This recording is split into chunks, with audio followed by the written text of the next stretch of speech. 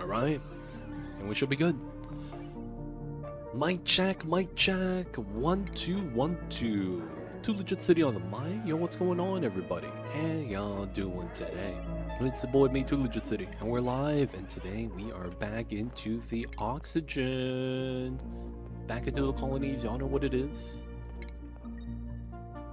And of course, we took a break, Mom.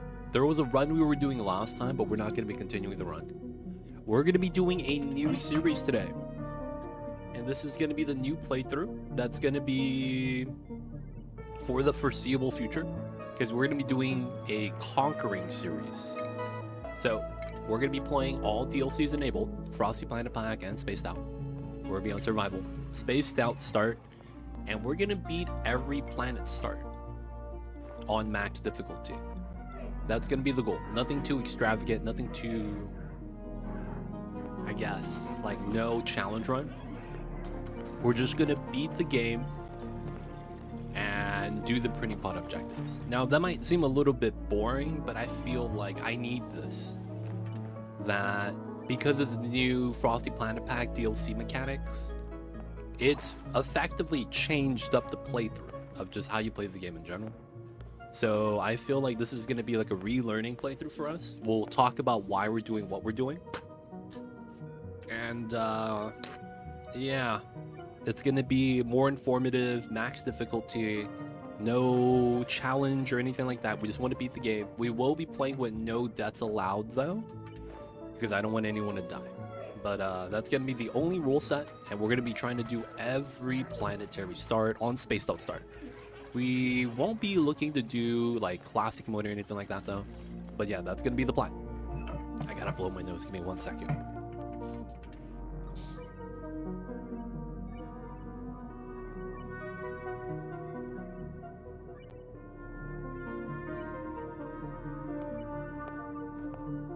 Hey, I see you over there, Zone. Wait. On-screen celebration? How come I don't see it? Do you guys see it? How come I don't see the on-screen celebration? What is this? Do I not have that? We do. We can see it. I don't see it. What is this? How does the viewer get scammed? I mean, how does the streamer get scammed? And I don't get to see it. That's jank. Appreciate you though, Zone. Thank you, thank you. I need to go check out the VOD to see what that happened. Alright, so we should be good. Can I get a D20 in chat? Anyone with a sub? Alright, this is gonna be good. What's going on, Pragmatic? I see you over there. Alright, we have max difficulty. Everything should be good. Abductor rolls a 13. We're taking that. 1, 2, 3, 4, 5, 6, 7, 8, 9, 10, 11, 12, 13.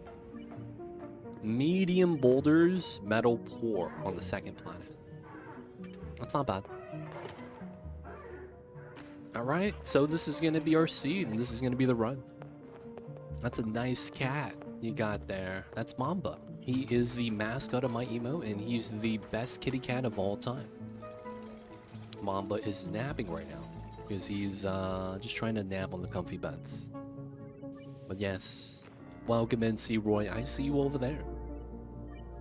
If you're lucky, the Mamba will grace you with a yawn. He looks very comfy. That's his, that's actually my winter blanket. It's not technically winter yet, but Mamba loves sleeping on it. The only problem is that when it's summertime, it's a little bit too warm and all that, so I put it away for summer. So it's back out again, and he's missed it. He has missed it. Oh, wait.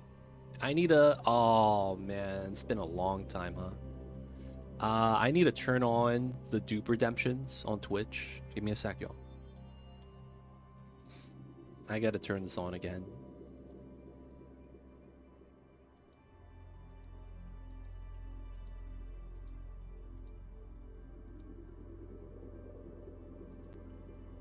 All right.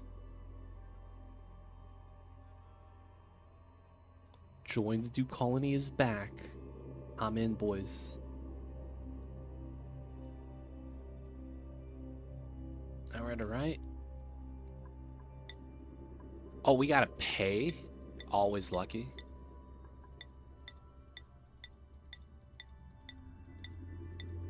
We got a Layra, Bubbles, and a pay. All right, boys. Let's get it in. Researching. Of course, we're gonna need rocketry. And then I'll grab suit wearing. Why not? Unempathetic, Iron Gut, sure. Banshee, Balloon Artist, sure. Zone is in. Zone gets first dibs. Do you have a preference? Did you have a preference zone on a specific dupe? Maybe even job type?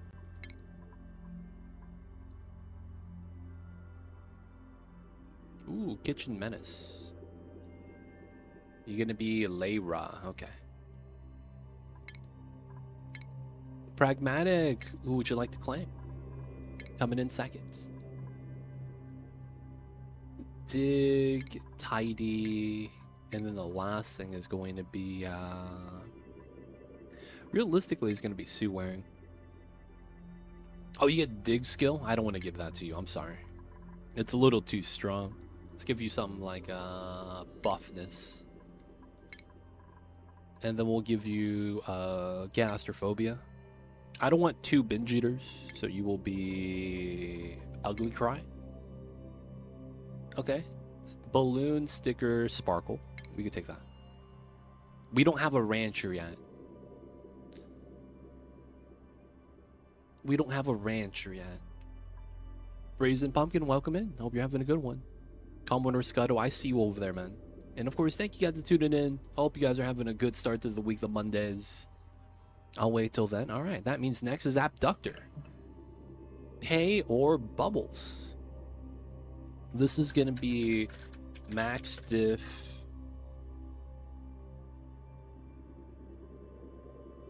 Waiting for Nicola. Dang. Okay, we got 2 waiters. Is Terraria? No, that's not Terraria. That's the game. Terra Start. That's 2 R's, right? I'm spelling it wrong. Max diff Terra number 1. I gotta Google this real fast.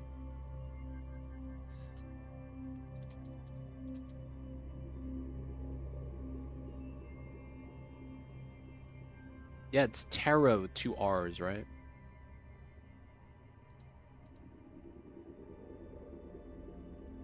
You're gonna want the name to be Pay number 2? Okay. And you're taking Pay, right? Not Bubbles? Imagine he takes Bubbles and calls Bubbles Pay number 2.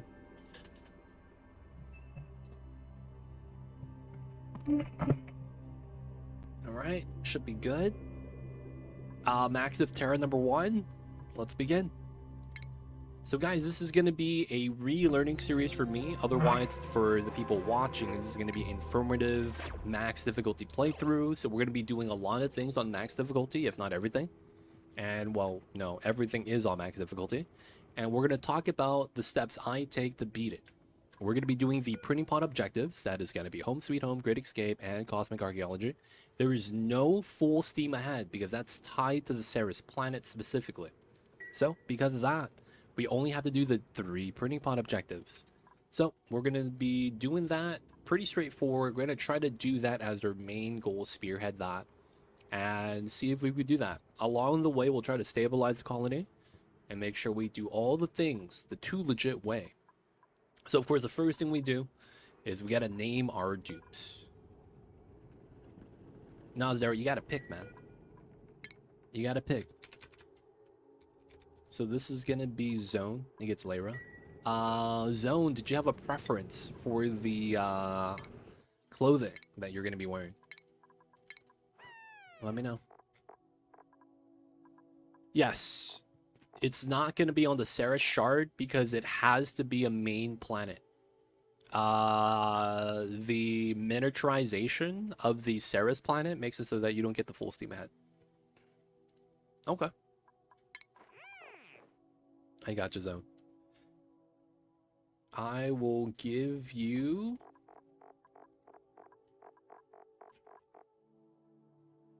It's got to be one of the New Jerseys, right? Give me this one.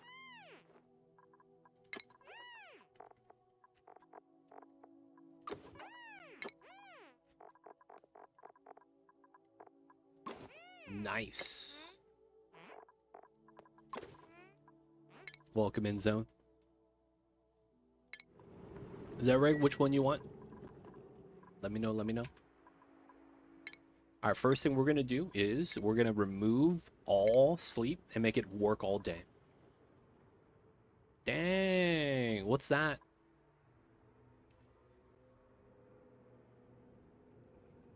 Made you a friend?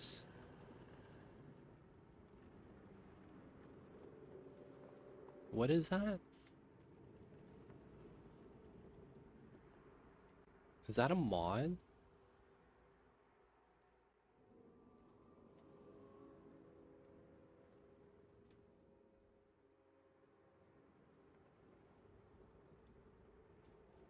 Oh, wow.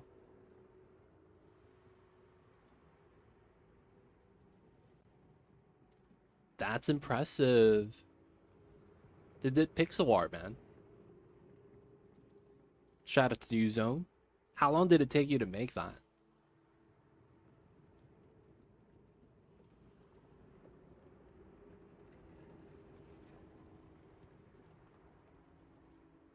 Oh, that's shine bugs.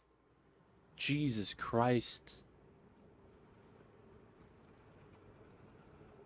Oh my god, that's a lot of work, my friend. Shout out to you. That's very impressive.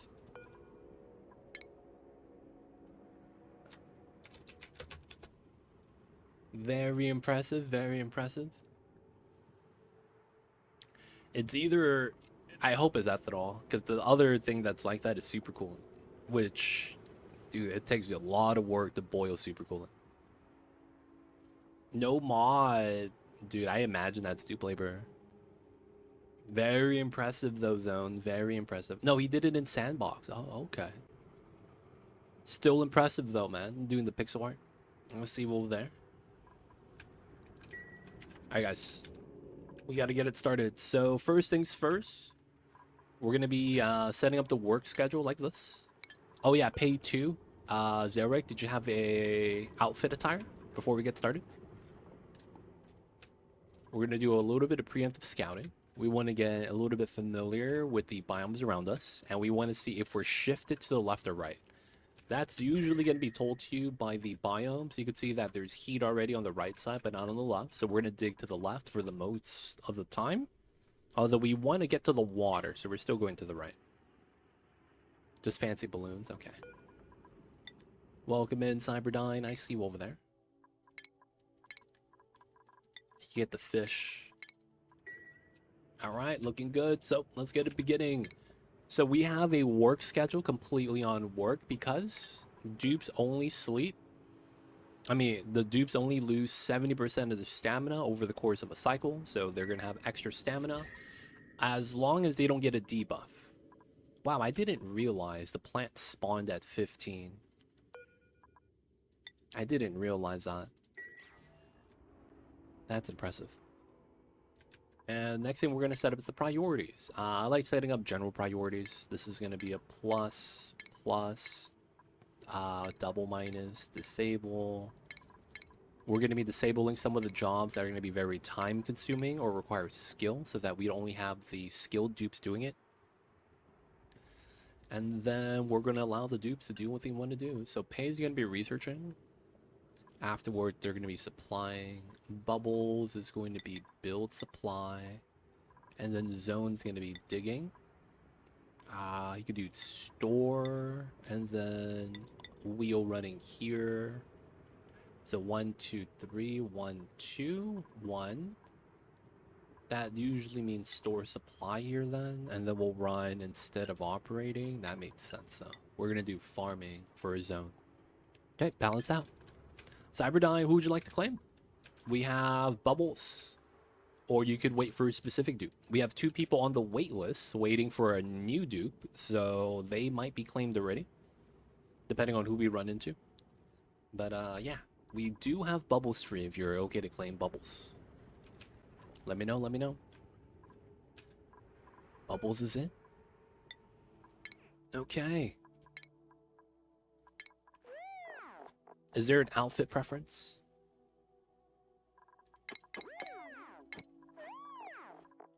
We are gonna give you... It's usually PhD dress.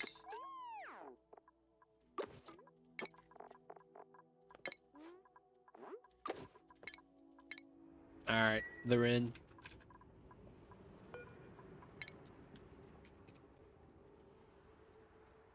That we're done yet.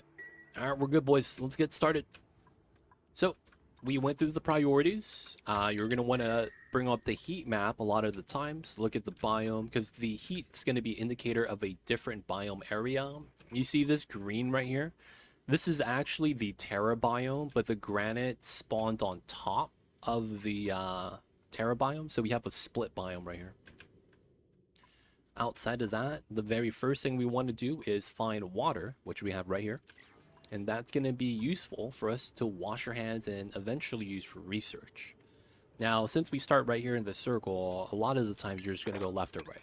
There's no decision to be made here, most of the time. Teleporter, nice. So we get to see the teleporter planet, which is going to be right there. 1, 2, 3, 4, 5. That is not good. That is one of the more further away planets, so we get a bad setup as a result. Alright, and then I like to do my initial platform at 20 wide. We're going to go more to the left instead of to the right. And then Dripazon, what a name. We have a jungle biome above us. That's the coal, igneous, iron with a lot of chlorine, hydrogen, and Drecos. We're going to get things like bomb lily and sporkets in there. We haven't found any other biomes yet. Bleachstone, this is still in the jungle. Oh, slime is down here. This is not a good bubble opening. And natural gas. So there's a geyser right here. Natural geyser. So that's the natty gas that's always open. We found the magic hatch that's eating sandstone. Alright, 19. And we gotta bop this tile when we can. Classic dupes. Alright, so we get that. We want to open this up. And the play is going to be dig that, dig this, dig that.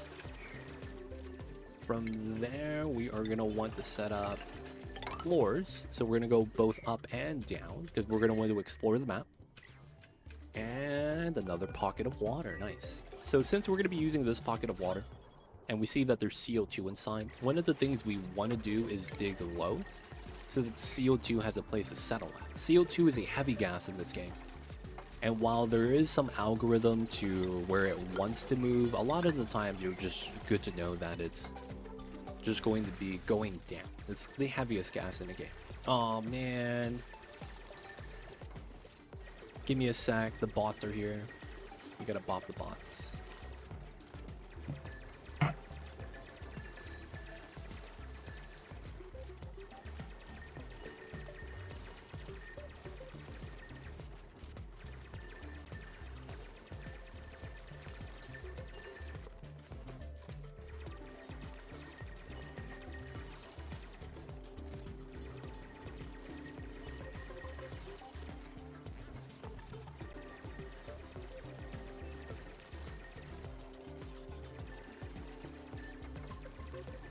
I'm surprised this still happens every day, man. We get 2 to 3 a day.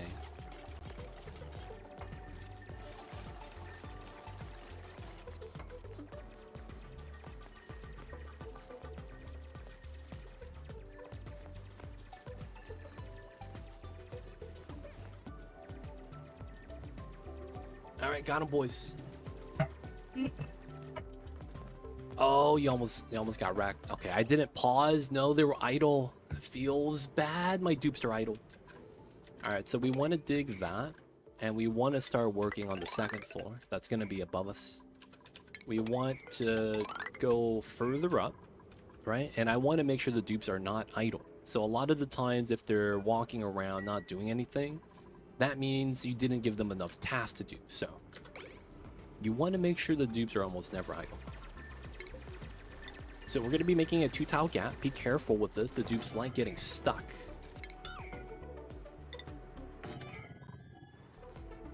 So what we're going to do is make a pitcher pump so we have access to the waters. What we're going to be doing on this side is pretty straightforward. We're going to be creating a second floor. Ideally, this is going to be where we're going to put our toilets and bathrooms. But we need to get at least one outhouse done before anything else.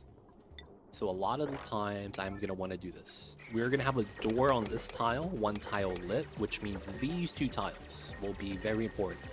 They'll be the first outhouse we'll be able to get. Now, if I'm lucky, I'll rather put it here so that I can put a sink in front of it to wash your hands. But time is of the essence. We're about halfway through the day, and pages fell down for no reason. Watson, welcome in. I see you over there, Hunter, you too, man. How are you guys? Hello, hello? So I don't want to give them too many jobs to do. There are classic hatch burrowed in the normal tile. They like sabotaging themselves though. So it's not here, but here is the ideal setup.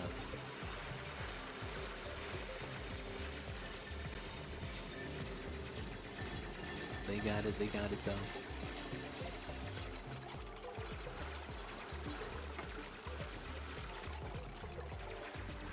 And nice. Click on this, priority 9. We need at least 1 outhouse for us to do well. After that's done, we'll get a sink in front of it. And we're going to be looking to make this into a room. So we're going to put 2 doors. This is going to make a room so that we get a washroom bonus. This is going to be the first room a lot of the times. After which we're going to work on science because we're going to need the tech up. The reason why we don't get science right away is because if you don't have a toilet up, your dupes are going to pee on the floor and it might drip into your water tank, right? That's bad. I don't have to tell you why. No one wants to drink pee water. None of us is named Bear Grylls. And you shouldn't be thinking about drinking your own pee as a starting measure. That just doesn't feel right. Alright, so we're going to want to try to get this in. Put a roof on the bathrooms. Make sure they're at priority 9 so that they actually clean the bathrooms. And then right now we're doing okay. So of course the next thing after that is going to be getting power started. I like to get away from the printing pond. So I'll put it right there. Now the logic for this setup is because I want an oxygen diffuser right here. And then we're going to set this up. Here. And then we're going to get the... Okay, once we get copper, we're going to get the research station right there. And now you're attempting chat to name a dupe to Bear Grylls. Hey man, nothing wrong with that. There's no yellow water that they could drink though. There's germy water, but you can't drink yellow water, believe it or not.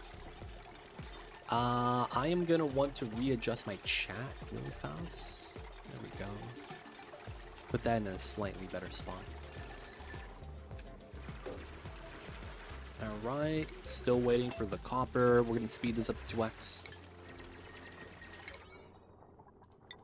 We're going to want to do this priority. We want to do the wheel and battery before actually getting anything else that consumes it. We're going to change this to be exiting to wash your hands. We're also going to modify the germ disinfect rate to 1,000,000 because a lot of times germs aren't really going to cause a problem. They typically don't affect you unless you do a specific action. So you don't actually have to have germ disinfecting really turned on at all. Some people just don't disinfect that at all. I just like moving it to 1,000,000. If something does get that high, it does deserve my attention. But it's one of those things where, honestly, you just leave it as is. And you'll be fine. But, I mean, don't leave it as is. You want to just move the slider up. Otherwise, what happens is that because you have an outhouse in the beginning, or you go through the slime biome, you're gonna start moving around germs physically, but that doesn't affect you as much as you think it would. The germs in this game are very finicky. So what I mean when I say that is that the germs have to be in a specific situation for them to get you sick. Do we have any germs right now? So food poisoning, for example. Zone has germs on them. The only way they get sick is if they start eating. Now the thing is Zach could just move Zone in, and then while he comes out, he washes his hands, right? And the germs are gone. And there's a little bit of trace amount of germs on the ladder. There is actually minimum impact with that, and if not most of the times, almost no impact at all. And the reasoning is simple. Food poisoning will only get you sick if you eat food with germs on it that is food poisoning. So it has to be specifically food poisoning germs, and you have to eat said germ. So it has to be on the food item that you consume. If there's food poisoning germs on the oxygen, guess what? You can actually breathe that fine. The oxygen will not bop you. You could breathe it and you won't get sick. It's not actually possible to get sick that way. So a lot of times, man, you don't have to worry about the germs. Now, slime lung is a different case, right? The slime lung germ that you have on the slime biome, this is a germ that if you breathe it in, you start to get sick. So slime lung is a lot more deadly in that case. Very easily spreadable. The upside is that the disease itself is not that bad. It's funny. The diseases in this game are not as bad as the debuffs. So if you get chilly surroundings, that debuff while you have chilly surroundings is worse than the sickness itself. Because the sickness only ever does is -3 athleticism, and it makes you cough up polluted oxygen here and there. You will have slime lung on that as well, but if it's only one bubble in a field of regular oxygen, it's not going to be able to get the regular oxygen contaminated unless you have a larger bubble with a larger mass of germs on it. So a lot of times, slime lung is usually not that bad, and you could easily beat it with some deodorizers. So for the most part, don't fear the slime lung. It's really not that bad. But yeah, the normal debuffs in this game have gotten to the point where it's worse than diseases. I don't know if that's what they want. They're probably just trying to, you know, rebalance their game a little bit. But yeah, we're gonna have to figure that out ourselves. Why it's like that. Alright, let's speed this up. Gonna be generating oxygen. We're at max gas pressure. The hatch is outside.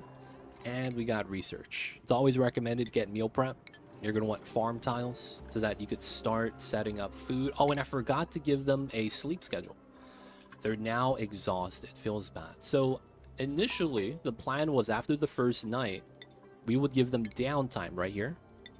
Bedtime, and then no bath time yet. We're going to keep it at 3 days, or 3 hours of downtime. That way they'll be able to eat, use the restroom, do the things, and then they'll work the rest of the day. All right. So we don't have beds, so they're going to wake up with some sore backs. It's unfortunate. The good news is that sleeping on the floor only has that penalty, -1 athleticism. So the moment they wake up, you'll see sore back on their status page, and it's going to be a penalty to athletics, which is a 10% speed penalty. It's not that bad. Looking up, you can see there's hydrogen, a couple Drecos. The Terra biome is wide on the left. No granite separating the slimes, kind of odd. And there's a lot of jungle on the top right, bottom right. This is a weird pocket because there's abyssalite here. There's usually no abyssalite around the sandstone biome. That's the weird thing about this. I don't know why there's abyssalite here. Usually you have a layer of granite surrounding your initial setup, because granite is tier 1 digging. Abyssalite's tier 2. So if you're surrounded by abyssalite, you're stuck inside for a while, because you're not going to be able to dig out until you tier up to super duper. So it's kind of odd, but it'd be like that sometimes. Alright, so they got the sword back, right? It doesn't last too long. The penalty, it's only half a cycle. So a lot of times it's okay to have the first couple days not have beds. You would want them though. The sword back does not help. So right now we're doing a CO2 pit. The CO2 gas is heavier. So a lot of times we want to make sure that there's a pocket below us for the CO2 to accumulate. Otherwise, it's going to be in our workspace, and that does not sound good. And that's because if you can't breathe, you're going to stop working to catch your breath, just like Zone is. It's bad times, right? Holding your breath like that. So a lot of the times, you want to preemptively deal with the CO2. In the beginning, all you could do is dig down so that the heavy gas sets and settles below. But later on, you'll be able to have some more tools once you unlock it with the research, which is why this is important. That reminds me, I need to prioritize these buildings. These are the most important right now in the early stages. And we're going to be getting a dupe in half a cycle. Everything's looking good. There is a little hatch who is our little buddy. We're going to be ranching him as soon as we can. Hatches are very lucrative. If you guys want to get started, hatches are the best ranching critter, as they give you full meat amounts, a good upside with the resource they produce, and the food they eat is very plentiful. You'll find it everywhere. So a lot of times, hatches are the name of the game. There's no water. Come on now. We got the pitcher pumps. And right now I'm pouring out some coffee, y'all. Sorry about that. So since it's we have a early day schedule, everyone sleeps at 9 a.m. And then they wake up at 3 in the morning, 3 p.m. Feels bad. No, they wake up at noon. Dang, they only get 3 hours of sleep, huh? That's kind of tough. That's a tough life. Guys, stay hydrated. I say that while drinking coffee, which is a diuretic. Still though, stay hydrated. It's good for your health. So right now my dupes are eating some of the starter food that spawned in the bin. We're not really making food yet, but we will soon. We do have no farm tiles. Still working on it. Still working on it. As you can see, that we have some space. Oxygen is down there. And down below, we have a lot of space. One of the things we do have access to right now, the early stages of the game, you get it Z on the star map, and you can see your planet. And the good thing is that you get the information down here on the bottom right. One of the things I kind of don't like is that I can't move this window. So you guys can't see this, but you're going to get information like meteor showers, the type of geysers you have, you know, light values, radiation values, biome compositions. So before you even land, you could even just check that out. So it's very telling of what to expect on the planet. That way you can get to prepare for it a little bit better. My dupes, let's get this done. Did you just do a double animation? Clap your hands, thumbs up, and then you drop the water that you were gonna send to the toilets? Yep, the water's right there. That made no sense. Why you dropped your job mid-job?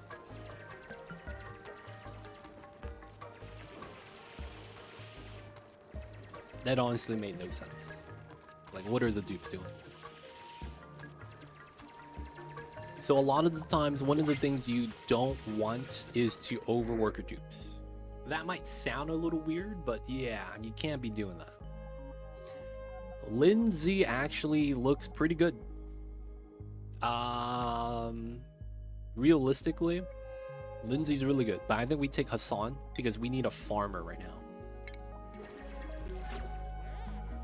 Alright, getting the 4th dupe tonight to set up his priorities. He's going to be Farmer John, Farmer Hassan, and then he'll do tidying. And then we'll make him not build, not dig. And then he will share no operating. That way he'll do supply and storing after tidying, but then he prefers farming. not bad. Zone is idle. All right, we got to keep digging. So this is going to require dig skill, so we're going to stop right there. We will want to create a bedroom, though, which is going to be right here. And we're going to want to dig that out. I'm also going to do some preemptive digging above that, just to do a little bit of trimming. And I want to go to the left. Ideally, that's going to be the play. So, a lot of work for the dupes. We're researching, and then we want to get the meal plan up, right? We want to get the foods. Ooh, a geyser. Nice. Another thing is that this is heat. This is coming in. So, we want to stop the heat from coming in when we can. Ideally, I'm going to want to box myself in. So one of the next techs that we're going to want to get is going to be supercomputer, right? That way we get tier 2 tech, right? And be able to get insulated tile. That's going to be the play. Sure, to the left, to the left. Only way to do it, man. We got to go to the left. A 55 double nickel. I'm impressed, man. Cthulhu, I see you over there. Shout out to you. Dude, I saw the other day a chocolate 3D printer. Could you do that, Cthulhu? Could you make a 3D Mamba out of chocolate? Asking for a friend that's not me. You know, man, just gotta ask questions sometimes. Could you make a 3D printed chocolate Mamba? It wouldn't work on my printer, but yeah. Oh, so it's a thing. I've seen people do it. Right? I've seen the people, you know, do it on the YouTubes, but it's like I don't actually know how difficult that is. Like I imagine you just swap out the ink for chocolate, I guess. Get a Hershey's bar in there instead of whatever ink cartridge. It probably doesn't even work like that, the way I'm thinking it does. Hey, man, you doing a challenge or something? No, we're just doing max difficulty. Just a normal max difficulty run. How are you, Shady Power?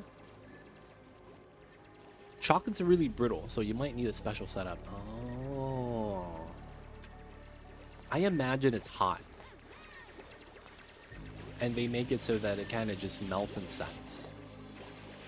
But no, we're not doing a challenge. We're just doing a max difficulty playthrough. We're going to try to make this as informative as we can.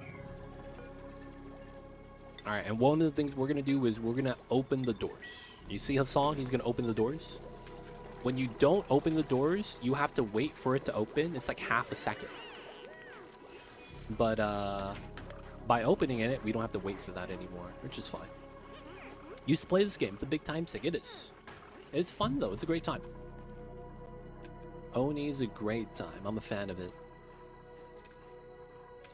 Alright, so we're waiting for the dupes to continue digging. There's going to be a lot of work for them to continue digging. So we're going to see how much they can do. The plastic I use prints at 200C. Chocolate would be a lot cooler. Ah, wow, 200C. That's hot, man. Shady Power, though, welcome back. I would say if you don't know, there's blueprints now. I don't know how long ago since you've played. If there's any questions you may have, feel free to ask. I'd be happy to help. Otherwise, yo, man. Did you get the DLC? Or did you take a break after or before the Frosty Planet Pack came out? I'm curious. How long of a break were you at, man? I've had some people come back and say, yeah, man, the last time I played was back when Hatches ate people. I was like, man, that's a long time ago. All right, blueprints. Oh, I got the gloves. I got the Curse of Julie still. Ah, why must you do this to me, Clyde? Why must you curse me with the gloves? I'm not a fan of the gloves because, you know, we got all the mittens. Regular gloves are not the business. The last plate. Oh, you're gonna look on Steam. 2020. A lot has changed, my friend. A lot has changed. You now have cosmetics in the supply closet. So you have building skins now. You get this for free. All you got to do is play the game and you get a blueprint. 3 a week. Just like what I just did right now. And it unlocks a skin for the dupes. So I unlocked the gloves right here that I already have. That sucks. And if you get the nice gears, the dupes get nice outfits. Look at Cyberdyne running in a dress. I don't have any building skins yet for the buildings that we have now. But I could show you some of the beds we have once we build them. We're going to build... This is the basic bed, but we have different skins for the basic bed, so we're going to show that off right now. How much filament will you get? I get about 1,000 from everything. You saw the Cybertruck getting towed. Rip. Are you sure it wasn't just a... Are you sure it just wasn't a truck moving their bathroom installations into a new building?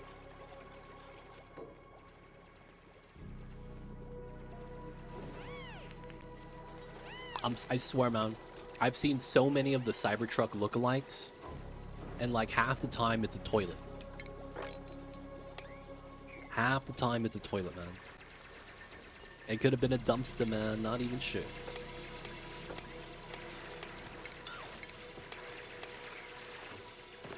And by definition, they do break. But yeah, I think I have it. So these are some of the new skins. They're just basic beds. You can click on the blueprint, change skin on the fly. I'm gonna go back to the one we had before. A lot of new features in the game. But yeah, welcome back to the Onis, man. It's gonna be a great time. So right now we're playing on max difficulty. So we need to be on our A game.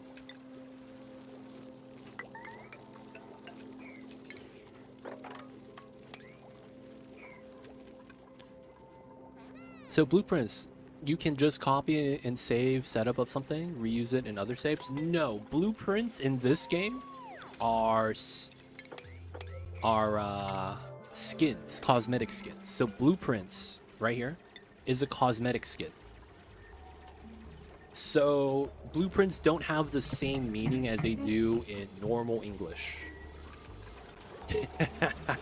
That might be the best way to describe it, man. It's not what you think it is. Like schematics, that is not what we have here. Yeah, I know. A lot of people get confused when they hear the phrase blueprints. Oh, that's cool. So I'll be able to copy and paste the build? No. This is a skin. Oh. Okay. That's usually how it goes. They get excited and then they go, oh, okay.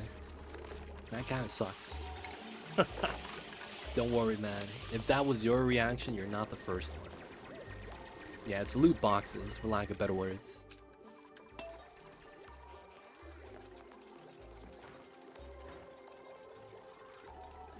Alright, so we're going to be getting some food started. We have our toilet set up, so we have very basic latrine. There's a 1 morale bonus, and morale is to keep the dupes happy. If you go to skill tab, you're going to see this breakdown right here. Left side is how much morale you currently have, so 20, 20, 10, 30. And the 0 on the right is how much that's required. You're never required any morale unless you get skill points. So in that case, you're going to only have a morale need the more skills you invest in. So Hassan is going to be tidying. So now he has a requirement of 1 morale. So if he meets it, he'll be happy. If he doesn't meet it, he's going to be really sad. And a lot of times they don't want to be really sad. All right, research got completed. That's a supercomputer. Let's go for insulated tile. I am gonna start the lab bonus next.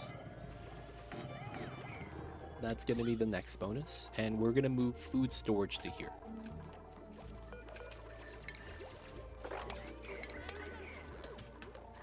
They're eating.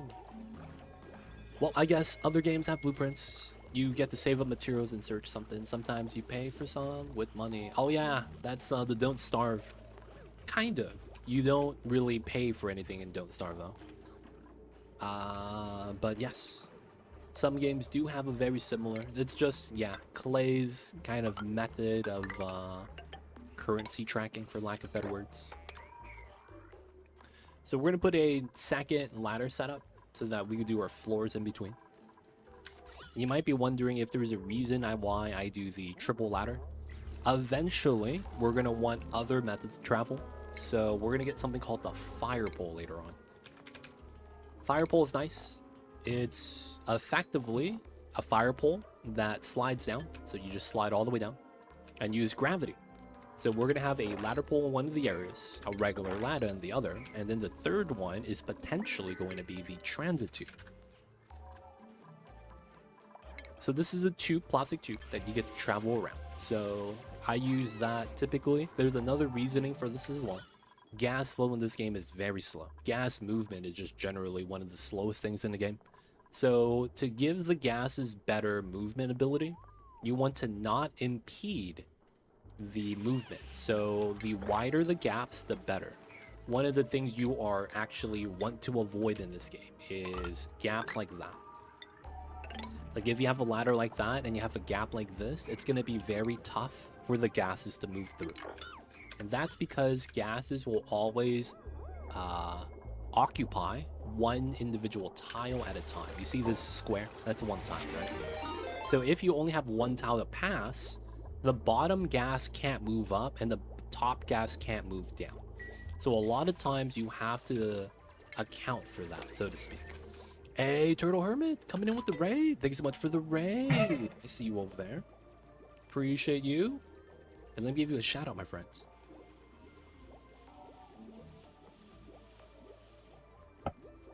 Play some Creeper World. Hey, I see you over there, man. So, rumor has it, man. I've been hearing on the rumor mill, El Turtle Hermit. I gotta ask you a question. Is that a kitty loaf? Kind of. He's napping on his side. But yes, that's Mamba. He's an all-black Scottish fold. He's my kitty cat. And he's asleep right now. Typically what he does is he naps all stream. He likes sleeping while I'm talking. He knows he's safe that way, so you know, he just gets to do whatever he wants. Lounge around, do the kitty cat things. The old Turtle Hermit, welcome in. How was the stream? Talk to us about that, man. What you guys got done today? And I've never played Creeper World. I've seen you play it. I see you over there, man. You've been on that. So how was the stream? Talk to us about that. What you guys get done? And of course, welcome in, welcome in.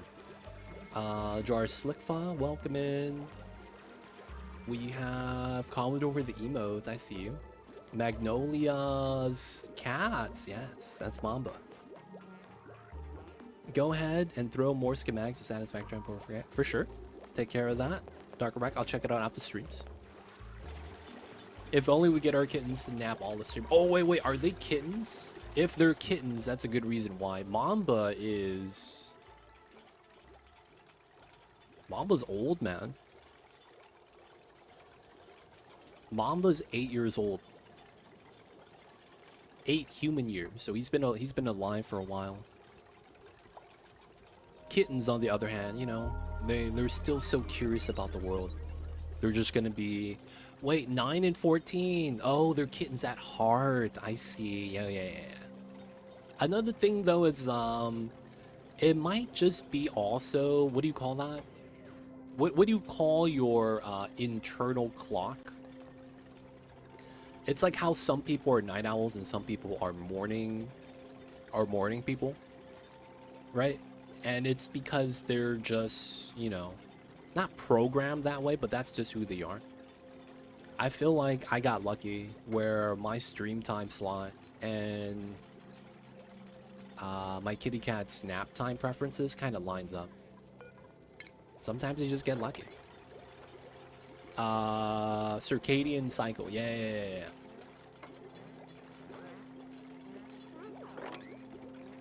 Turing does keep testing to see if turtle is edible. Mamba will only bite me if he wants me to give him attention, or he wants me to do something for him. He will never bite me without reason, though. But yeah, if Mamba bites me, I have to pay real close attention to see what he's trying to tell me. He knows that, though. He knows that it's like, it's a communication thing. So he will only do it if something bad's going on. Like, dude, there's something outside. The last time he bit me, a possum broke into the house. I don't know how he got in. He got in. And he was just chilling in the living room. And I was like, word? And Mamba was meowing. I was like, Mama, come on, man. You gotta stop meowing. And then he bit me, and he tried to pull me towards the door. And I was like, word? I was like, oh, something broke into the pad. Okay, yeah, that makes sense. Something broke into the crib, man. But yeah, I'm lucky I have a good kitty cat, Mamba. Turing will only bite me if he has a reason. Unfortunately, he won't tell me what the reason is. Oh, oof. Oof, that's tough. I hope it's not constant biting. They're not at the age anymore where they'll be teething anymore. So it is a little bit on, but at the same time, maybe you just taste good, man. Maybe he's a fan of the turtles. Maybe he's related to that kid that painted his face on TV and just went, I like turtles. Who knows, man? Skycat, I'm coming in with the 9 months. Thank you so much for using your Prime and using it on me. Welcome back to the city. Hope you enjoy your stay. Enjoy the emote twin does ad-free viewing. Don't forget that legit sub badge. But yo, man, appreciate the support. Thank you so much, my dude. I see you over there, Sky Captain. Oh, Turtle Hermit, man. Rumor has it, man. Rumor has it. I have heard on the rumor mill, man. I don't know how much this is true. But I have heard, for whatever reason, this needs to be a one-way door.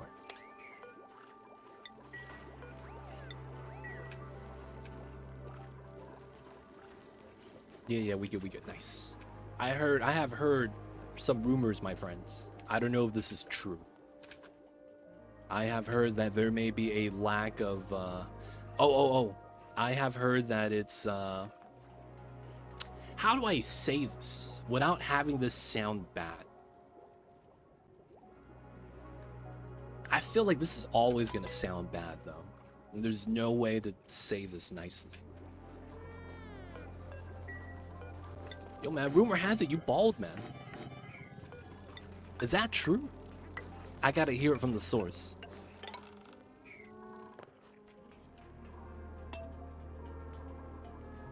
Now, memes aside, I don't know if Turtle Hermit's laughing or if he's like, how does he know this? But rumor has it that you was bald, my friend, that you was gonna be on the next Rogaine commercial. It was gonna be you. The turtle takes off his hat. He's bald, but it's like everyone kind of expected that. But it's like Turtle Hermit's like not actually a turtle. Plenty of hair, just well cut. Hey, it'd be like that sometimes, man. Sometimes you just gotta have the clean cut, man. Lies and slander. Aw, shit. No, I'm gonna be real.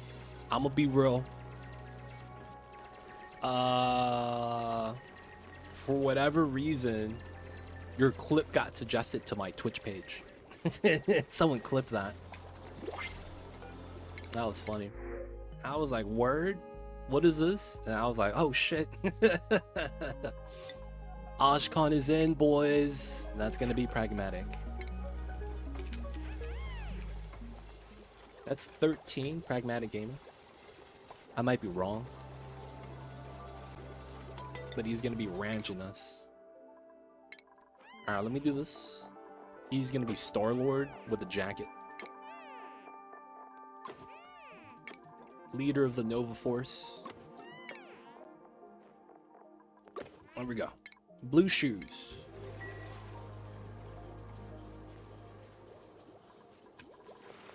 Yo, man.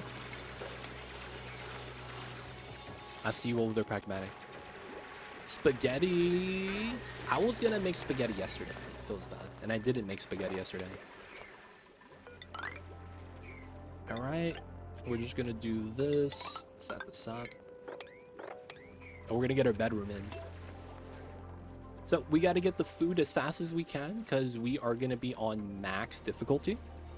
So a lot of the times on max difficulty, you have to pay attention to your calories. I might have been making it look easy by kind of just taking our time, not moving out too much. But a lot of the times it's a balanced workforce that you kind of have to do. And you want to make sure that you get food as soon as you can. So, gotta make sure the dupes aren't overworked, but we want to make sure they're not idle at the same time. And then we gotta make progress towards the food. Now, a lot of times you're not gonna have enough seeds.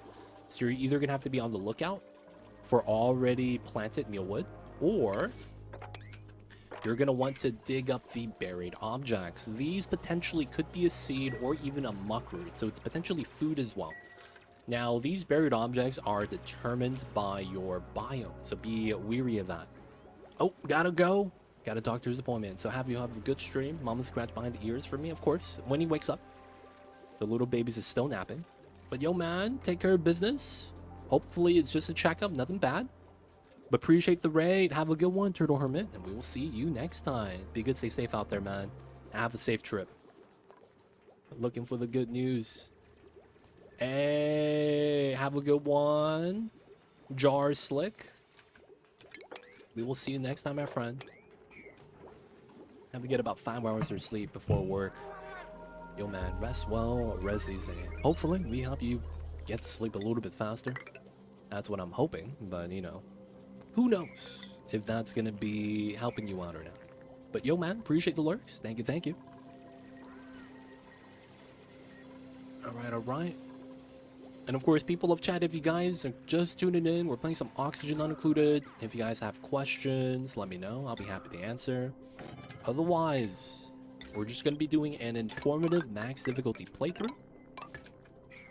And we're going to be talking through all our motions. So right now we're trying to get food balance. We're at 5 population. We have about a little bit, 7,000 kickoffs. We eat about 10,000 per day at 5 because it's 2,000 each.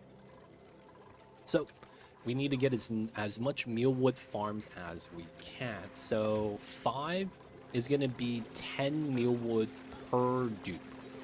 Reasoning is going to be because each dupe is going to be consuming 2,000 instead of 1,000 on max difficulty. So normally you would do 600k counts and then it's 3 cycles growth. So 3 times 1,000, which is their consumption, is 3,000. And then you divide the 3,000 by 600, which is the harvest amount, and you get 5 plants. Now because of that, we don't have the normal value, so we're gonna have to double up the mealwood amount. So that's gonna make this a little bit more difficult.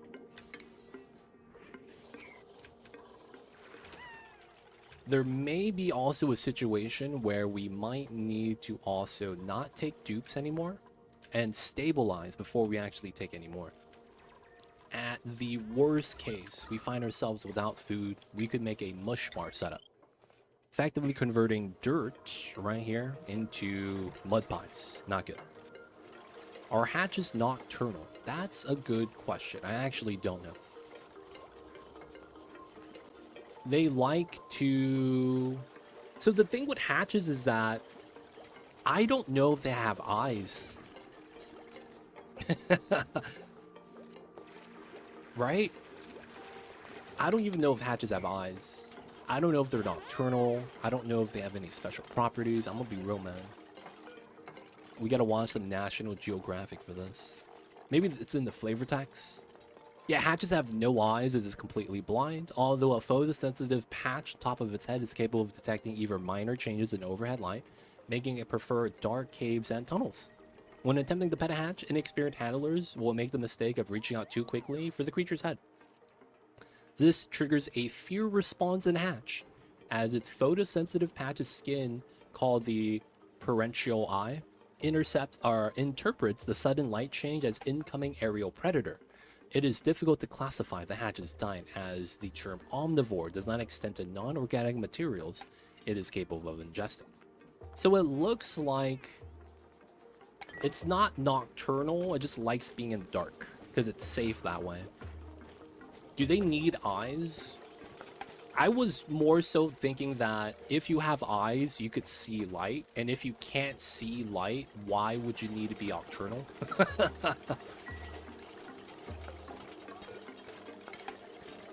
They burrow during the day, yeah, but it sounds more like it's a defensive maneuver more so than actually like just normal behavior. I don't know if that makes sense. Like, is that the same thing? How you behave and what you prefer? I'm not actually sure. All right, dupes are eating. We have calories going into here. Vitals tab. We can see everyone's calories. Ideally, they'll be closer to 3,000, but won't always be as nice like that. This is not good. It's an opening.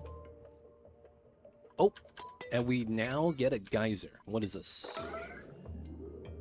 Okay, that's cool. We got a volcano. That's gonna be fun. Fun times. We got a volcano, boys. Insulated tile tech is nice. Let me grab some other tech first. Like, let me grab coal gen real fast. I want the jumbo battery for battery capacity. Unreachable food. Oh, we're out of food. That person's probably... No, everyone seems pretty good.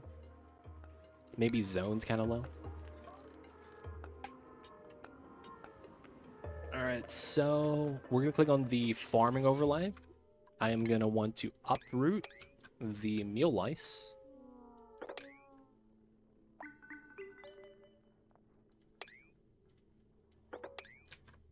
Because we need to plant those ourselves. This might be very good for us to actually drop down the CO2 to the bottom. Alright, pick up the meal lice. So we're at 5. We're going to need 40. No, we're going to need 50 mealwood crops to be planted. That's a lot. So we're going to want to dig this as well. 2 hatches. That's not bad. A lot of buried objects, though. So this is potentially a lot of food if we need to. The only problem is that I can't reach a lot of these. The digging is going to be kind of unique for that. Oh, you see this pool of water? This is a sign. So this is my experience kind of showing. This is a cool steam vent. There is something called open geysers like this.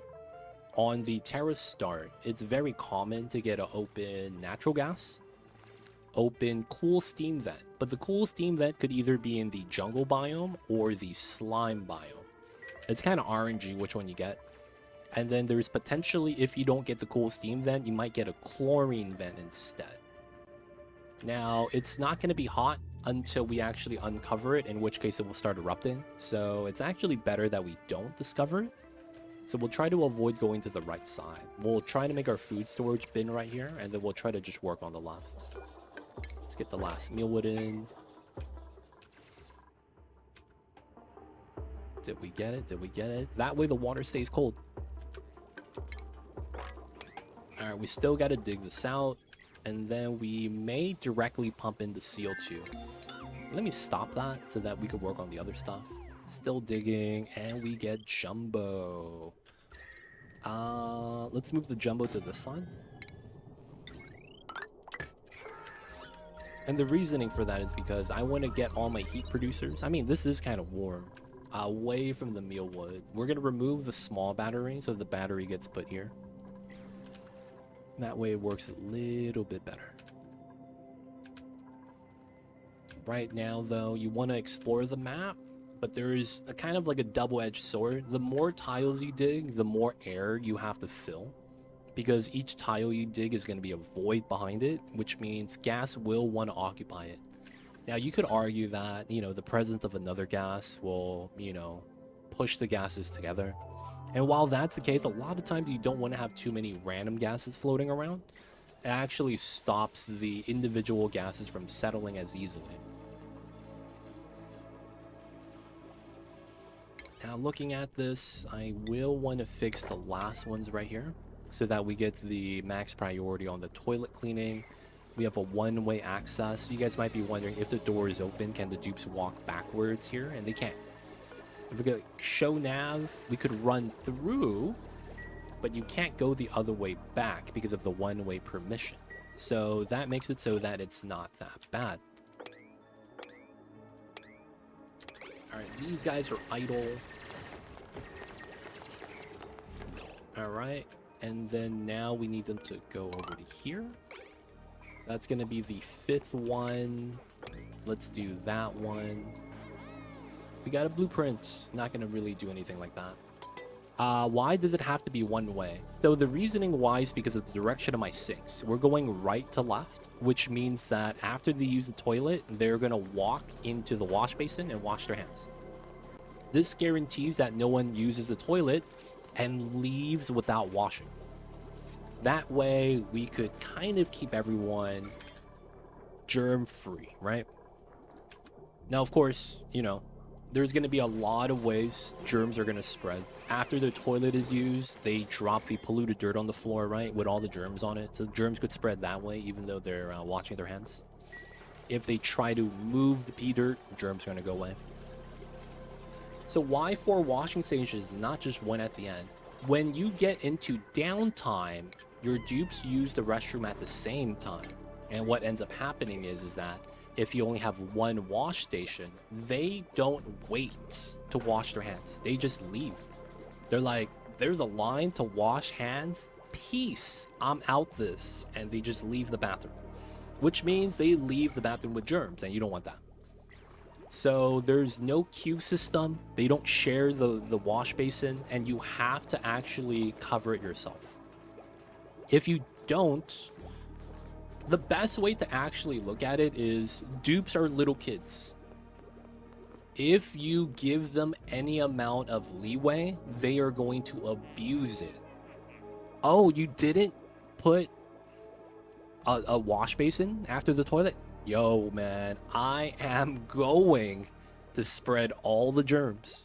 You know what I'm saying, man? Like, if you give kids food and they make a mess, they're not going to clean up before doing other stuff like touching the blankets, you know? They're just going to be like, oh yeah, this is food. I'll eat it later. I'll just keep it on my face for now. Right? I'm talking about like little babies, children, not so much like teenagers or anything like that. So because of that, you have to make sure that you take care of them. Otherwise, it's gonna be a bad time.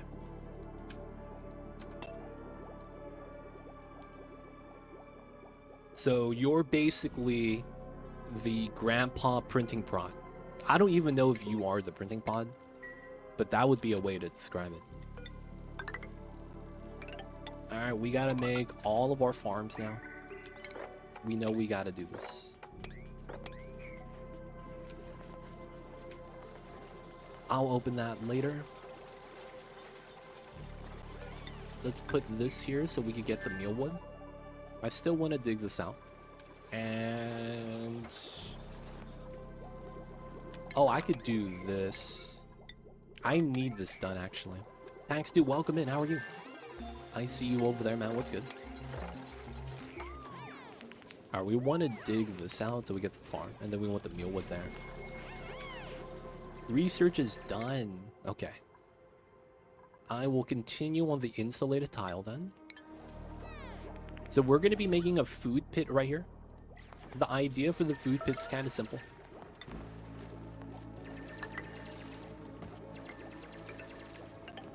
Now we're going to make it also a little bit higher than normal. Actually. There we go. And then we're going to do it like that. So the logic here is going to be simple. We want the CO2 to be falling into here. And then we're going to move the food box from here to here. Now, the reasoning why is because CO2 gives food a slower rate of decay. Basically, the CO2 provides a sterile environment. There's three gases, I'm sorry, that provide that, and that's CO2, chlorine, and hydrogen. Every other gas does not give you anything.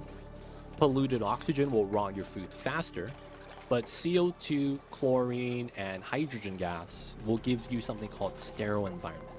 So sterile environment slows down the food decay in most foods that do actually rot.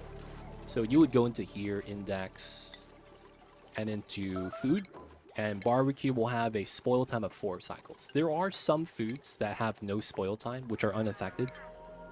But for the foods that do, we want to move it. And we're going to do it like that. So we're going to put another food box here. This is going to be kind of awkward. This food box is going to be for the non-perishables. But this is going to be needed so that we could move the food here. And then get a supercomputer here. That supercomputer is going to give us something called lab bonus. And we're going to want that for the research speed. This is going to be muck root nutrient bars. Tax, do I see you, man? What's good? How you is?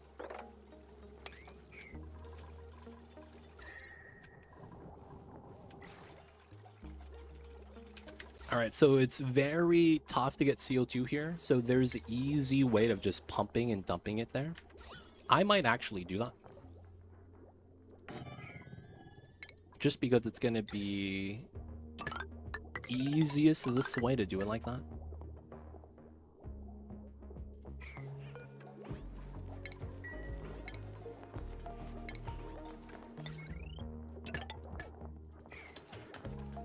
All we're going to want to do is pump a little CO2. It's not going to take long.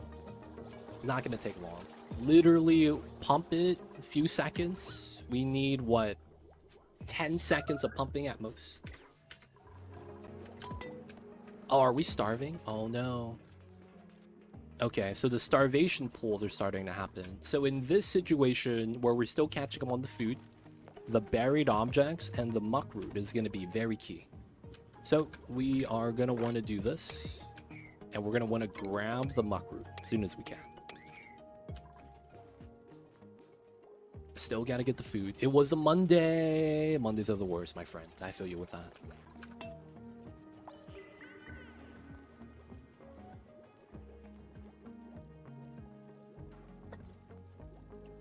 We are nearing the last resort. I will preemptively build this as a stop measure. If anything happens, it's already built, so it wouldn't be as bad. Alright, we're almost halfway covering the calories. Don't say socks. I don't want socks. I want building blueprints. Alright, so they're gonna sleep on an empty stomach, fills back. Computer programs at work, then power was off 3 times. Wow, that sounds like a tough day. I'm not even kidding, that sounds like a tough day.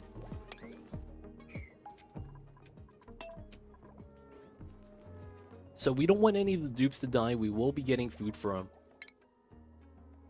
It takes him about half a day to burn through 1,000 cycles. So hopefully we'll pick up some food by then. Looks like that's going to be the important thing to do at the moment.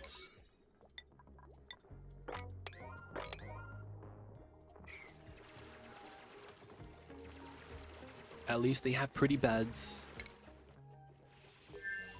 Oh, this guy ate the other guy's food. That's why it's disproportionately balanced. Oh, food though. He got food. Nice.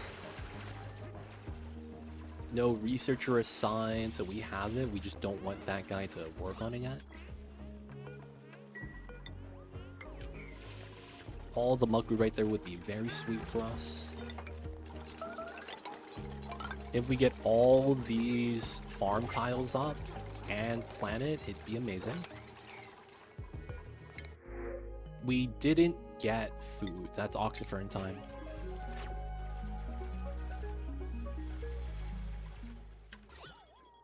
Oh, this actually creates a situation where the CO2 starts occupying the lower area, in which case I might not be able to pump it out. That kind of sucks. That is not good for me. But this is going to be a lot of calories right here. Maybe 3,000. That's actually not a lot.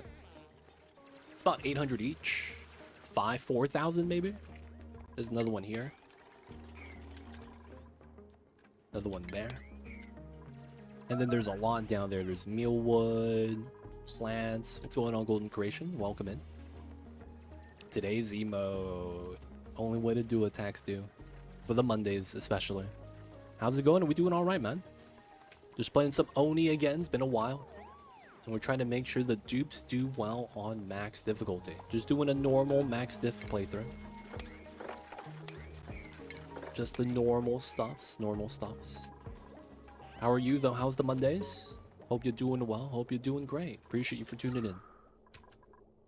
So the oxygen diffusers, I haven't really talked about this, but this should have been something straightforward. I mean, if you're playing max difficulty, you would really have a better understanding of oxygen, if anything else, right? Just because it's the namesake of the game, right? Oxygen included, so you should already have a decent understanding. But if you guys didn't, the max difficulty does not change how they breathe.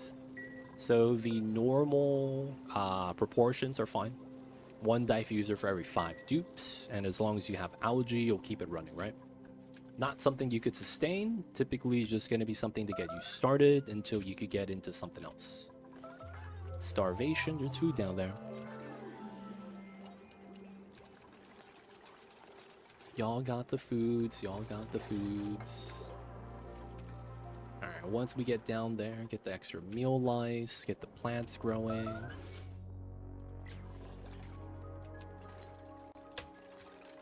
It's gonna be fine. Alright, so let's get the researcher up. Mechatronics, so that's carrying capacity. Ranching zone is digging. Nice. Have you tried Frosty Planet Pack? I have. We beat it already. We beat it on max difficulty. We beat the lab map. I sped run full steam ahead, which is the new printing pod objective. And I have the DLC active now as well. I'm just not playing on the cold planet. So we have the cold, mechanics. We have the chilly surroundings debuff, stuff like that. We got the new heaters. We have the new tech stuff too. We're just not playing on the cold planet because we've done that a lot already. So yeah, when it came out, we were doing a lot of the Frosty Planet Pack. Yeah, it's all on YouTube if you want to check that out.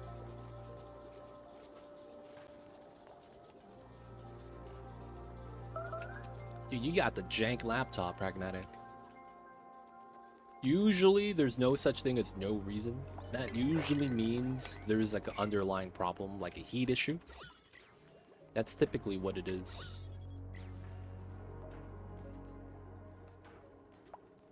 Looks like we got a lot better on the calories. It's not sustainable though. We gotta get down here.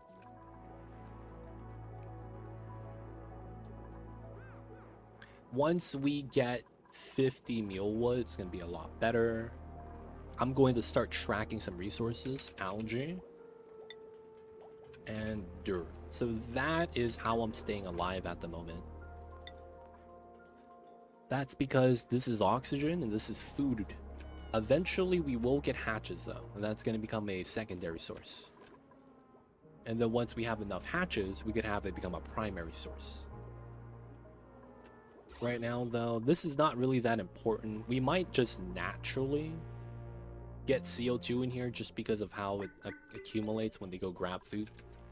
I'll still build this though, just in case. And then, yeah, the moment we get down here,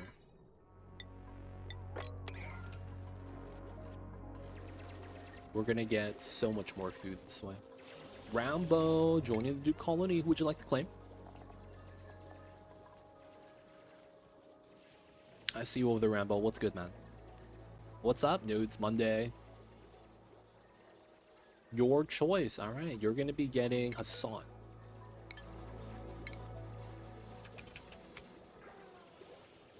Rambo Part 6. He's in, boys. If you guys don't know Rambo, he used to play for Team 3D, Counter-Strike 1.6. He used to be a beast, man. But then he's retired now. He just watches hockey on his phone. What's going on, Lord of Heaven? I see you over there.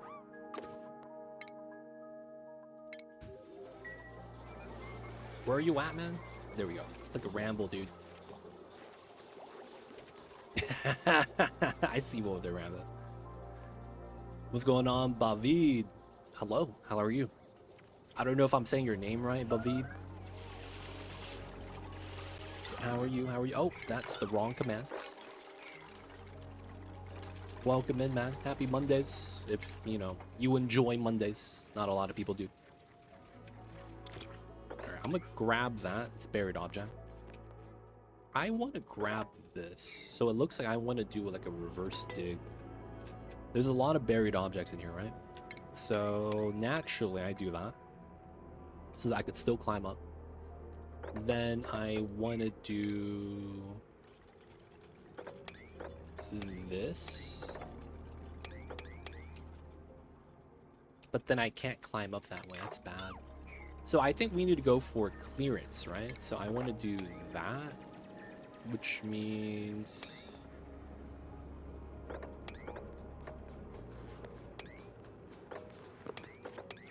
yeah, we do it like that. And then from here, we could do it this way and have it come down. Nice. Nice to see you stream after a busy Monday. Yo, man, the Mondays get everyone, man. Hopefully, we could help you guys wind down, chill out, and just enjoy the Mondays, for it is a day, not the start of the week. It is the start of the week, but you know what I'm saying, man. Try to take your mind off of things.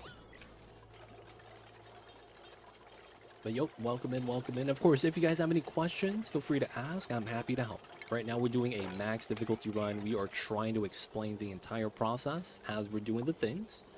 And right now, we're trying to tackle the food issue. That's going to be always the first problem we run into on max difficulty.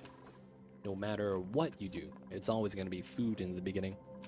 I'm torn now. I don't know what to play. Satisfactory or Oni. Decisions.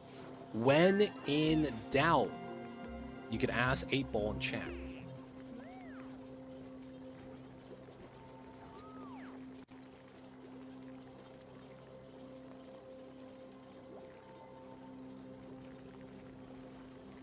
Seems good, boys. You're playing Oni.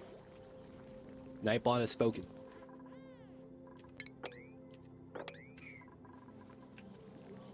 Nightbot has spoken. Alright, insulated tiles are in, boys. We can protect ourselves now. I don't really need that, though. So I'm just going to be taking up ranching stuff. I don't have a real need for any of that stuff yet. I just want to make sure we get food, get us enough meal wood. We want to dig as much as we can. We want calories. Speed this up.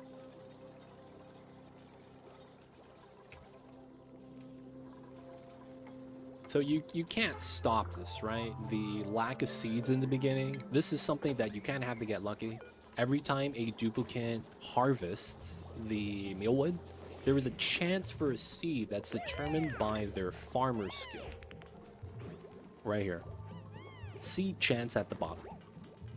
Right? So the higher the agriculture, the more seeds you get. So you do want a dupe to farm in the beginning a lot of the time. That's going to be the major benefit. You get a dupe that literally has a higher chance to get you seeds. That's the major reason a lot of the times.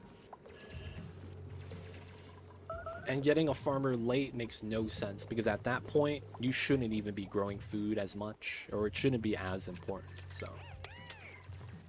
Did you already do the face stream? Does that have a date? We are going to be making an announcement for the date on Discord. It's tentatively going to be set around Halloween, because it's going to be a cosplay stream, if that makes sense.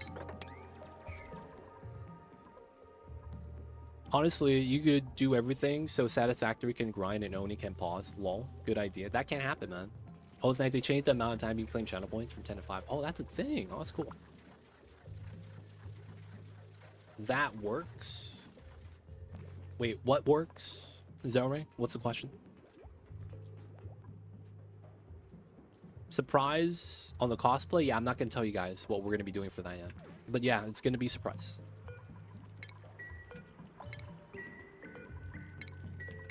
I actually want to dig this up.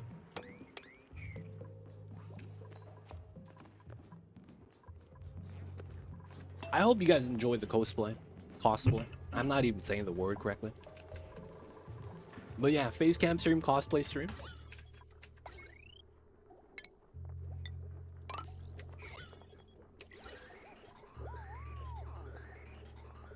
Do you think it's worth to keep the whole base swept?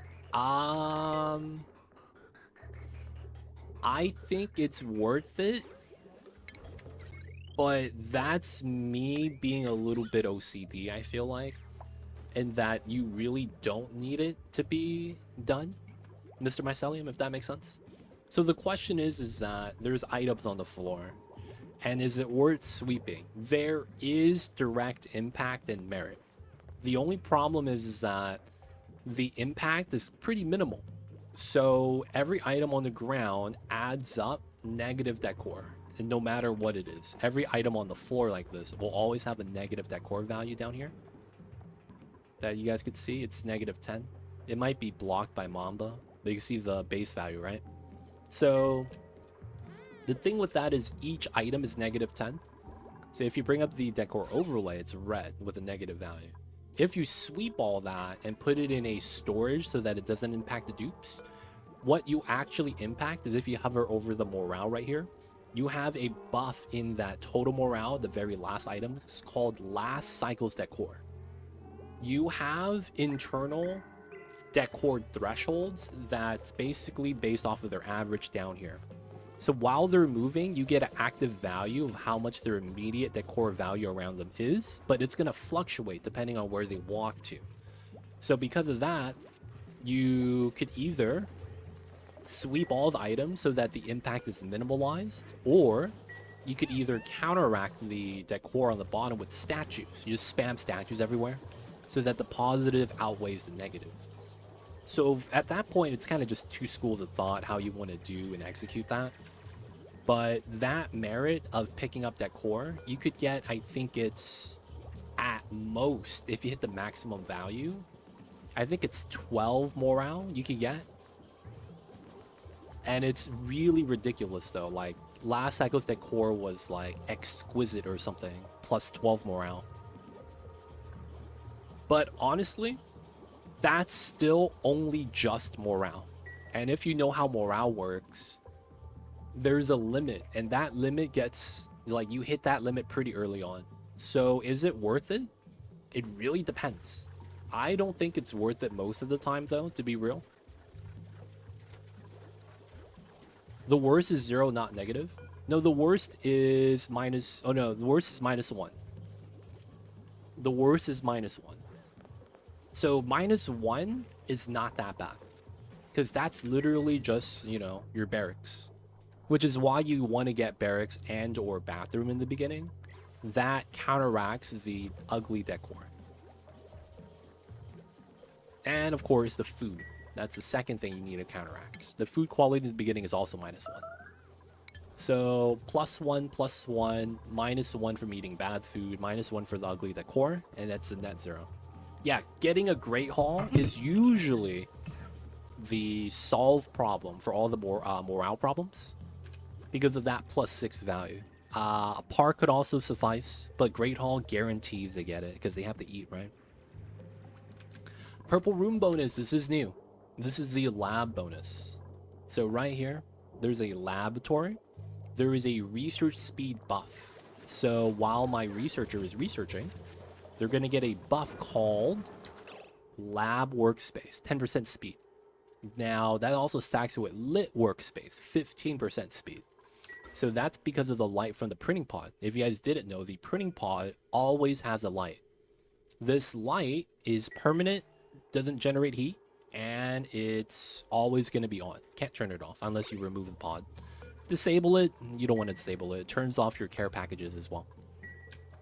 One mess table gives +3, by the way. Oh, you mean the regular mess hall? Yeah, it's not bad.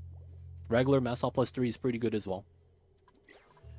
Now, if you guys don't know what I meant when I said morale is a little bit weak and that you hit the limit pretty fast, what I mean when I say that is that you never want less morale than +2.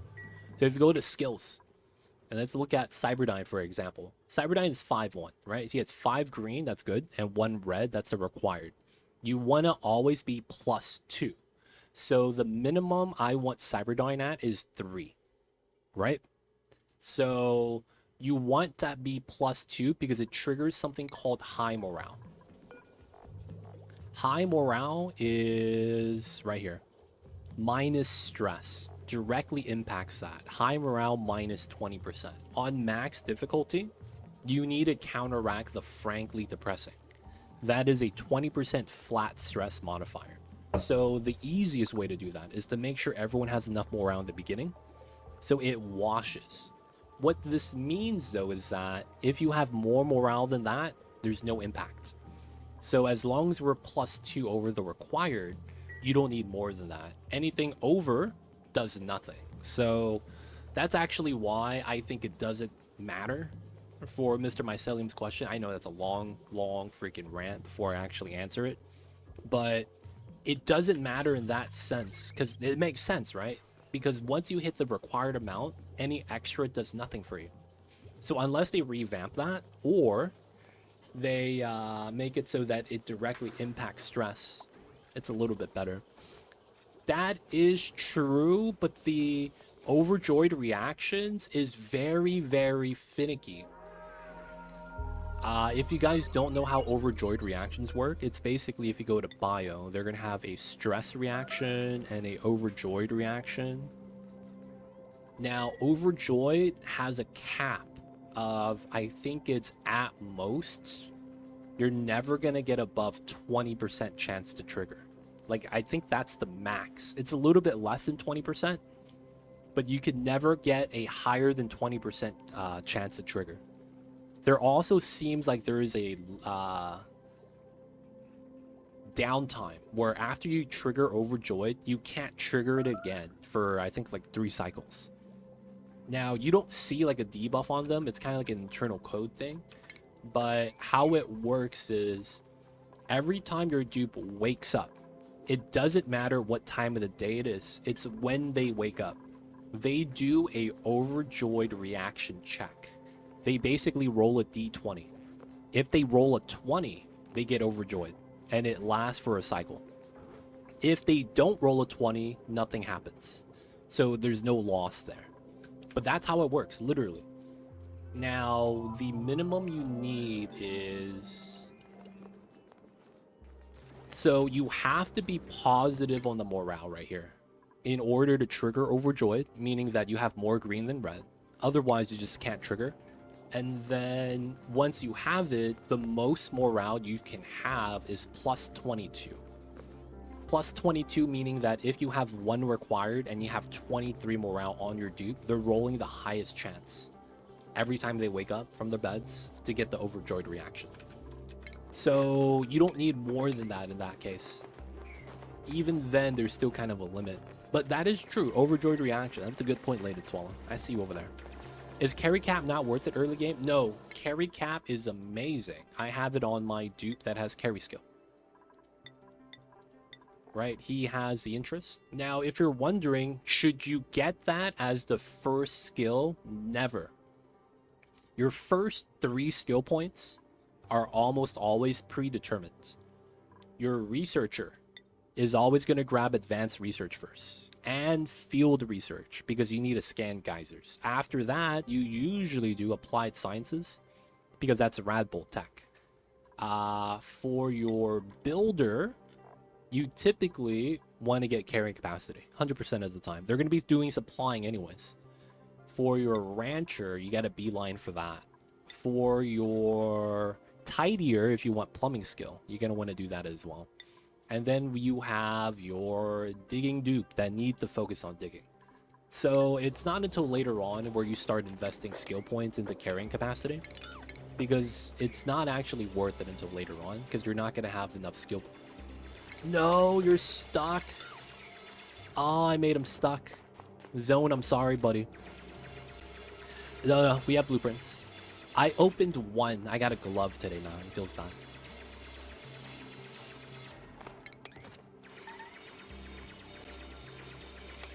Is it worth from supplier's skill?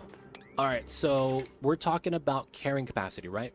So this one right here, you get 2 strength and then 400 carrying capacity. The 2 strength will give you another 80 kgs. So 1 strength is 40 kilograms of carrying, 5 is 200. And then if you get the 400 on top of that, this is 480 kgs on top of what you could already carry. So it's pretty good, to be honest. Now, the problem with the carrying capacity that's a little bit misleading is that this skill overrides the first one. So you might look at this and be like, oh, that's plus 2 strength, 800. No, you just gained 400 more. So once you have this, this is no longer active. It's basically the skill that's stronger overrides the weaker one. This is the same thing between nature reserve and parks. If you walk into a park and then you walk into a nature reserve, you don't have both buffs. The nature reserve overrides the park one. No, I opened one. I got a glove, but I got one more at least open now, and got one I think later. Food is still a little bit of a problem, but we have more food growing. I'm not really mad about that. We're still digging out the buried object for food. That's actually what we're doing on this side. There is a lot of buried objects here and a lot of food potential. So this is not on. There's CO2 here because we pumped it, so we could get rid of this now. Alright, I just want a clean base. We're going to do that. This is looking all right. 1, 2, 5, 9. Missing 9 meal lice. Can I find any more? Reed fiber is not bad.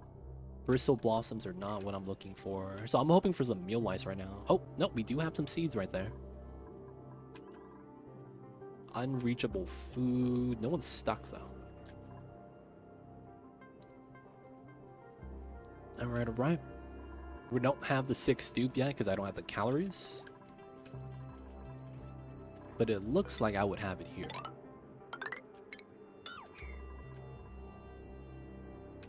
Another thing is, I don't want this here because I think this is going to be where we start ranching. Because I need horizontal space for that. We're going to need that. So we could preemptively build the tiles, but I don't want to sweep later, so we're going to do this first. Gloves, man. Someone cursed me, dude. Someone came into my stream, was like, I'm gonna curse you so that you only get gloves. I was like, don't you put this on me, Ricky Bobby. And guess what? I've only gotten gloves since. And the funny thing was, before that, I would never get gloves. I would always get flower pots. And I have all of them already. And it was Zelric, man. This guy. I can't believe this guy. He cursed me with the gloves. I don't want gloves. I don't want gloves, man.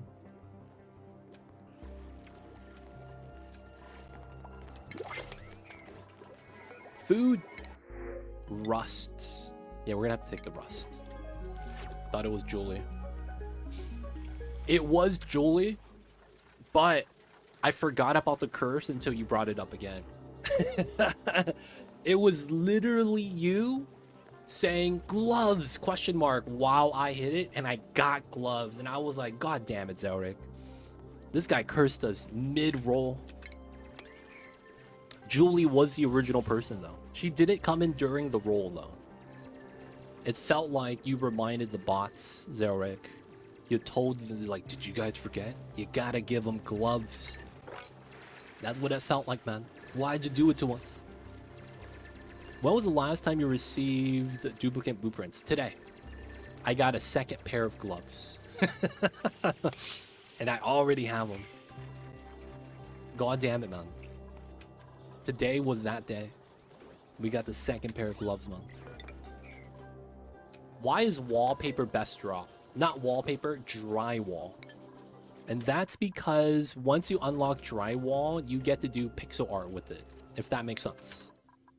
So the drywall in this game is very nice because of the fact that you get to add the shapes next to each other. Right? And you get to do designs. So you could do stripes with the corner ones, with the round ones. You could do like weird star designs using the white and not the colored portion. Checkerboard, same thing. There's a lot of nice designs you could do. So it brings out the interior designer in everyone. Yeah, it's nice for creative expression. Yep, yep. You said socks this time. Oh man, I'm gonna get socks right here. Not like this. Please, no socks. Oh, this is the same thing? God damn it, dude. God damn. This guy, dude, he cursed us, dude. Can you say dreamboat next, man? Can you give me a dreamboat, dude? I really want the dreamboat. Right here. I would love it if you said this next. It'd be kind of tight. Come on, man. How you gonna do this to me? How you gonna do this to me, man? The Game Boy bed looks good too. I'm not gonna lie, I'll take any of the Splendid beds. I like the Splendid beds, man.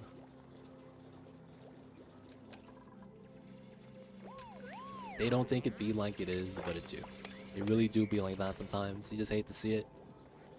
Alright, so right now, on the max difficulty run, we just have a very basic setup going on. We have our bedroom, washroom, and then we have our research.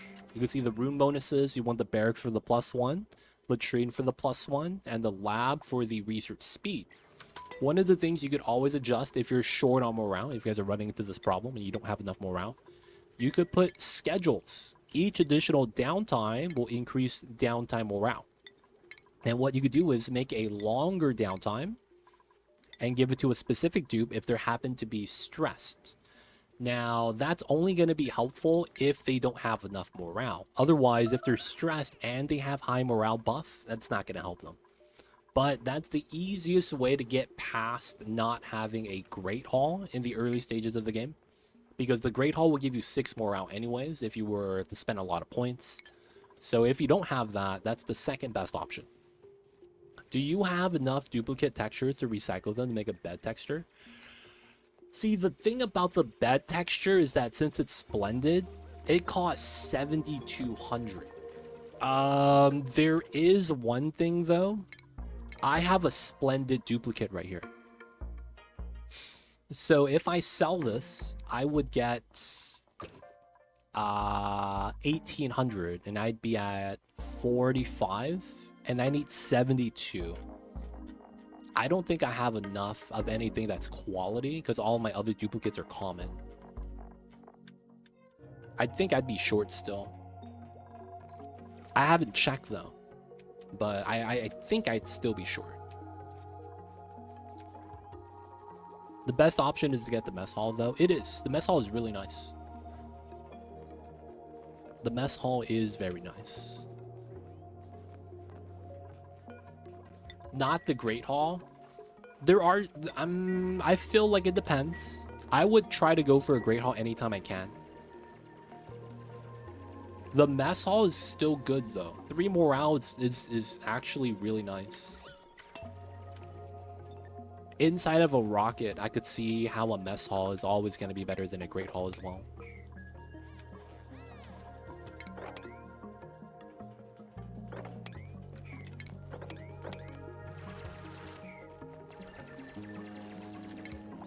Actually, let me do that. And then, yeah. We're going to want to trim up top. We almost have enough plants. Nice.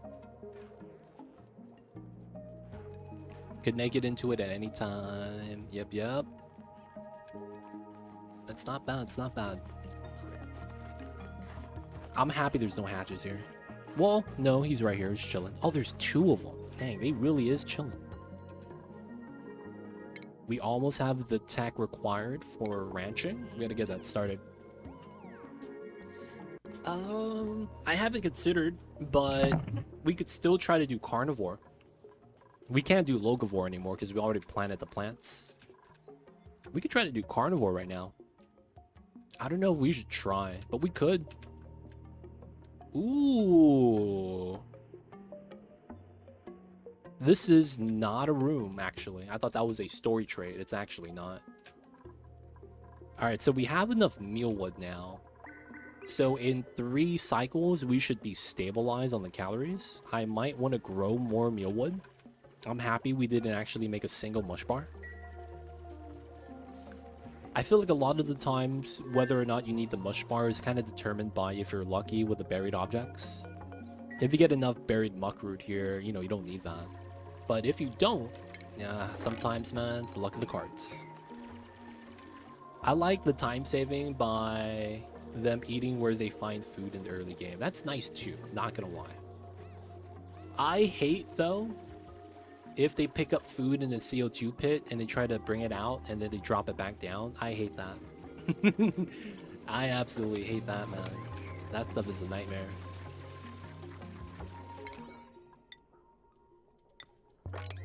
Alright, we're gonna want to dig that. We're gonna get our ranch started.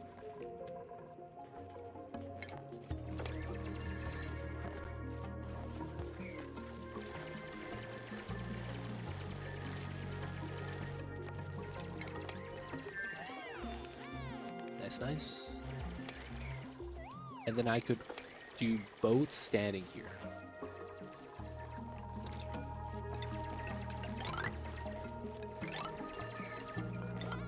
Nice.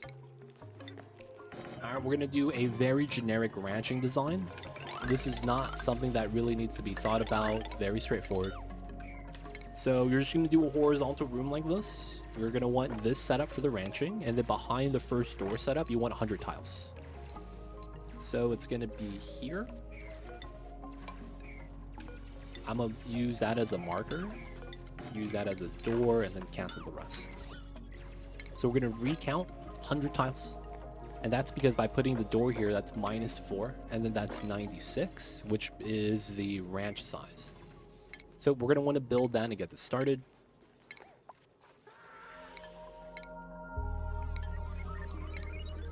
So we were going to want a drop-off feeder box, feeder box, and a grooming station. This is going to be your generic setup for the hatch ranching. This is kind of hot, but we also have this here kind of counter-cooling it. I guess it wouldn't be bad for us to actually try to slow down the heat from coming in. 25 degrees. That wouldn't be bad. Realistically, though, we don't have to deal with that. That's the thing. So I don't think we will. I don't think we need to deal with that. The only thing bad about this biome is the gas.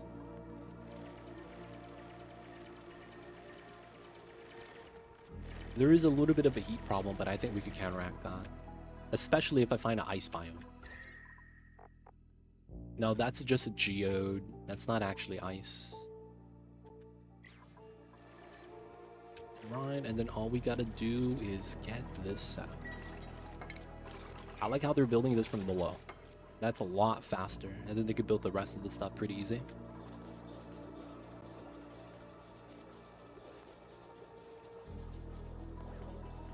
Alright, food's about to be stabilized. It's looking nice. So we will still need to eat the muckroot for us to have enough calories for the day.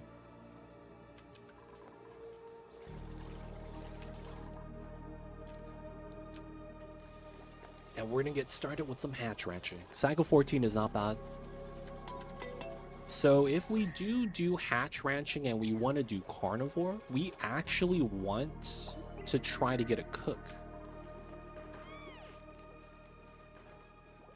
Yeah, and then we would also want to try to get refined metal as fast as we can. Slime biome. A lot of algae, which is nice.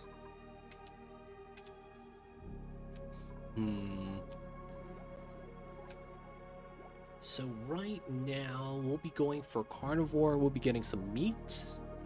We're going to be doing carnivore for fun, not because we need to. We're just doing it because why not, right? We're going to be trimming this still. A lot of buried objects. We're going to want to expand the farm going left. We actually might decon these two or these four and move them on to the lower section. Logic being is that I might want a second ranch. Water's still good. The CO2 has sank down into the pit and it's been chilling there pretty well. So we don't really worry about that. Still running wheels for power. We're not running coal yet. I don't know if I want to run coal. That's another thing. Do we actually want to do super sustainable? Why not is the best altitude. Is this big Terra volts? No volts. This is small Terra. Is the best attitude and also the cutest Pokemon. Why not? Why not is Wobbuffet, right? He's the baby Wobbuffet.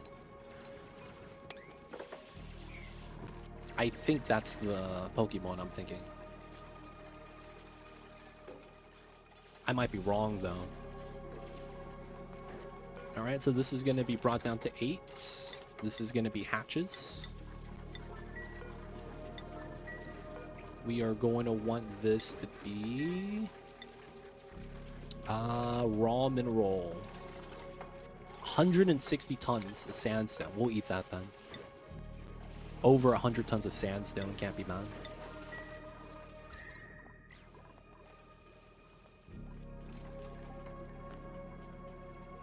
Yep. Wobbuffet. Yeah, it's the baby Wobbuffet. Yeah. Oh, what? Classic dupes. Alright, I have to leave this open so that we could just build this out.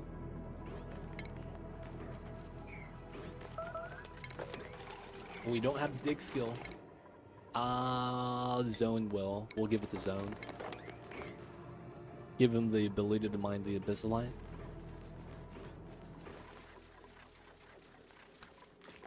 Alright, so we gotta do this. Not bad. So we're not gonna open up the water. If anything, we could spill it down though. That wouldn't be too bad. And it's nice and cool, so it can counteract some of the heat down there.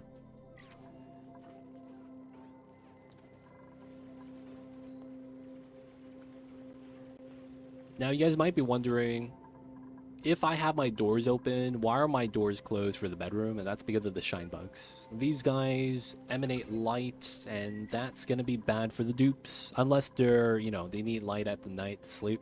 Which, case, that's a different story. But for the most part, yeah. Shine bugs are not friends. They really aren't.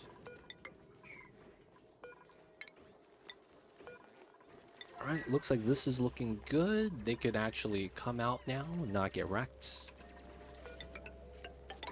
Let's do a ladder setup to continue that. And... he is so close of getting ranch skill. We're gonna need that.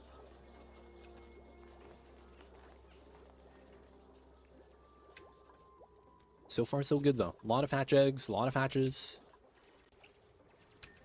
We just need to start ranching as soon as we can.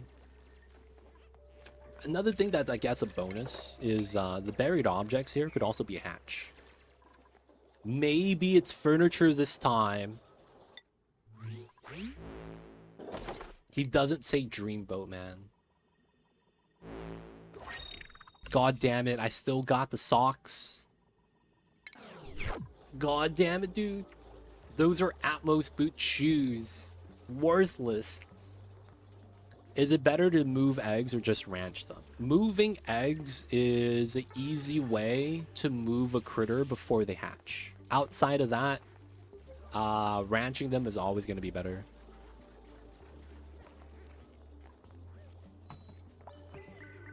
Ranching is almost always going to be better.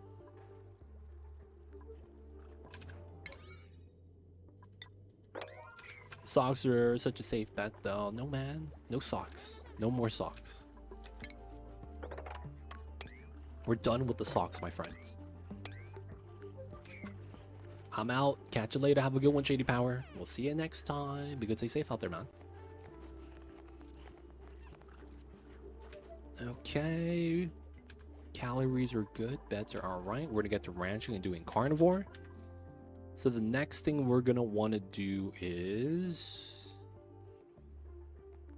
get rock crushing. I believe that's what's gonna be next. We're gonna need rock crushing so that we could actually start doing refined metals. I don't need to tell you why we need that, but we need that.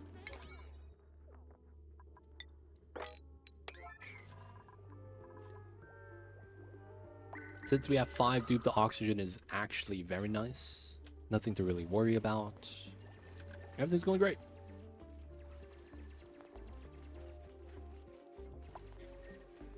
Let me see if I have any more coffee. Pour me some more coffee. People of chat, how do you feel about straws? People of chat, people at chat, man. Do you use straws to drink beverages? Do you prefer to use them? Doesn't have to be coffee, any beverage. Could be just water, maybe it's soda. Do you like to use straws to drink any beverage? No extra waste. See, I don't like straws either for that same reason. But it feels like I have another problem that could be solved by straws. Ooh, Joya seeds. I know, I see you, Freya. We can't take you yet. Supposed to be better for teeth. So I've seen a lot of disingenuous studies that have straws involved. There was a study that said that straws are bad for your teeth. And what happened was that they had a couple of people that were like addicts or something that was part of the test. And they would constantly bite straws. Like they just, you know, impatient. Maybe they wanted something. I don't know. They would constantly bite straws, and that became the reasoning why straws are bad for your teeth. Otherwise, they don't impact your teeth. And I was like, oh man, I hate these studies. They're very like jankly skewed. Be like that sometimes though.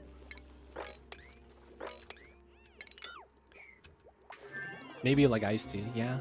It's supposed to be better for teeth. So I have a problem where I like to chug my drinks. And I know it's a problem. Because it's like, I know a lot of the times I shouldn't be drinking certain drinks as fast. And I'm thinking that I should use straws. Because anytime I drink out of a straw, it's not as bad. Because it's like, I go through it slower. My mother uses it to avoid staining her teeth. Don't know if it's true. That makes sense. My dentist suggests them, so acidic drinks bypass teeth. That makes sense too.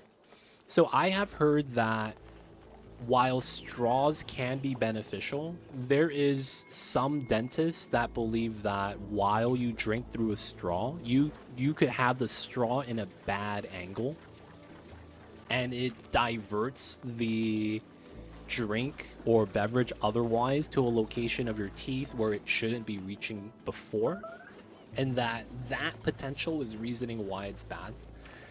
I feel like, man, the more studies I read, man, the more it feels like people have an agenda, and it's usually they want to just, you know, get more clients. It's what it feels like a lot of the times. So it's interesting to hear from you guys that your dentists have said something else. I'm a chugger too, Timo man. I've realized that I shouldn't drink canned soda anymore because I drink the entire can immediately. Chug as in drink rapidly or literally gulp down air? Like, literally, I will down the can of soda. So it's like, bad habit, man. It's not even soda. If I have my large liter of tea, I have the blender bottle like this, right? With tea inside, I would chug the tea as well. I would chug water if it's inside. It doesn't matter. I just drink and I chug. And I feel like I can't stop myself. I don't know why I can't. I just feel like I can't. So as a result, it's like I feel like I need to like start drinking with straws so that it's potentially no longer a problem. I don't know.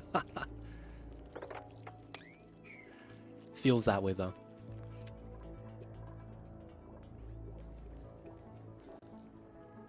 I had jaw surgery and I couldn't drink with straws post-op. Oh, wow. I didn't even know. I see you, Timo. Was that tough? Philosopher, welcome in. How are you?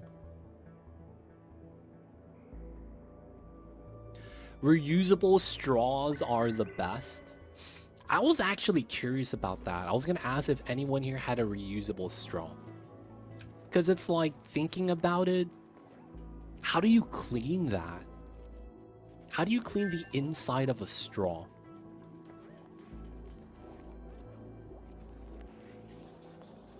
If someone has very active salivary glands, they suffer less from those effects. Interesting.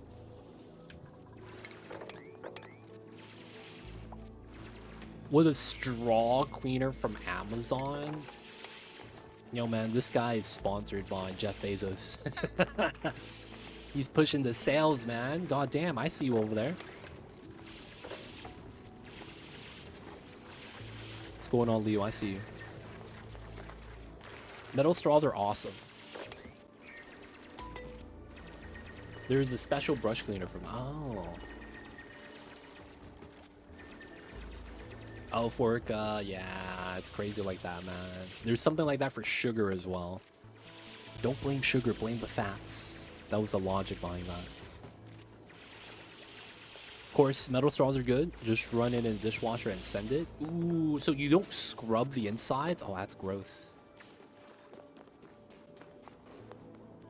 I used to dislike reusable ones until I found one I liked. Interesting. So I have Mamba has a water fountain. And that has a plastic tube from the bottom of the tank that brings it straight up and squirts it out, right? I clean the inside of that, and it's really only water. And it still gets gross inside. Like, I feel like unless you actually brush and scrub the inside, it's always going to be gross. I don't know, man. Feels weird, yo. We have metal, plastic, and silicone ones. Oh. So how do you guys have a brush? Is it...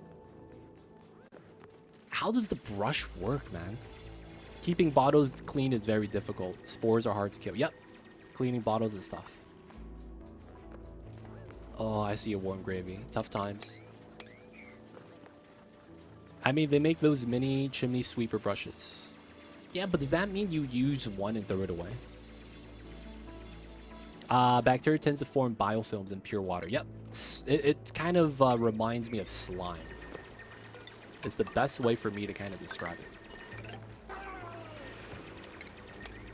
The biofilm. It's kind of like slimy.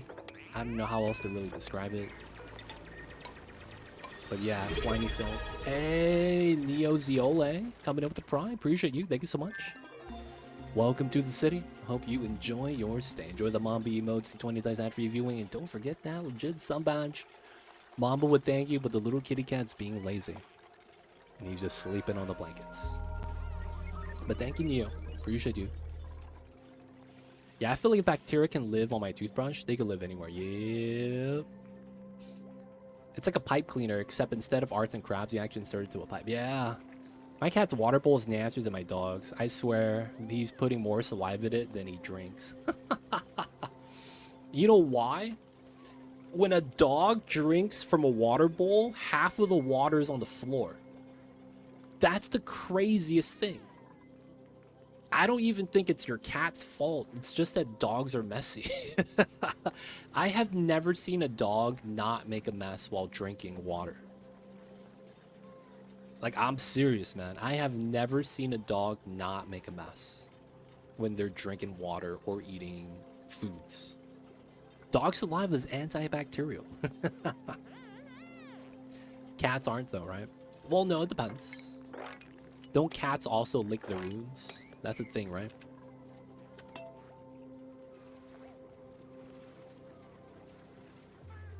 One of our cats brings dry food to the water bowl and eats it out of there. But not all the time. It gets disgusting. Oh, yeah. If your cat moves kibble to the water bowl, yeah. That's gonna be bad. Oh, I never turned on ranching for pragmatic. I was wondering why he wasn't ranching for the last 3 days. Oh my god. I was like, why is he not working? Now it makes sense. We have to find a spot for the fountain. Oh man. I have 3 dogs, and one has his own personal bowl, other 2 share one, and the single dog bowl is gross, and the 2 lady bowl seems clean. That's interesting. All animals do lick their wounds, but cats... so they used to dirty water. Wait, okay. I guess that's the thing. I don't know about that, man. That last statement, Hunter, sounds very, very jank.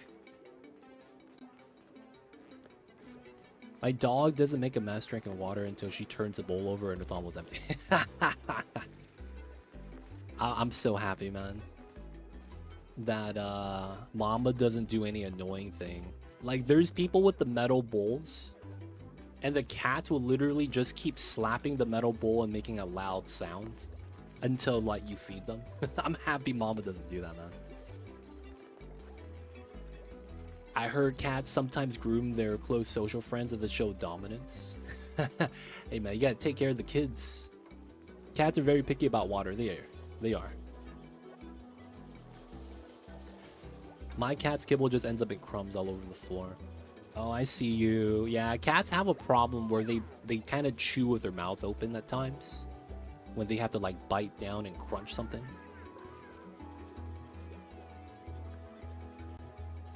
But yeah, Mamba's weird. He doesn't like drinking from water cups. It has to be moving water or in a vase with a plant in it.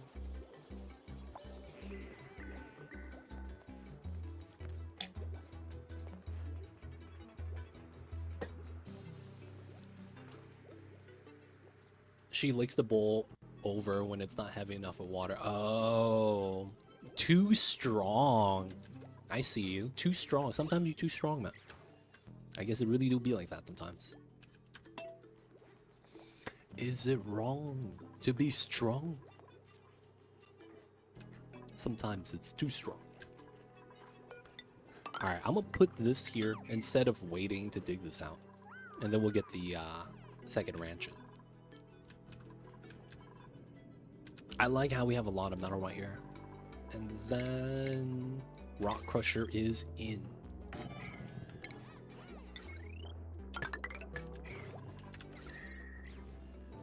Okay, so we are doing pretty good. Looks like our food is balanced. We are going to get started with the ranching. We're at 2 out of 8. Good news is that we could get a full ranch at the moment because we have 8 hatches, literally. That's really nice. My dog used to wait for the water to drop from his mouth before walking away. That's actually kind of nice. A lot of dogs, like, dude, I hate how certain dogs, man, have, like, the worst sense of, what do you call that? They know, what do you call it when the animals know where they are relative to everyone else? I don't know. I'm probably not even explaining this correctly. I used to have a roommate who had a husky, right? Huskies are large dogs, right? So it had no sense of coordination. So if you ever walk the dog, it would always get in your way.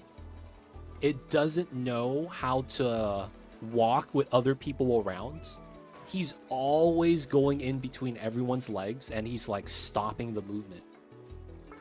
My other roommate in the same house with the husky had a chihuahua that would never get in the way, knows where it is relative to everyone else, never bumps into anyone, never bumps into a wall or anything like that. It was the weirdest thing. So like looking at that, it was ridiculous. Because it would be like he would always get in the way, and then we couldn't walk, and then because we couldn't walk, he's not walking anymore because he's waiting for us. And it was like this weird, like, it was super frustrating, man. Like, I don't know, spatial awareness, navigation, those are both good words. I don't know if that's what I'm like looking to describe that. Then again, I don't have a word that's kind of like that. But yeah, that kind of describes it, man. It feels like they just don't know how to move around. It doesn't help that she's, oh yeah, I see you. Yeah, I can't say that because it's going to sound mad racist. I can't be saying that, man. Holy shit. Bunch of stuff, man. Yo, chat, man. This is a bunch of stuff that I felt like I could have said today that would have been like super racist sounding. God damn, dude. They don't think it be like it is, but it do.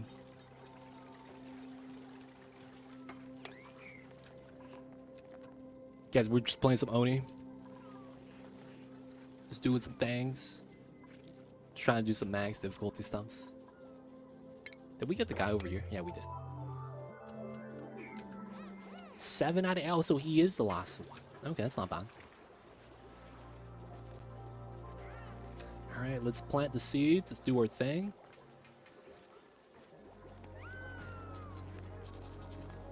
Alright, so we're going to move the mule to get more hatches. If we get 2 full hatches, 2 full ranch rooms with hatches, so 16 tame, fully tame, by cycle 50, we should have carnivore every time.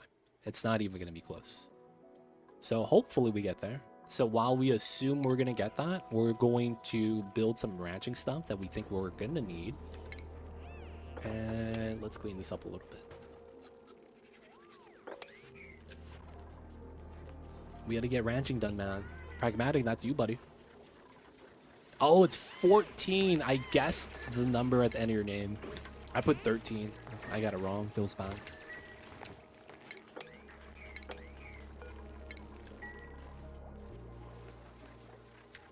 Alright, everything seems good. There's not much we really need to be forced to do. While I would push to explore the map as much as you can a lot of the times, because the max difficulty, a lot of times you need to stabilize first. Now we're going to do an anti-cramping mechanism right here. This is so that we can move out the eggs automatically. And since we have all 8 hatches from the get-go, I need to make this as soon as we can. Nah. I want it to be accurate, man. We need the accuracy.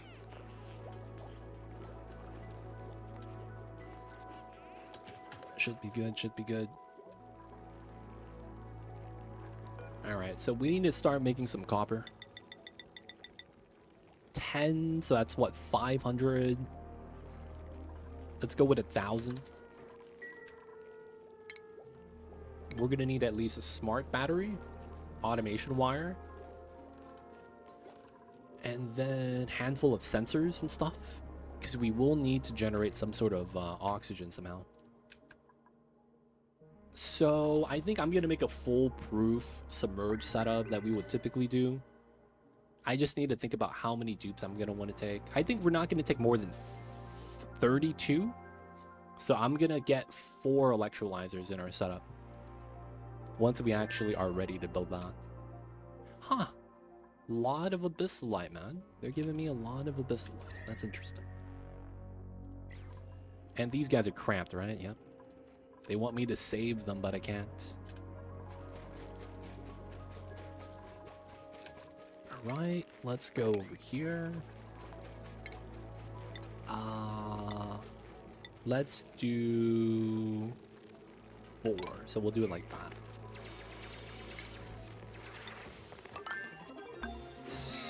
Yeah, like this. And then there's another tech I need to grab. Let's grab that to get this working. Critter trap should be fine in here. We'll just need 1. And we'll do a tentative sweep. We don't need this open or closed. Joyous seeds again, sure. Alright, we're almost ready though to start taking more dupes. Almost ready. Let me get another bed real fast too for the new dupes.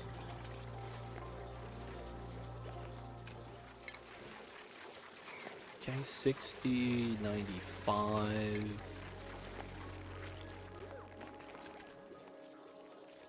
Joyous are off. Joyous is nice. Still no food feels bad, man. We have food. Just kind of low. You know what I'm saying? Alright, we're going to start removing the unperishables so that we could keep them for a space mission if we need to. Rather than have them actually eat that, you know?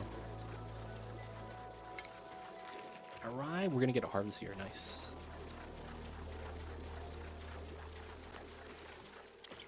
Oh, that means I'm good here. So I needed to remove this anyways. Nice.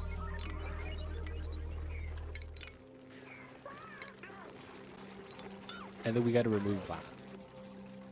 So we already rebuilt the farms where they're supposed to be down here. We'll get ready a couple of new farms for the dupe number 6.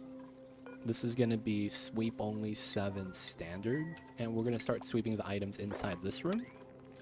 So that, you know, they don't hatch and then start eating the food on the ground, right? That's going to reduce the mineral count for me. I don't want that.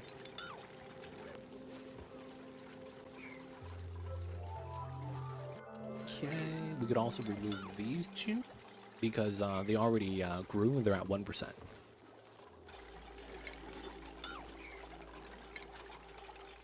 What? Am I not hitting this? Oh, it's being deconstructed. Okay. I thought that was mad jank, yo. What was that? 7580, I'll let that finish. Now there is water here. I don't know how I want to deal with that. I don't want to deal with water. Water sucks.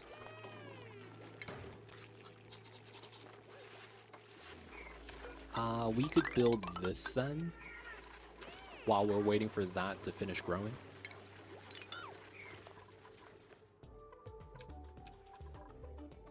Alright, we have all the hatches. Nice. Looking good. Items got swept out. Now we could sweep out the bedroom into here so that we could have a little bit of a cleaner setup. I like having it clean. You know, we talked about it earlier. That's like very minimal impact on the colony, even on max difficulty. But at 0% stress, I wouldn't really mind it.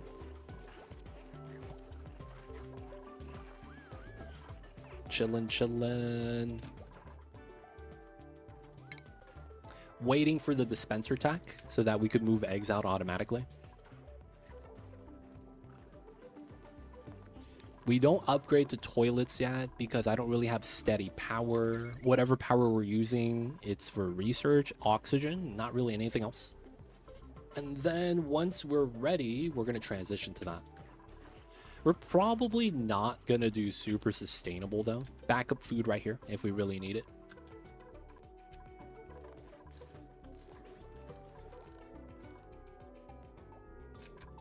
And I guess this is fine. We might want to start just digging out the bottom layer so that we can hold more CO2 down there. This shine bug's not really stuck. We're letting them just fly around.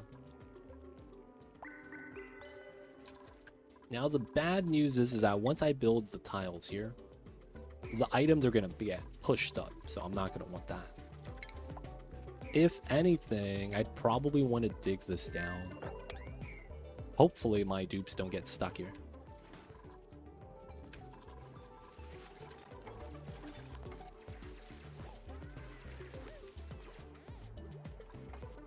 Not bad, not bad. Still have oxalite too. Algae is healthy, dirt is healthy. So really quickly, 10 kgs per cycle, we're gonna have 60. 60 times 10, 600, and we have 90 tons.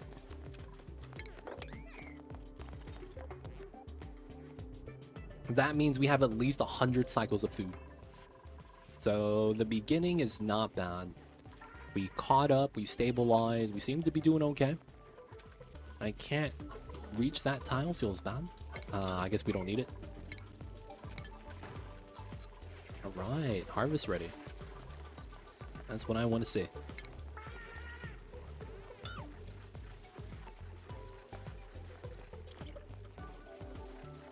And then we're going to do every other so that we could still reach and not get stuck. And then we could start building tiles underneath here as well. Items getting swept from the bedroom. That way there'll be, you know, nice bedroom. It's like when your mom tells you to clean your room. Feels bad.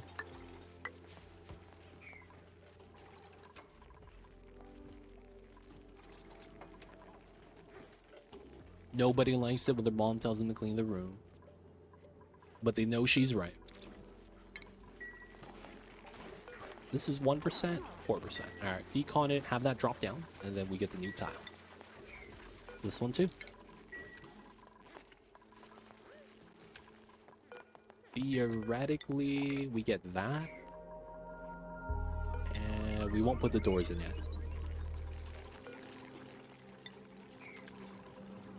Okay.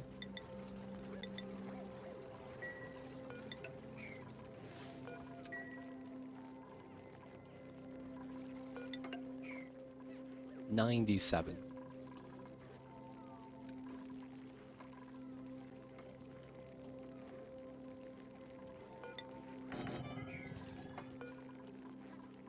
$99. Come on.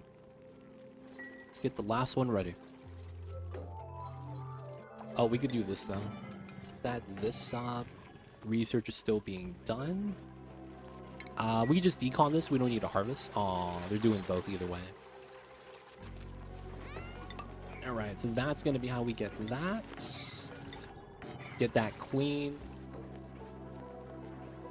Well, the straws answer to your problem or no? Well, the thing that is like, I've seen people recommend pipe cleaners, like from the arts and crafts store, to clean the reusable straws.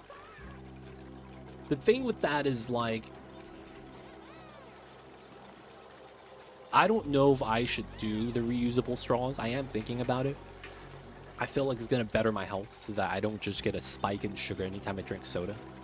Then again, I might just not drink soda anymore.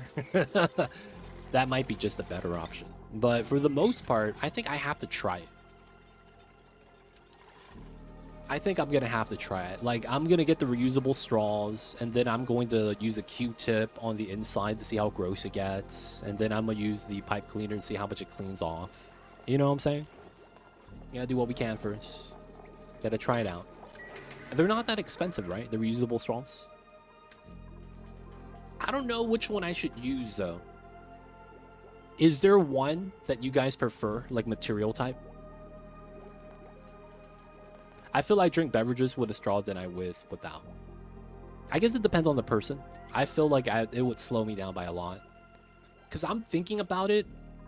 How much soda is in like a normal fast food combo meal, and how much drink I have in a bottle of tea. I feel like I will down the tea faster than I would have if I had soda, although soda tastes better, so you would want to drink more of it, right? So it feels weird to me that I drink the tea a lot faster. I feel like I drink beverage, or metal is the best and silver is antibacterial. Wait. So you have a silver straw? Damn, that sounds fancy. It's not even spoons anymore. It's straws, huh? Oh, make sure you get a narrow straw if you want to slow yourself down. Ooh, interesting. The last metal straw you got was huge. Oh, could you have drank milkshakes through that? Titanium was also sort of antibacterial if you're gram negative. What about copper? It probably just rusts really fast.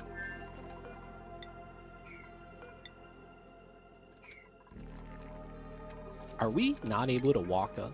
No, that does work. Okay, let's wait for them then. Maybe we do it like that. I'm pretty addicted to sugar. Most promising option for me was to be grass, jelly, and fruit. But due to external circumstances, it's hard to put my plans into place.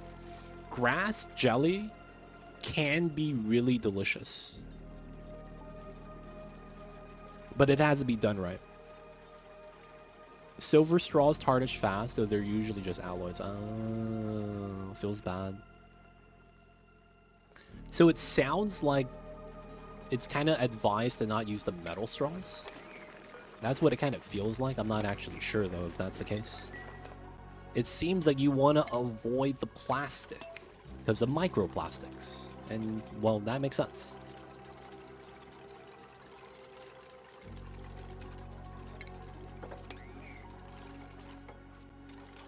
I love grass jelly. I always sub them for boba all the time. I don't go... So I've worked at a boba shop before. And, yo, man, I would not actually order boba ever. Because, man, that shit is way overpriced. It's not bad or anything like that. It's just way overpriced. It's way too expensive, man. I just don't like ordering boba or boba drinks. It just costs way too much. Oh, dude. Ah, Cyberdyne. Get out of there, man. What are you doing? Oh, dude. Julie, what's good? How are you? Welcome in. Hello, hello. How are you, Julie? I see you over there. Too much cool. Only way to do it. Oh, you woke up Mamba, Julie. Maybe Bob. Maybe Mamba smelled Bob or something.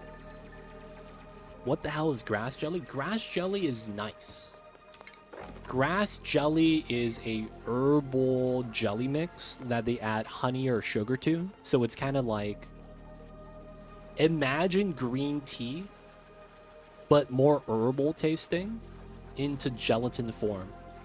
Like actually jello. It's pretty good. There are a lot of situations, though, if someone like makes it from home, handmade, it could be very bitter. It could be not good tasting in that regard. Star Legend God, welcome in, welcome in. How are you doing? Doing our best we can for the Mondays. I mean, it's Monday, man. Cyberdyne keeps getting stuck because he's building tiles here, and he's gonna get stuck again, watch. Ah, shit. Oh, no, no. No. Move. Move out of here. Thank you. Got the X-ray vision, nice. Spaghetti. I see you, Zelrek. Good stuff. Not much. About to make some dinner. Oh, nice. I see you over there, Julie. What's for dinner? What's on the menu? Maybe some homemade ramen. Homemade ramen? Julie, are you a, like, cook? Are you, like, a pro chef or something? No one just casually goes homemade ramen, dude. What the heck? So you about to bust out the flour, make some, like, nice ramen noodles. Roasted a chicken, made stock with the bones. Wow, Julie cooks. Julie's Iron Chef, man. Okay, that was kind of creepy. Something just moved in my closet. Guys, I have to step away. Mom was even looking at the closet right now. Give me 1 second.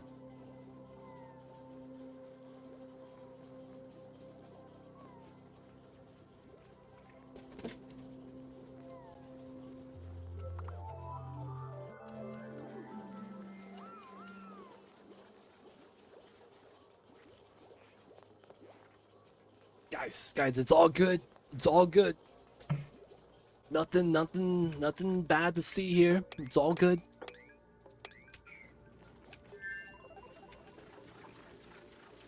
Nah, what happened was that one of my boxes just fell over. I don't know what could have pushed it, but it just fell over. And Mambo is like, what's that sound from the closet? And he's looking at it right now still. Why not send your cat to investigate? I don't speak the same language as Mamba. So whatever he finds out, he's not going to let me know. You know what I'm saying? So it's like, yeah, I send Mamba, but he's not going to, like, tell me. He's not going to tell me what he found or anything like that. Dude, don't say that, man. Don't say that. Nothing bad to see here, man. Pre-made gluten-free noodles, that's nice. Bottled tea is still really high pH for some reason. Due to external circumstances, I can't reorganize the house and put the regular bagged tea in a good spot. Tea sort of work, but I'm not able to keep track of the amount of caffeine, and then I end up not sleeping. Oh, I see. Yeah, that's tough. So it sounds like you have, wait, pH value. The thing about that is that I have heard so many doctors claim that pH value in liquids and all that is a very minor effect. Like the very temporary effect.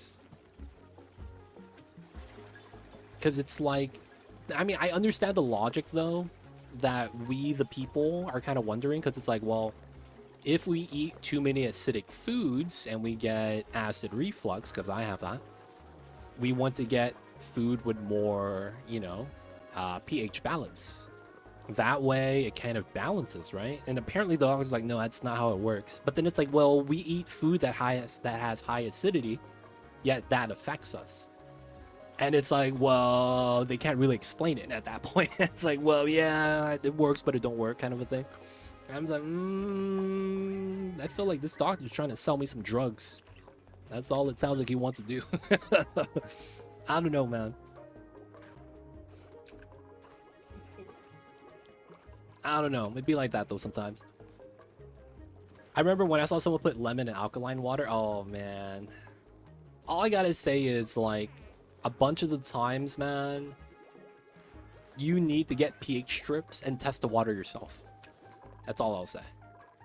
Test the water yourself. Because a lot of the times, man, the water doesn't actually have pH balance. So you're paying more money for no reason. I mean, water serves as a buffer, yeah, but it buffers everything, as Oni teaches. But if pH is that acidic and tea is almost mostly water, then it's got to be pretty big effect. I mean, yeah. I guess my argument was there is high pH water, right? And there are stores that sell that by the gallon. So you could actually try to drink that instead so that you could try to balance the pH value. But apparently, like, the doctors claim it just don't work. Like, oh yeah, that doesn't do anything. Oh, there's not enough studies for them to believe it does anything. It's weird. Buffers are a thing. I'm not sure about the average person familiar with it, though. My treat is chocolate oat milk. Oat milk is, not gonna lie, I'm not a fan of it, man. Not a fan of oat milk. It is pretty popular, though. Julie home makes everything, man. I'm impressed. I could never eat chocolate, though. Acid reflux. High pH water. Yeah. 9.5. I believe that's the value they sell it at. The high pH stuff. Oh, food allergies. Or you do it to take care of yourself. That makes a lot of sense, too.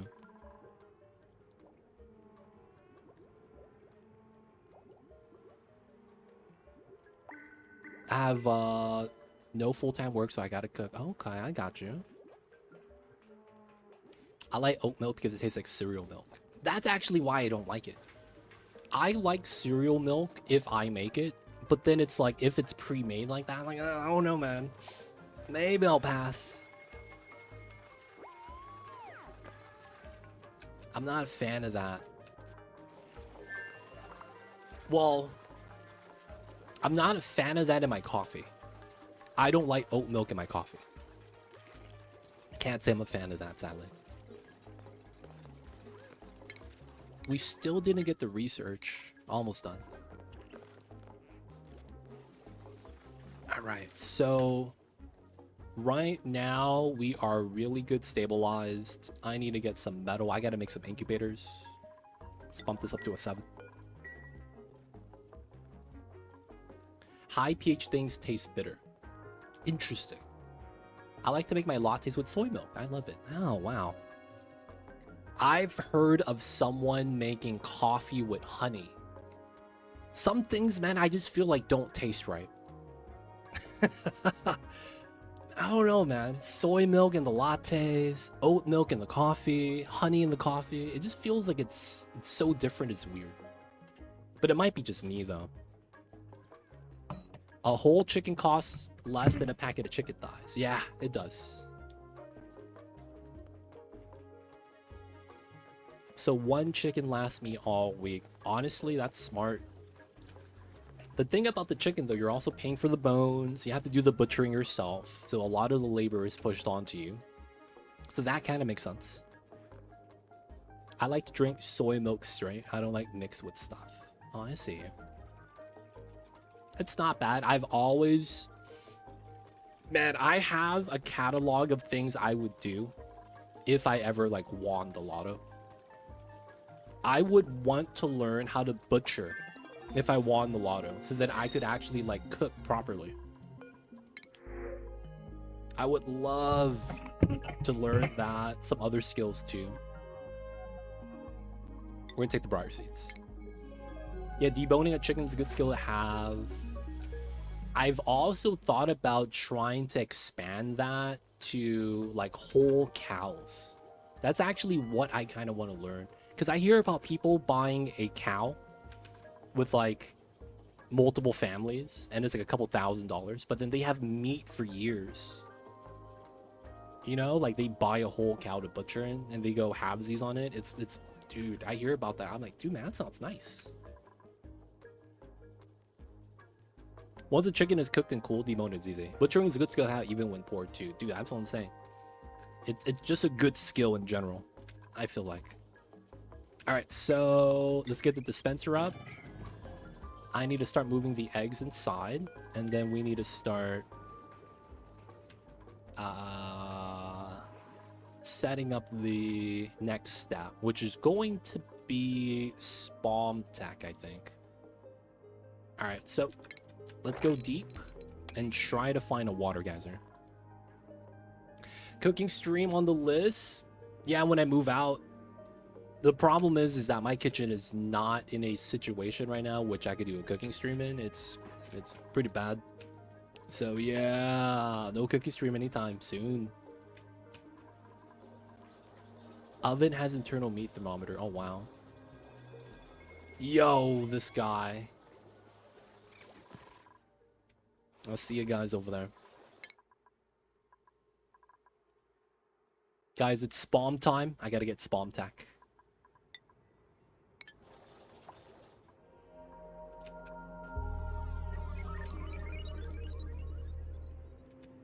All right. We know that's going to be a hot water geyser. Now we need to find a cold water geyser.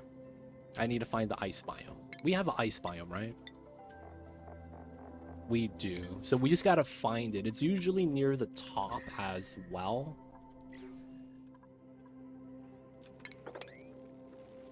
All right, let's go all the way up to here. Actually, not yet. Because of how the gases kind of bop you, man, I'm kind of worried about that.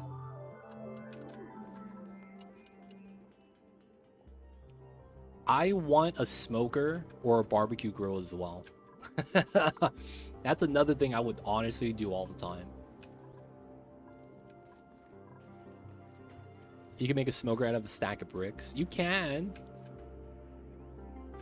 You can. There's a lot of, like, temp setups, not gonna lie. You could convert a filing cabinet into a grill as well. I've seen some of those videos, man. It's kind of interesting. Pragmatic gamers gonna get special access.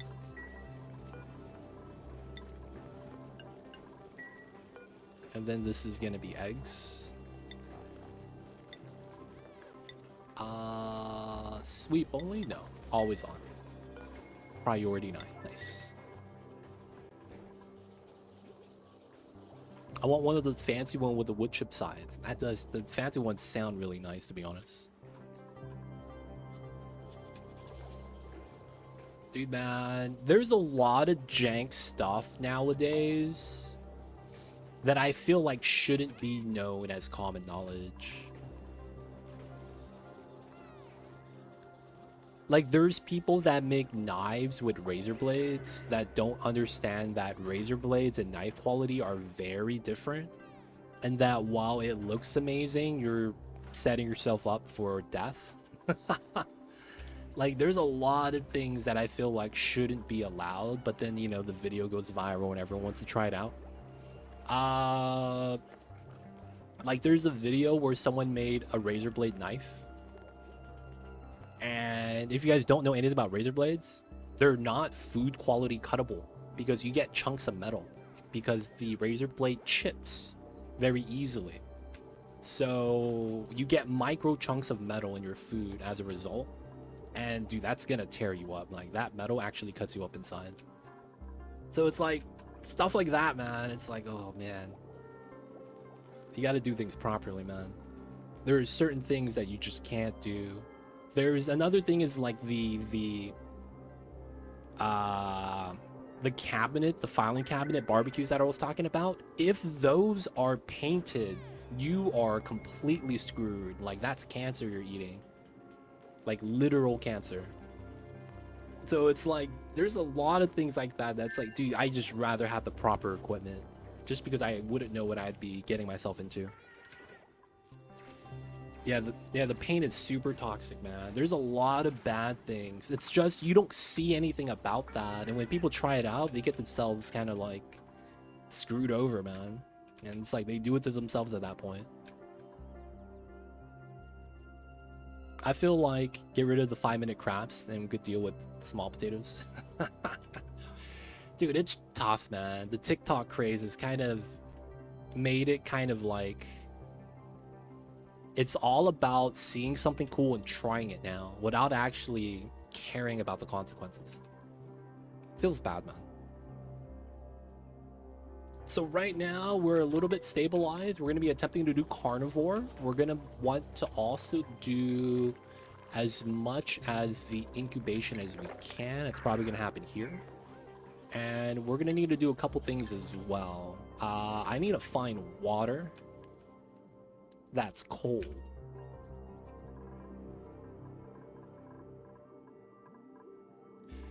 Dude, there was that TikTok trend that was telling people to commit fraud. Oh, that one was so bad. You guys know that one I'm talking about? Where the guy tells the people to write a check from their own checking account to their own checking account? Yeah. And then it's like, dude, you literally just committed fraud by doing that. And they didn't know they were. And it's like, at that point, they're gonna claim that that video led them astray, right?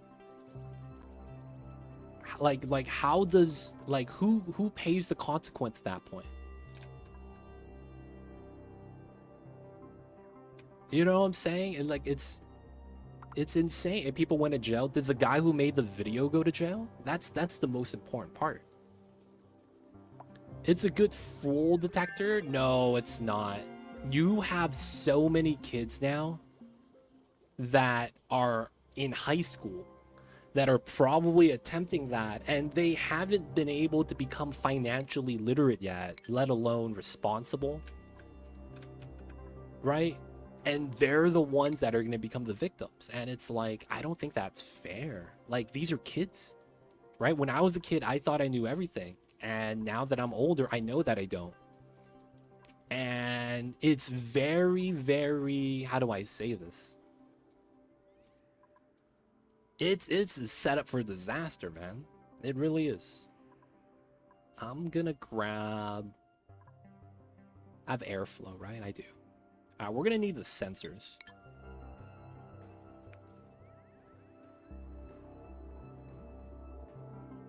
Oh yeah, checks too. That's a thing. Where are these people's parents, dude, man? There is a sweet spot age where you're like not smart enough and you have a bank account.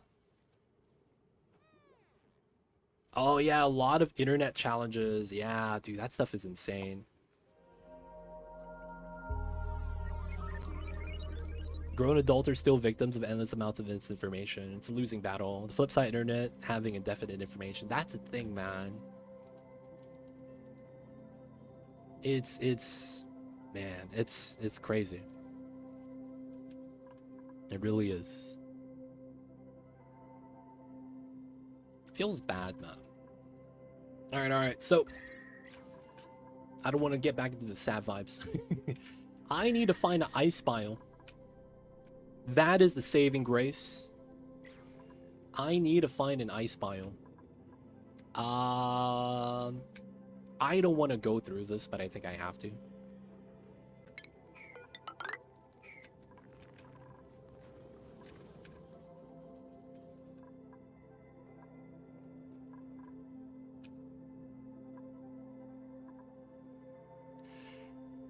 Yeah, I think honestly, you know why? You know what it kind of feels like, man? Everything is Twitter's fault almost, man. It really do be like that, man. The moment you were able to buy the blue checkmark was when everything went to shit. It really did, man. It's insane.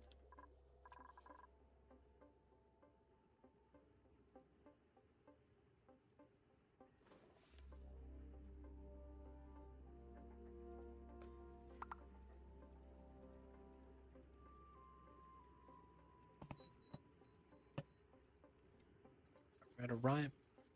So guys, we're gonna be looking for some cold biome stuffs. We're gonna do the best we can.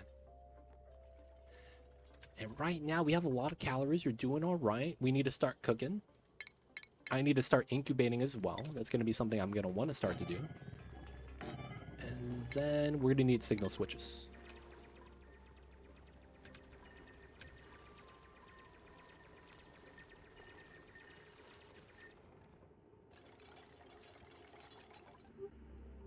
Oh, there it is, boys. That should be where we find the water we need. The only problem is now is how do we want to deal with the chlorine?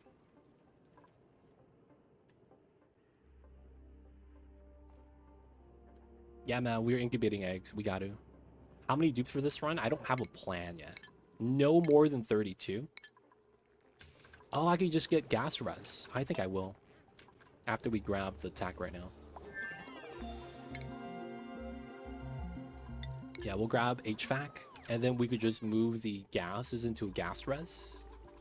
And then go through the biome. H2 I don't worry about. It's only going to be the chlorine I'm going to want to move.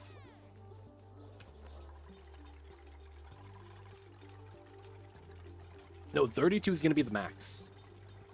I'm not going to get close to that. But that's good. I'm not going to go above that either. All right. So we know there's a cool steam vent. We don't want to touch that. And then I'm going to do extra steps because I don't want to deal with irritated eyes. I don't want to deal with a bad gas. I don't want to deal with any of that. So we're actually going to do extra steps to make sure we vacuum this area. I know. Typically, we would never do that.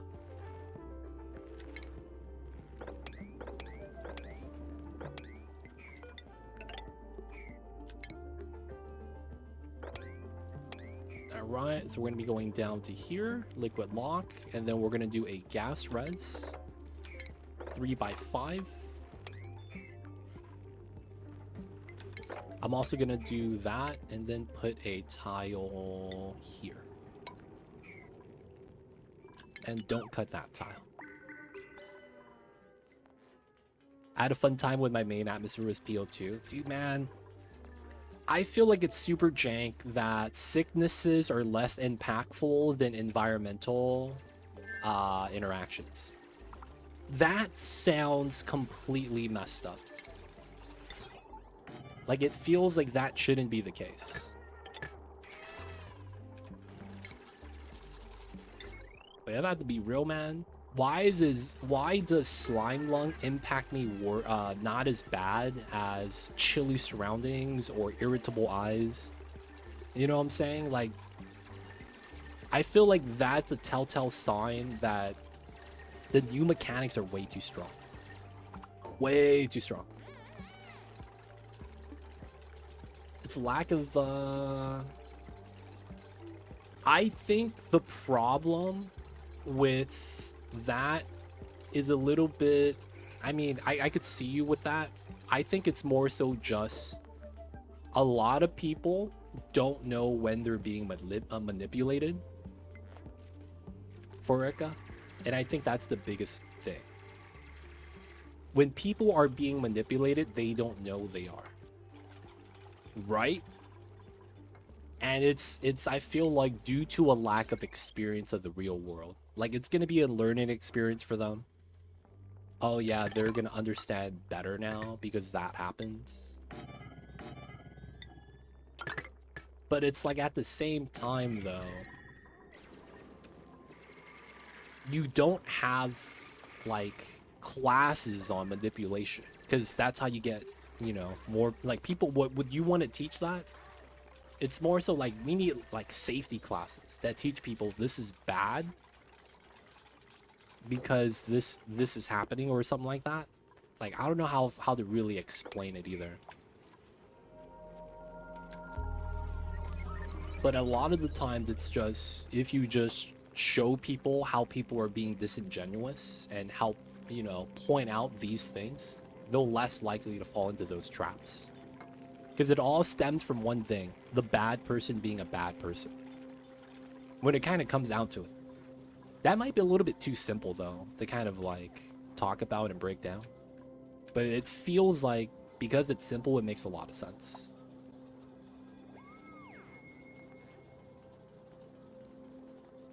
People are being led astray, man. Whatever the new topic is. Chilly surroundings OP though. I had to clean up PO2 because it was making permanent rather than germs. Oof. Making the irritation, right? That's what you're talking about? The irritants suck, man, in this game. It's bad time. Yeah, but also at its simple level, it quickly turns political. Who gets to decide who is a bad person? Oh, I see you. And of course, people would disagree over that. So the problem with that is it's an opinion.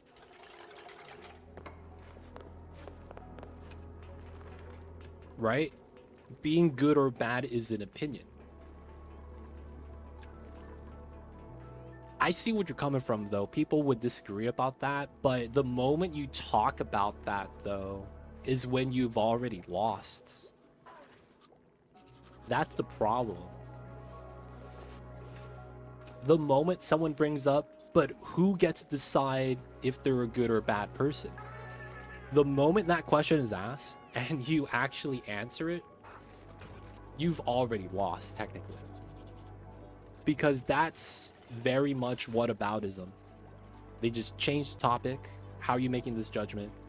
And then now it's like, you can't answer this, then your previous question is always, it's gonna be null as well. Right? So like that in and of itself is a disingenuous question. And if you answer that and don't point that out, you've already lost, I feel like.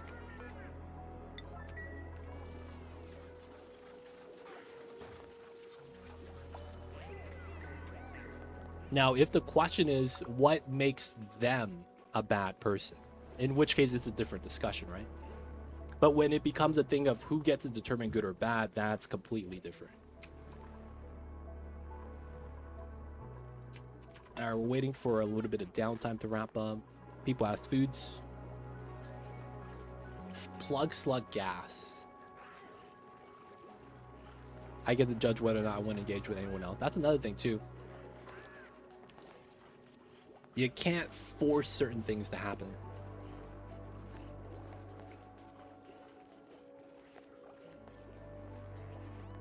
It's like one of the things about politics that I absolutely hate is the fact that it pushes the idea of win and losing. I absolutely hate that stuff, man. It pushes the idea of winning and losing, and that every conversation could be won or lost. Like, that's just not true. That's just not true, man. Julie, have a good one. We'll see you next time. Have a delicious dinner.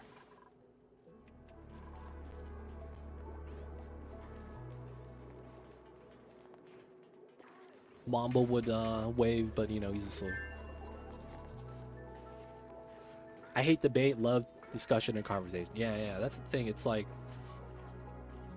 at some point, the other person just doesn't want to talk to you anymore when you're forcing a debate, and they're going to concede to you while not really conceding to you. Right? And it's just like, I don't want to talk to this fool anymore. It's tough, man. There's a lot of things wrong with just using politics as your base, because that's not how the real world works. The politicians have the debate because there are issues they have to talk about. But when it comes to day-to-day life, that's just not the case. Like, dude, man, we don't have to come into the decision today. We really don't. Can I not get this? Oh, that's just unreachable in general, and I can't uproot diagonally? That sucks. Dude, I wanted to get rid of this chlorine. Damn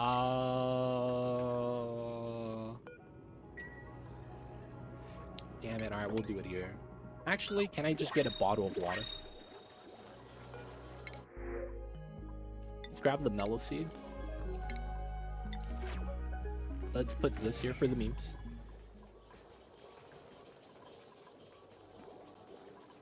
Debate is a spectator sport, not about understanding or forming a well-rounded opinion. Yeah, but it's like... That's exactly right.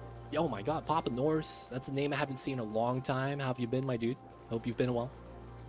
They debate because they are a public official. Randos don't hold institutional power. Yep. Though I think one thing that's stupid is when a politician starts debating regular people. I feel like that's just, like, you really just don't understand at all. That's what it feels like to me.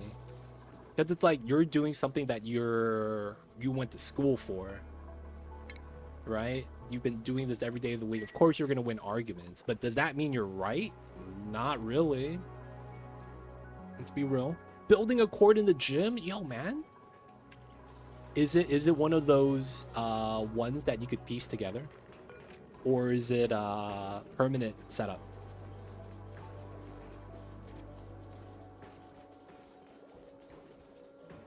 Did you see the All-Star game? The one like 6 months ago? I believe I did, but I forget. Oh yeah, the LED floor. Yeah.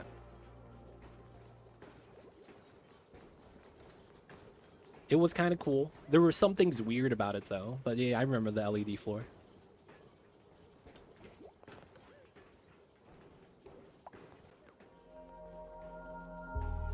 Yo, I see Euphorica. That's a little extreme. I feel like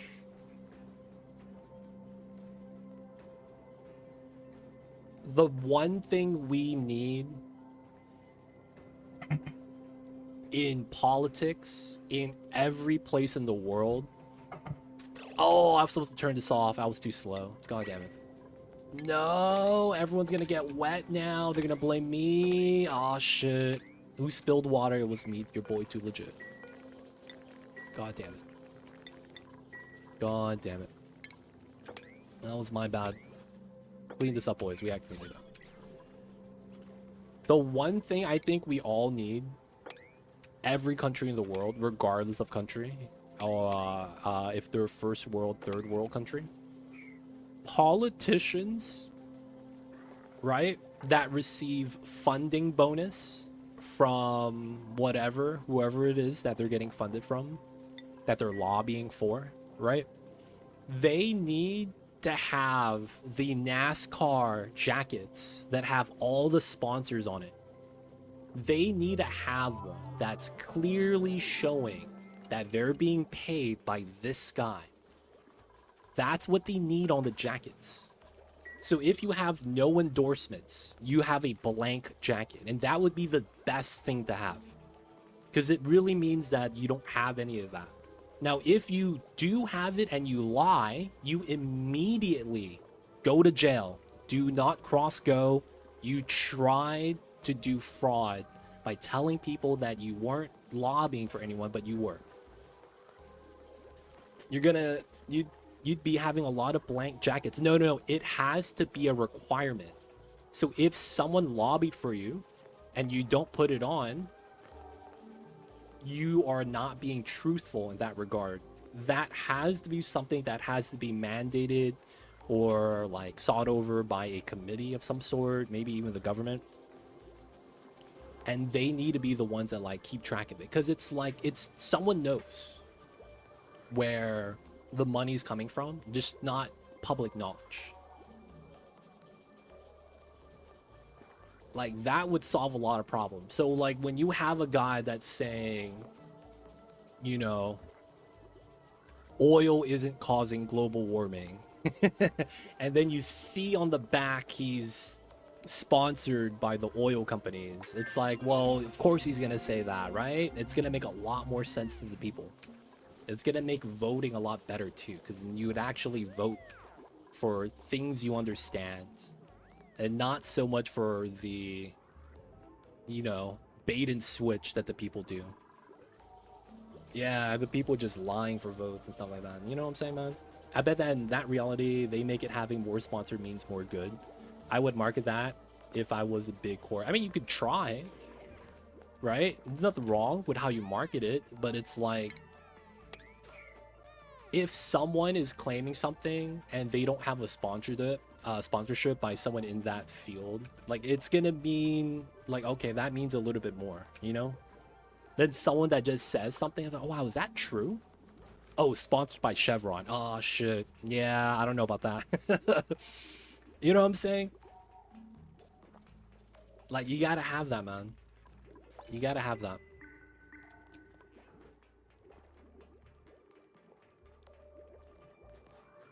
I feel like that would solve a lot of problems.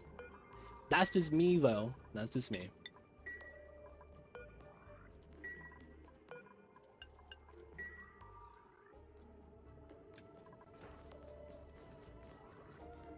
But yeah, man, a jacket that just has all that information would be amazing.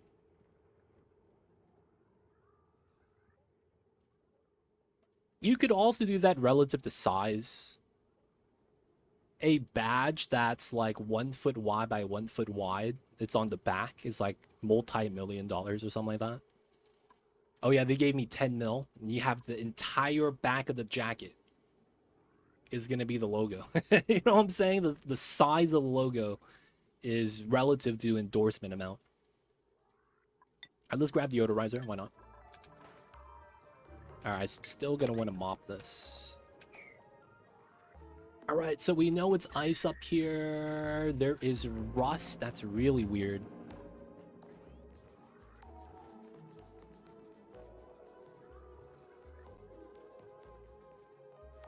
Marketing can spin anything to sway things in a different light. I mean, at that point, then why do anything if marketing is always going to win? I don't know, man. That's not really like an argument.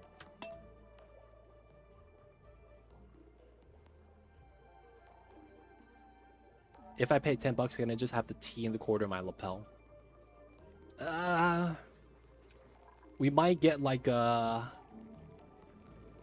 We might get like a... What do you call that? Cufflinks? Might get a cufflink or something. That's about it. That's capitalism, baby. Yeah. Capitalism isn't working, man. All capitalism does is push people to look for loopholes and then abuse the shit of the loopholes while trying to keep all the rules and regulations as old as possible. That's all capitalism has done. Keep the rules the same. Don't update them.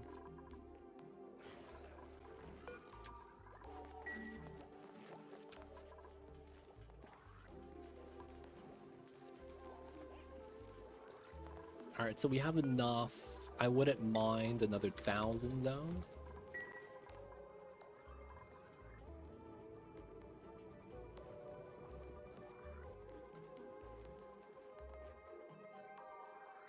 And then how come no one's moving this? One time, please.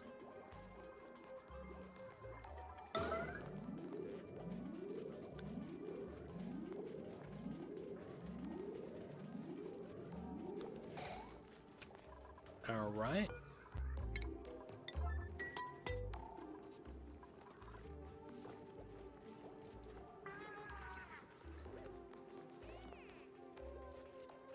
Would it matter even if there were no loopholes, really? You'd still have fundamental problem of gradual accumulation of capital, which warps space and time around itself to create new loopholes for itself.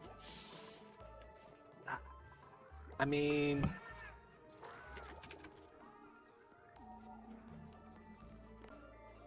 it'd be harder for it to happen, but I guess I see your point. It's still gonna happen.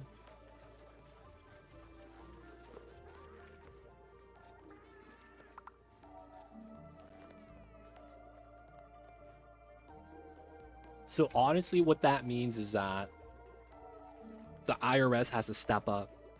That's all that means. IRS, do your thing, man.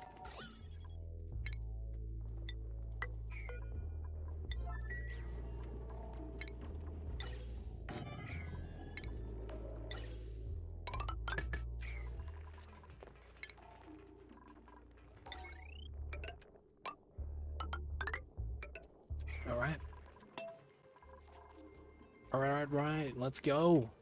So back into the Onis. We should be good now. Colony is somewhat okay. Our goal right now is to go up top. And I'm doing a lot of extra stuff to not deal with the chlorine.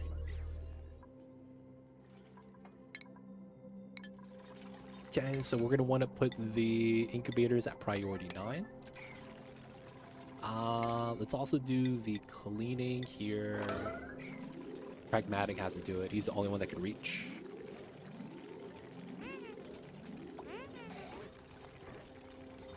Alright. Gotta mop up the bottom as well. Food decayed. We hate to see that kind of thing happen. CO2 got deleted, so we're doing better. Now we could free ourselves.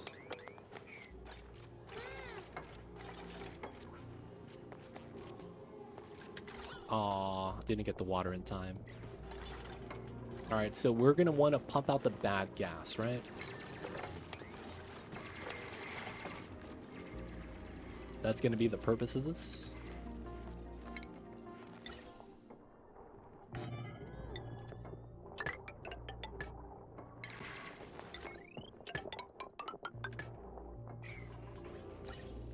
Alright, so we should be good. Oh, this isn't plugged in. We should have it plugged in.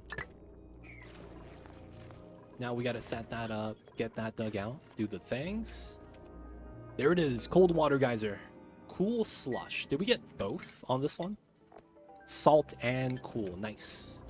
Alright, so we're gonna get a second one as well. It should be in the same biome. We just have to find it. And then there's this guy, and we have to start ranching soon. The reed fiber is gonna be so pivotal for us. We're getting racked, soggy feet, major eye irritants. We gotta do what we gotta do. Draco is broke free, boys. And he doesn't like it outside. Nice. So no one here. Oh, there are cramped. Oh, I made this sweep only. Okay, that's gonna be done now. He's scared. He wants to stay home, man. That's fine. Staying home is cool. I stay home all day because I'm streaming. But we need to pump out the bad gas. Rage Spawn, how are you? We level. Welcome in, you guys. How are y'all? How are y'all? Happy Mondays. I don't know if you guys are cool on the Mondays because it's Mondays. Mondays suck, right? But hopefully you guys are doing well. Hope you guys are doing great. Thank you guys for tuning in, man. What's good, you guys? No deodorizers. I need to deal with this polluted oxygen. Right now, we're doing a max difficulty run. I will try to get carnivore because we can.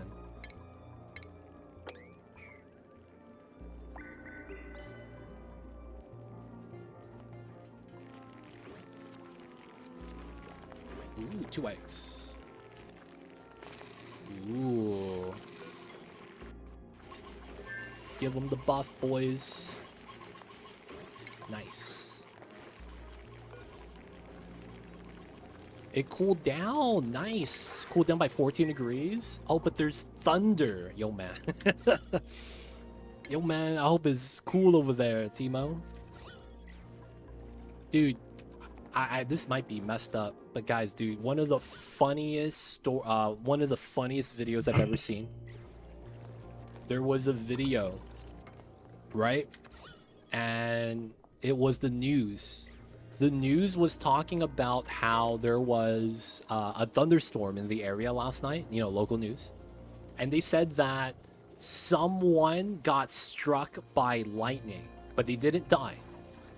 But they were very severely injured. So they were at the hospital. So they were like, let's go interview the guy that got struck by lightning. So they go to the hospital to talk to the guy that's struck by lightning. And the video starts talking to the guy that got struck. And then the recording glitches out and cuts off. And then it goes back to the news anchor. And the news anchor's like, well, I guess that's that. And he just starts laughing because it's like, dude, the dude got struck by lightning. And then the video glitched out. And it was like, dude, the timing could have been so perfect, man. You guys know the video I'm talking about, man? Or am I alone with that one? Oh, god damn it. He did get caught. We need a second one now. You guys know the video I'm talking about, man? It was mad funny for some reason. Like, the timing couldn't have been better. I need deodorizers, man. Get rid of the polluted oxygen.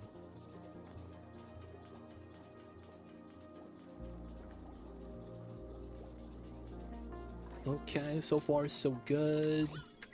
We need the wheel runners. Let's make one of these a 7.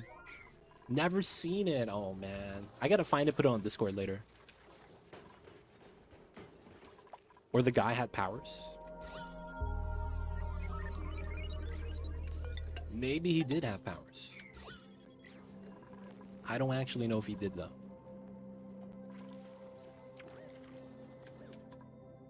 Okay, so right now we're doing pretty good. I think the play is going to be is we're just going to start making space. So we're just start digging, making space for the future build that we know we're going to have to do. No, that was it. That was the story, man. Telling you, we live in a world of magic. My superpower is that I could be really depressed at any moment in time. That's my superpower. Depression man. Dude, there's a comic book like that, man. That's freaking... They just take, like, random things and make it into a superhero. You can't prove he did not have superpowers. Superpowers is relative. My superpower is that I could carry as much as a normal ant. But since I am a human, it's the normal weight amount. Which is kind of weird.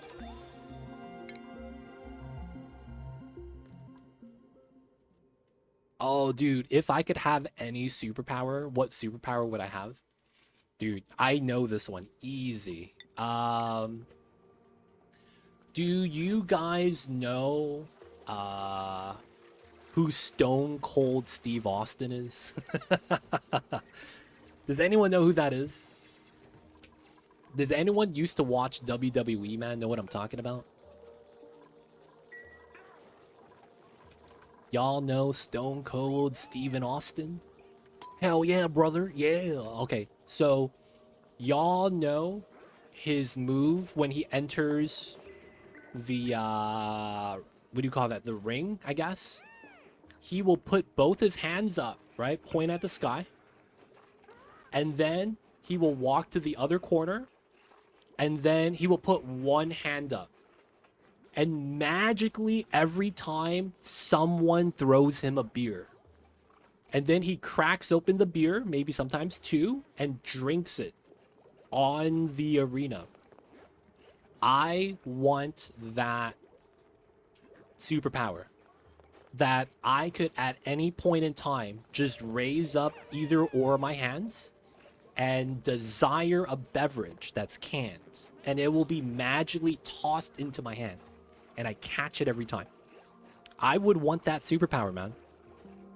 I wouldn't need a fridge anymore. I just put my hand up. I need a beer. And then bam, it just appears. Crack it open and I drink. I would love that to be my superpower. It's so obscure. It's never going to be something I could really abuse.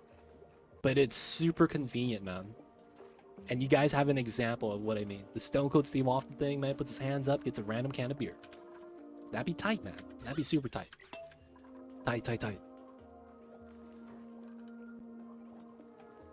You'd be super lucky like Domino from the Deadpool movie. Yeah, Pragmatic said the same thing. Pragmatic said the same thing. Say, dude, Deadpool? That guy? Is that what you talking about?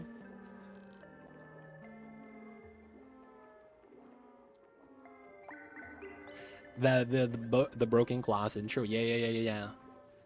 Dude, as a kid, I didn't know what that sound was. I was like, dude, did he knock over a vase? And then every time he gets on stage, I hear that sound like, wow, does he break a vase every time? And it wasn't until I told my friends on the playground, and he's like, no, dude, he breaks through a window. I was like, oh, that's a window? I thought he knocked over a vase like a cat. I seriously thought that as a kid, man. I was like, did he just knock over something? Like, what's that sound, man? I don't even know. Can we get some wheel runners over here?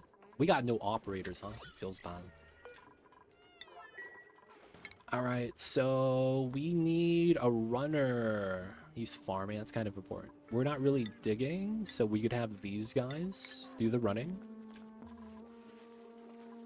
That would be the most recent example, guys. I was thinking more of that Lucky Coin, Leprechaun Disney live action movie. I don't remember The Luck of the Irish. I don't remember that movie. Yet I remember it though. Like, I remember that was a movie. I just don't remember anything that happened in it. Yeah, I know what it is. That was like back when they had oh man. What was that skating movie? With Team Pup and Suds? Like, they would have the most random Disney movies back in the day. It was a bunch of skaters rollerblading racing. And then one of the star players on the home team, it's like they needed the money and they get paid off to go on the like rich team. And then he betrays his team and his old team's there. And then they race and then he's trying to act like he's like not the same guy. It's, man. There was that. I remember the Luck of the Irish one. There were so many weird movies though that were on the Disney Channel back in the days.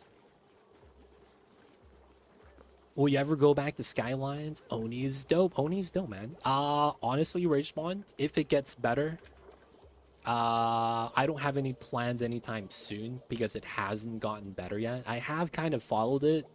I don't think it's at the point of the game where I want it to be at for me to play it, because it's like, it's still almost all the way there to Skylines 1. And it doesn't feel like it's Skylines 2 yet. I don't know if that makes sense. It's not even at the first game's kind of drop-off point. Once it gets to Skylines 2 where it should be, I'll start playing it maybe. But it looks like it needs another year. I'm gonna be honest. It looks like it still needs another year. It looks like Paradox has their hands like handcuffed and they can't do anything, and they kind of have to go at the slow pace. That's what it feels like. But yeah, another year. All right, we're waiting to pump out all the chlorine just so that I don't get irritants. I don't want to deal with that. While we're doing that, we're going to be doing the incubation. Where's Pragmatic? Lullaby the eggs. You got it, buddy.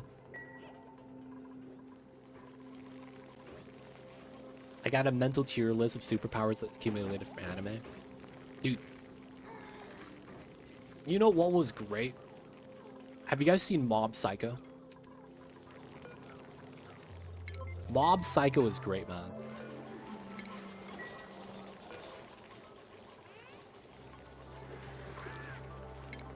Oh my god. That anime was so good. I am not gonna lie. The ending to season 1 was probably the best ending of any anime I've ever seen.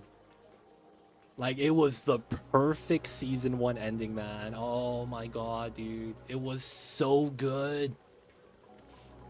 Oh my god, man. There was so much they did right with that last episode, man. I did. I finished it. Season 2, I haven't seen the recent one. I still think season 1 was better, man. Season 1 is so good. I put season 1 over season 2. I haven't seen season 3 yet. Or not season 3. There was like a mob anime. I don't know if it's season 3. But oh my god. When Reagan starts messing everyone up, but he's still Reagan. Oh, that was great, dude. That was great. That was something that I was like, I have never seen an anime do something like this. And it's done so well that it really kind of just works. And it was amazing, man. Mostly stuff that lets you scale infinitely or absorb, considering the strongest. But there's always a risk of getting killed before you absorb enough power. Gluttony, eat and absorb. All for one. Oh man, I see you over there, Dark Iraq. He was recently watching Not Allowed in Another World. I see you with the gluttony one.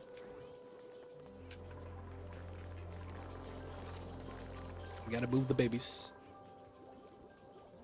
So if you guys don't know, man, the reason why I thought season 1 of Mob Psycho was so good, in that season finale, you have to understand there was like a character archetypes that they have, and it's so good. So it's, you have this kid that's a psychic, and he's self-esteem issues, doesn't like showing off his powers. He wants to be a normal person. He doesn't want to be a psychic. So as a result, he tries to do everything a normal person would. He doesn't use his powers to help him, and he's trying to get through life as a normal person because he wants to be normal. And the reason why is because when he was young, he didn't have control of his powers. He let it wild one time, and some of his family members got hurt. No one died, but they got hurt, and he didn't want to be the ones that hurt his own family. So he hurt his younger brother, right? So as a result, he wanted to be normal. So he took a normal job, a normal high school job. After high school, you do a club activity. He wasn't good enough for some of the sports because he's a nerdy kid, skinny, not really athletic, and didn't want to use his powers. So he was like, oh yeah, it's not for me. So he found a job helping a detective agency with paranormal activity, right? Turns out that was the perfect job for him because he's psychic. He can actually see the evil spirits and deal with them. Now, the thing is that the guy that hires him is a fraud. He's a con artist. It's a guy that's effectively, you know, he's not really genuous. Like, he's a real person in who he's trying to be, but he's not really honest. Although he is an honest person in a sense that he speaks what he feels. But there's a lot of like nuance that comes from the business side that forces him to like, you know, do things to make the sale. But all in all, he teaches the little kid a lot of things about self-esteem that he's lacking. But you have to understand he's a con artist, so he does a lot of con artist things. So in the final finale, you find out there is a group of psychics that have different psychic abilities, and they work for a company, and they basically got in the way, so they're now being targeted. So Mob and the other guy are basically in danger now. Now the other guy has been through some of these paranormal fights before. Can't really see it. He just kind of like acts like he's there, but he's not really. Doesn't really see the psychic abilities and whatnot. So he's just acting like as a con artist. So during this last season finale, the guy didn't want to fight because he's not a fighter. But his boss shows up. And since he was grateful for his boss and what the boss told him, he gave the boss his powers temporarily. And the boss became God without knowing. He basically became indestructible, couldn't get hurt. He would one-shot everything. Now, the funny thing about it was that Umbrella Company, no. That's Resident Evil. This was called Scar Group. But anyways, dude, in the last scene, because he's a con artist, he's just talking shit about everyone, but backing it up because he has all the powers transferred to him. It's basically like, imagine you're playing pickup basketball and you get the Space Jam, you absorb Michael Jordan's power.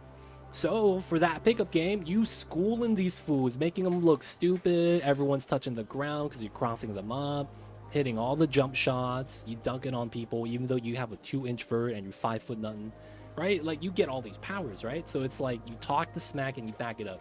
You start looking like, damn, man, I don't want to mess with him, kind of a thing. Dude, it was so good. If you guys have not seen it, I'd recommend season 1, man. It's just so good. Highly recommend it.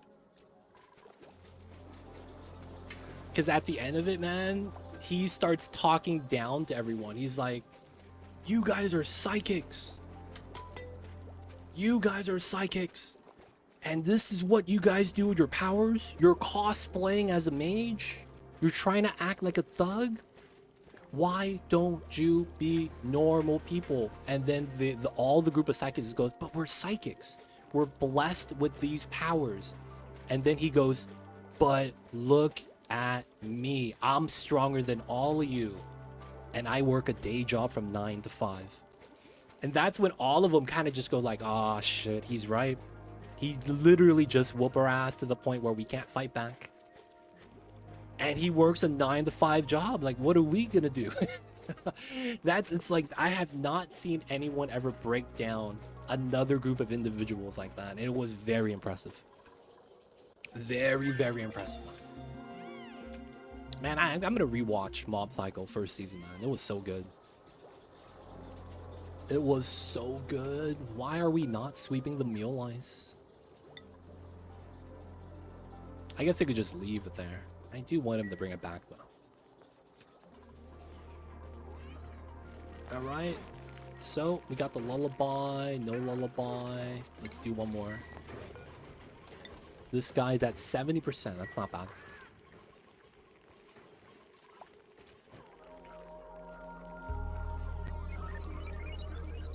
Come on, Pragmatic. You got it, buddy.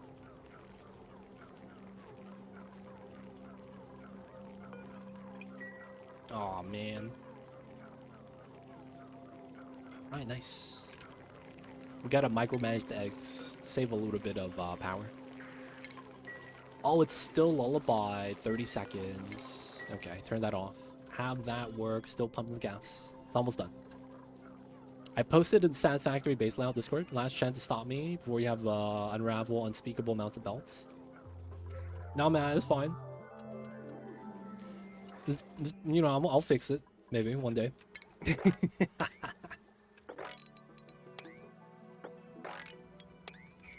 It's fine, it's fine.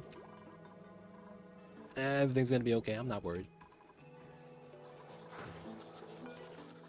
Alright. Then I guess I could do this now. So he'll do it afterwards. Oh, still grooming. Feels bad. So we kind of have to focus on the carnivore because we are on max difficulty. Once we get meat, though, it's going to be really nice. Now, there is one thing I still need. It's a grill. Because I need to make the meat in the barbecue. Multiplayer size base, so I'm going to leave a bunch of belts to you guys while I work on the complicated train stuff. I see you, I see you. Yo, man, the refinery's almost done. Don't worry. The oil's back almost.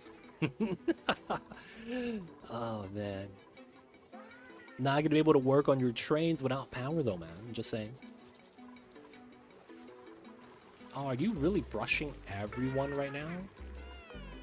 You really are. Alright, he's not going to have time to actually lullaby the egg. It's going to be downtime, literally right now. Okay, so while we dig this out, let's make a temporary setup. We're going to put the grill inside right here, far away from this, if we can. Just thinking about it, meal lice should count towards carnivore.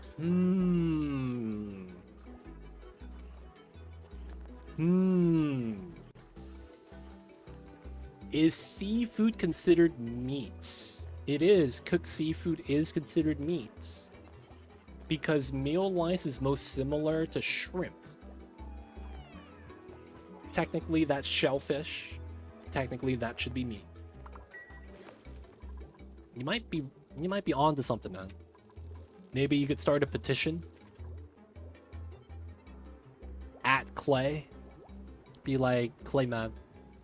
Theoretically, meal lice should be meat. It's a grain? No, it's not. Never wiggles on its own. Oh, it is a grain. Wow. It's a grain. I feel like that's a lie, though. I feel like this is a lie. Mealworms. I mean, it kind of does look like a worm. It looks like a croissant. I'm gonna be real. It looks like a raw croissant that hasn't been in the oven yet. That's what it looked like, man. I'm gonna be real. Engineered insect, that is the composition of a grain. That's gonna be what I'm going with. Oh, man.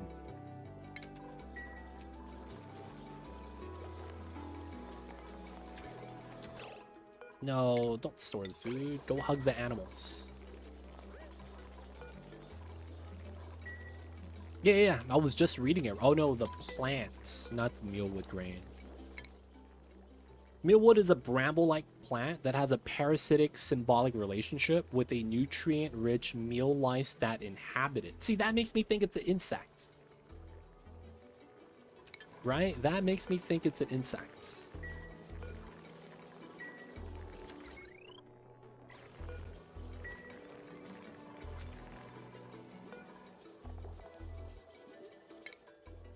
Mealwood experience a rapid growth rate in the first stages, but once the meal lice become active, they consume all the new fruiting spurs on the plant before they could fully mature. Yo, man. Aren't lice crustaceans? Yeah, I feel like they should be part of the shrimp family. I'm gonna be real. They should be shrimps, man. Crustacean. I'm gonna be real, Zero Dragon. That looks pretty good. I'm not even kidding. That looks pretty good. I don't think that's wrong. The life moves when the plant's already to harvest. They're insects. Yeah. They are insects, right? They're not a grain. Still an insect, though. Oh. You spell it like ocean. I see it. All right, vacuum time, boys. We're ready. Hey, we got the vacuum.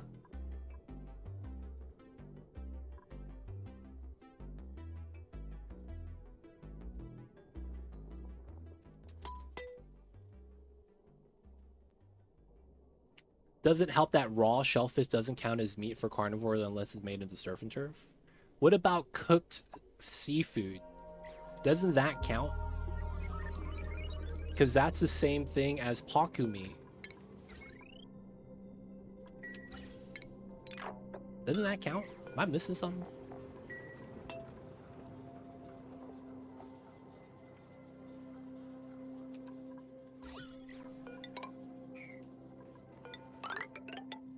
right, to the geyser.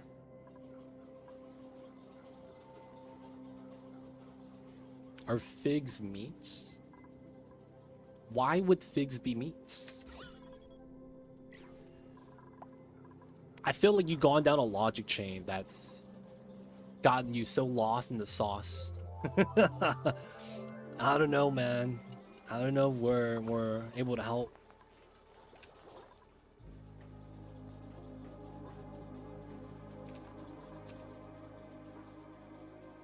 Cook seafood counts, yeah, then shellfish. You get Canada carnivore, you can cook it, I guess. I feel like that's just an update thing though. Oh, no. Ah, it's trying to pump the oxygen. We can't have that. Alright, it's coming out, boys. Nice, we got the lullaby right away.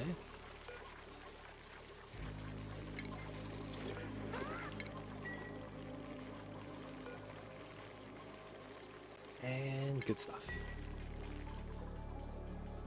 Get the double lullaby. Are we just overworked? It feels like my dupes aren't able to do anything outside of actually just keeping themselves stabilized. It feels like the rancher could only do the ranching stuff.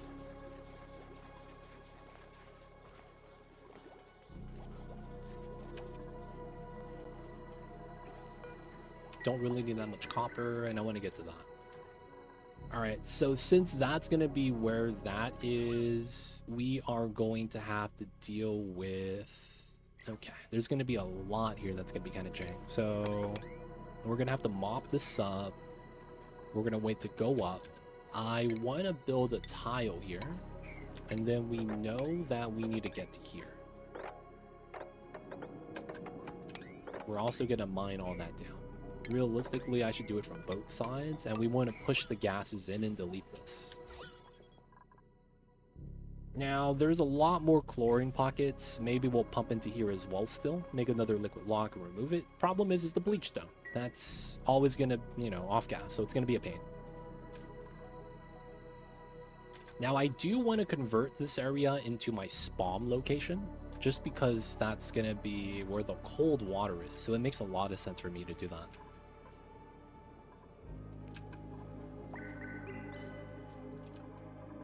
Okay, so we're gonna keep going with that. This guy is free. So these guys are all tame. Some of these babies are wild because some of the eggs from the outside. Feels bad. So we're gonna have to brush these guys and still have them kind of slowly get tame. Ooh, we're out of hatch eggs. Nope, we got hatch eggs. Incubation. Nice, nice. Alright, so we're gonna lower the runners here. I think that's what the problem is right now. Too many people running. Last copper, and we're gonna slow down on the research. No, I gotta grab some more battery. So I have to take a dupe right now, so let's do copy and paste. Let's get some more mule lice up. Let's bop the muck root, and we did. They're eating the meal lice all the time now. Nice. Let's go, let's go. Okay, so I do want another dupe. These guys are just not the dupe I want. The rancher is gonna be nice, I guess, because we will need a second rancher. Right, before they ranch, they're doing agriculture. Okay, they could do that then.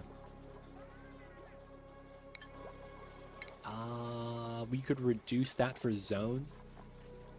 These two guys are actually working on that, so let's do that negative. Pragmatic could be a plus on that.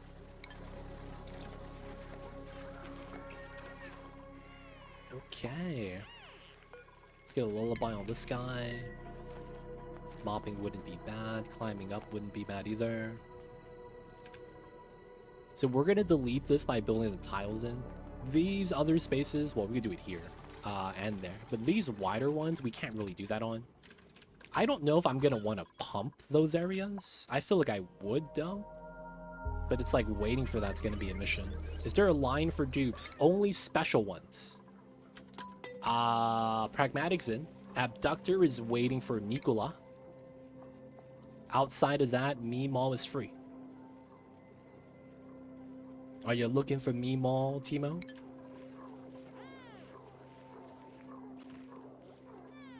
Are you looking for the Meemaws?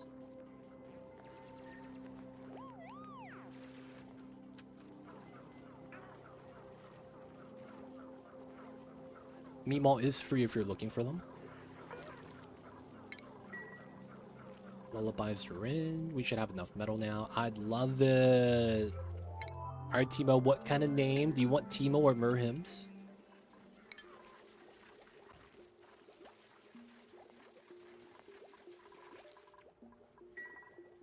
Okay, those are done.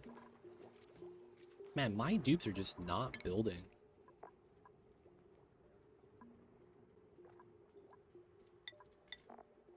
Yeah, we need more suppliers. Timo, we gotta use the channel points still, man. I see you over there.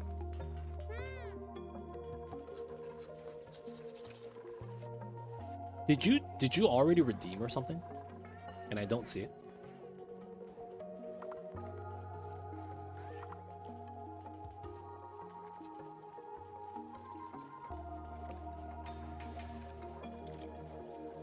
Alright, let's keep this going.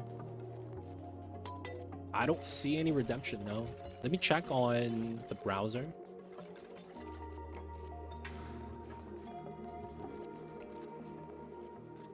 Oh, you did? Oh, that was 2 hours ago. Oh, you did it when Rambo did it. Oh, shit. Oh, yeah, you did. You did. You did it a long time ago. I didn't see it. Oh, crap. Timo was in.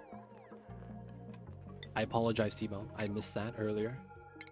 Did you have a preference with the outfits? Doesn't get the one he needs. No balloon artist, huh? Feels bad. I'm not gonna lie, I have this shirt IRL.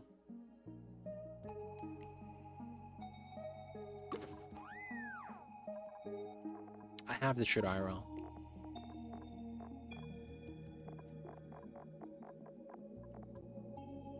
Something fancy.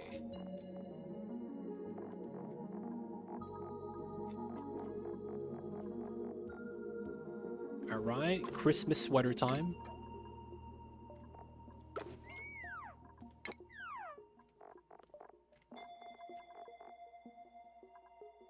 Black velour trousers. And we give you some sloucher socks. Alright, alright. Timo's in. Sadly, I don't have anything a lot too fancy. A zone coming in with the on-screen celebrations. I see you over there. Appreciate you. Thank you, thank you. That's a nice sweater. Yo, man. It's the sweater that wins the contest every year, man. I don't know if it's supposed to be ugly, because technically Sport Kid has the highest decor of any plant in the game. So is that an ugly sweater or is that a beautiful sweater? I have so many questions. Oh, brine. That means nothing. There's no geyser nearby with this setup. Yeah. Alright, so we're gonna break through, check out the area. Maybe we mine the ice and we build the spawn up here, which wouldn't be bad, but it will trigger chilly surroundings, so we might get wrecked. Might get wrecked. The prettiest. Only the prettiest.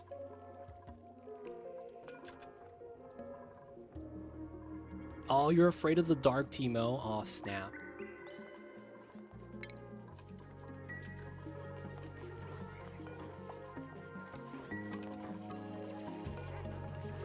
Nice lullaby. Once he's awakened, does nice lullabies. Good stuff, good stuff.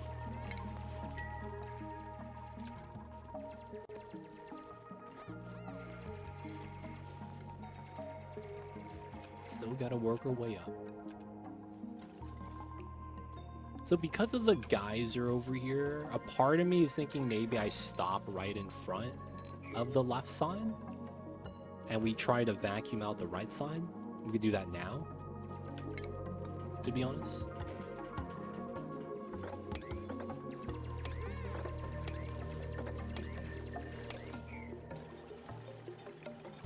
That means private bedroom with a shine bug. Maybe. Maybe. At least not right now. In the future, we will consider that. I don't know about right now, though. I don't know about right now. But in the future, yeah, man, we got you. They do. The shine bugs do eliminate germs in the bathroom. Now, it's not what you would think, though. While you do eliminate the germs from the bathroom, it's not enough to really have it to be an impact. Like, the thing about that is because you generate new germs every start of the day, it reduces the amount of germs on it, but it's not really going to have a real impact in the long term. Because I believe, depending on where it is, it allows the pea dirt germs to grow still. I mean, of course, after it gets overpopulated, it gets wrecked, but the bathrooms in and of itself don't get, like, you know. So it's basically the shine bug doesn't really do much, because if you just move your slider up here anyways, it's not going to change how the germs and the toilet interact. It's always going to be the same. The only real reason is so that you don't have too much germs on this, so you don't constantly disinfect it. But if you just move up the slider, like, it doesn't really matter if you have a shine bug inside or not. Right, that's the only reason to get a shine bug inside, because it's never going to kill all the germs. You're always going to create new germs. And the only reason is to reduce new jaws from occurring, which is not really needed anyways. Kill Bill, 7th stream streak. Shout out to you, my friend. Appreciate you. Welcome in, welcome in. How are you, Kill Bill? What is good? How's the days? How is Monday? Monday sucks a lot of times. Monday sucks. But how are you, my friends? Appreciate you with the 7th stream streak. Research is done. Alright, so we need Spawn Tech, right? So we got that. We're gonna need Sieve. I'm doing good, thanks. How are you doing? How is chat? Chat's being chat. We're hanging out.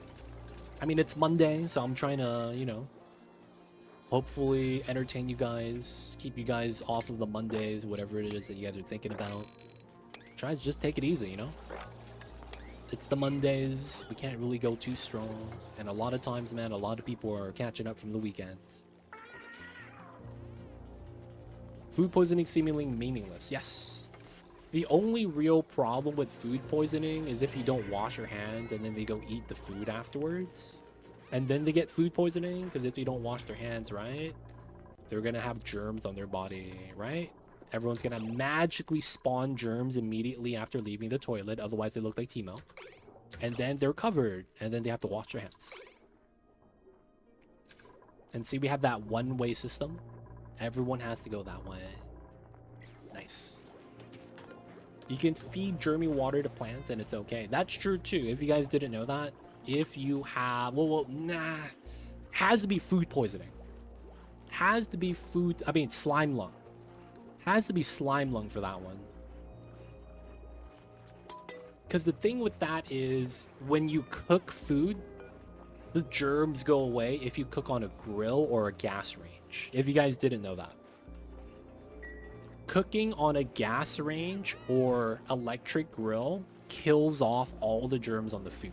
So when you're doing something like dust caps, and you have to fertilize with slime, right? That's usually going to have slime lung on it. You don't have to worry about that if you just cook the mushrooms. So if you cook the mushrooms, you don't have to think about that. Another thing is that if it's food poisoning water, it's bad. But if it's slime lung water, it's fine. Slime lung water will never give your dupe slime lung because slime lung has to be breathed in. So it has to be a gas they breathe. Them eating a food with slime lung germs on it does nothing. So even then, raw dust caps don't affect you. Right? You could eat the germy, slime lung infested mushrooms. It's perfectly fine. Oh, yeah. Yeah, and what Zarek describing, yeah, there is a hydroponic tile. And the reason why you want this is because if you pump up the water that has food poisoning and feed it to it, the plants don't get the germs. The plant gets the germs if your dupe walks up to the plant and delivers the germy water by itself, which happens if you use a regular tile because there's no other way to get water inside, right? So that is a thing. That is a thing. Specifically, though, with the hydroponic and making sure that your dupe never has germs on them as well. Because if your dupe harvests and they have germs on them, I believe they transfer germs onto the plant. So yeah, it's very weird. It's very peculiar. Like specific things have to happen. All right, gas got deleted. Let's go. Let's get rid of this. And then we want to go down there. Regular tiles. Still haven't found the slush geyser.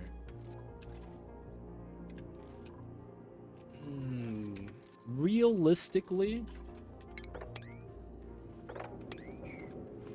one of the things we could do that makes the most sense is we could go into the sulfur biome to build a spawn there. Potentially. That wouldn't be bad, I guess. And then we get closer to the cool steam vent. Having your farm be a glow stick works too. The glow stick is really strong sometimes. Just not on max difficulty. They'll just constantly be, you know, radiation sickness. It's not on max diff. It's not on max diff. Shine bugs by themselves are already a problem. I should probably take them out, man. The radiation isn't really that bad though right now. Alright, so we are at 7 for 3163. Let's lullaby. I have a question. I need to get my dupes into a room that gets up to 600 degrees. Is it the reasonable way to airlock that without space materials? So you want to get into a room and you want to get it up to 600 degrees. Yes. It's going to be weird though, the way you do that. So, do you know what a double liquid lock is? And you're going to need this. So, you're going to want to do a liquid lock design, right? So I don't have to tell you how that looks like, right? And it's going to look like that. You're going to want this usually with water. And then what you're going to want to do is you're going to build a second one with insulated tiles. And what you're going to want to do is have a vacuum in here. So fill this with water. Have this be a vacuum. And then you're going to have to move in molten lead. Molten lead is never going to liquefy, right? Because, I mean, it's never going to solidify because of the range. 327, 1749. So since you're in 600 degrees, way over 327, you should be able to get molten lead that way. So right now you're probably at a weird situation where you're thinking, how do you set up that lock? That might be your biggest problem, to be honest. You kind of need a weird setup to do that, man. It's such a weird setup. Now, I'm thinking if you could use another liquid instead. Mercury only goes up to 350, so very SOL with that, unfortunately. Oh, Sarah's start. Yeah, you don't get lead on that. If you do, it's very trace amount.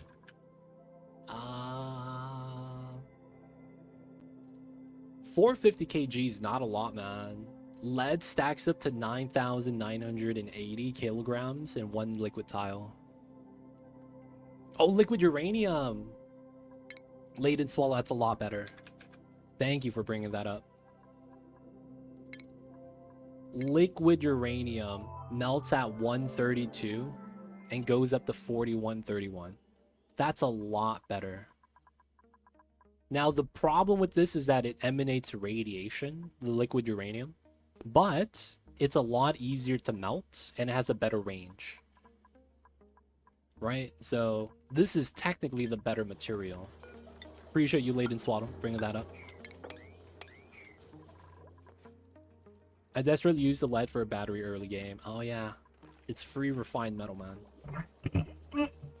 I mean, it's free. We get some of that right here. I would recommend the liquid uranium, though. You probably have that. So it should be a little bit easier to get.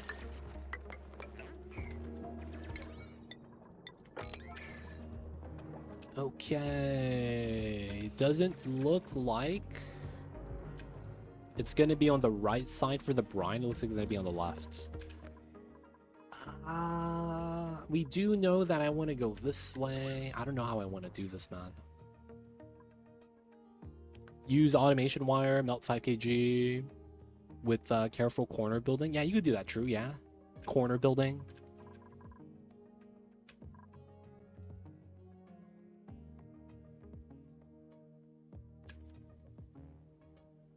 Okay, so how do I want to do this? I want to say carnivore is something we'll get soon. This is going to be forever priority 9. We're no longer going to allow meat to be eaten. I think someone has already gotten the meat, so we got to move it out. Now we need someone with cooking skill. Is anyone here actually a cook? No. Okay. Did you remove the chlorine? Yep. Remove the chlorine. We did.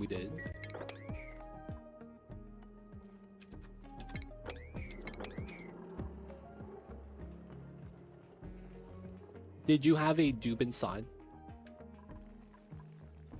Yeah, we did. So we walked in, and then we pumped the chlorine out to here. And then we just removed it.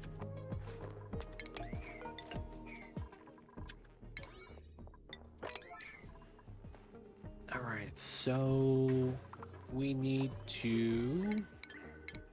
They're on downtime right now. I go crazy in magma dive without suits. Drip locks vital. I see over there, Laden Swallow. Drip locks are something that if you want to speed through the game a lot faster, you should try to utilize. Drip locks are really, really nice.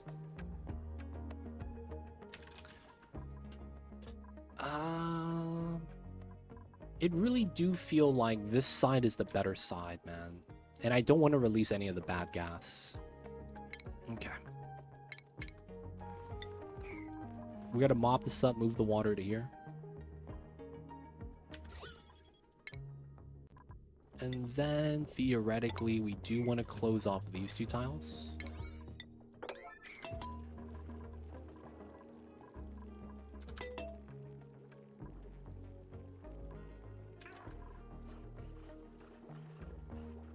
Dupe's no meal haul. Stress is kind of low. It's only from the new Dupe Teemo. So it's not too bad. Still trimming out this area. Can't complain. That's going to be a vacuum that we're going to open. I will try to pump up the bad gas, man. I feel like I need to, but I feel like I shouldn't at the same time. I don't know how I want to do this. Part of me is telling me I need to just build the spam on the left. Part of me wants to build the spam over here. I think we go this way. Just feels better, man.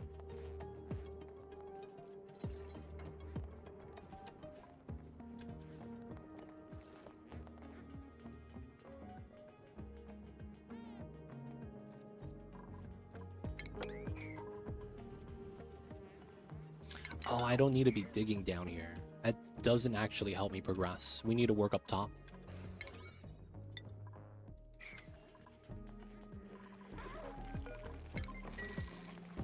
Let's go pragmatic. Where you at? Always cleaning the toilets.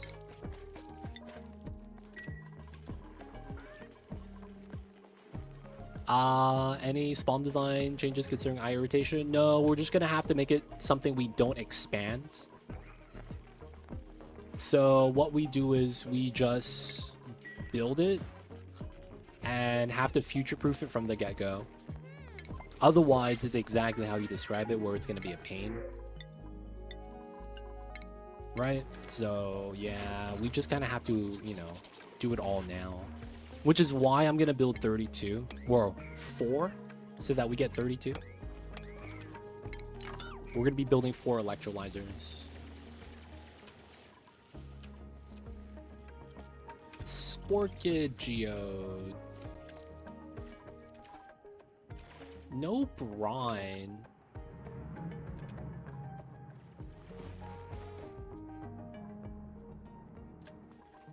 I need to go through this so we could see what's there, man.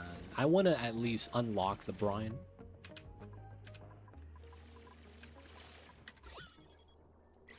That's going to be so nice if we can.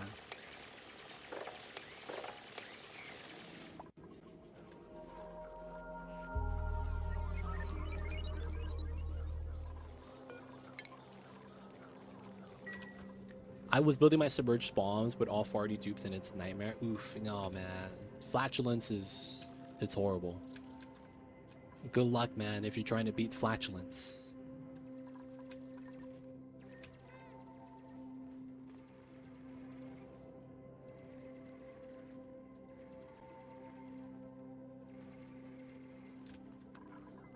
Alright, alright. We need a mop, move the water. Honestly... we probably don't even deal with this right now. Maybe we can. Maybe we will because I want to be extra. It is very extra though. Is this a max diff run or do you have something specific in mind? No, we're just doing a max diff run. I need to relearn the game because there are a lot of new mechanics that seemingly make it really, really stupid now to play this game. Noxian strength. The Frosty Planet Pack stuff has made this game very different. Because a lot of things you were able to just do before, you just can't anymore. Is probably the best way to describe it. It's kind of weird, man. And it's not that you can't do these things, you can. It's just punishing now. Very punishing. So we want to just go through the game, kind of see if there's any more like shenanigans like that we're gonna get wrecked by. We're gonna uncover that.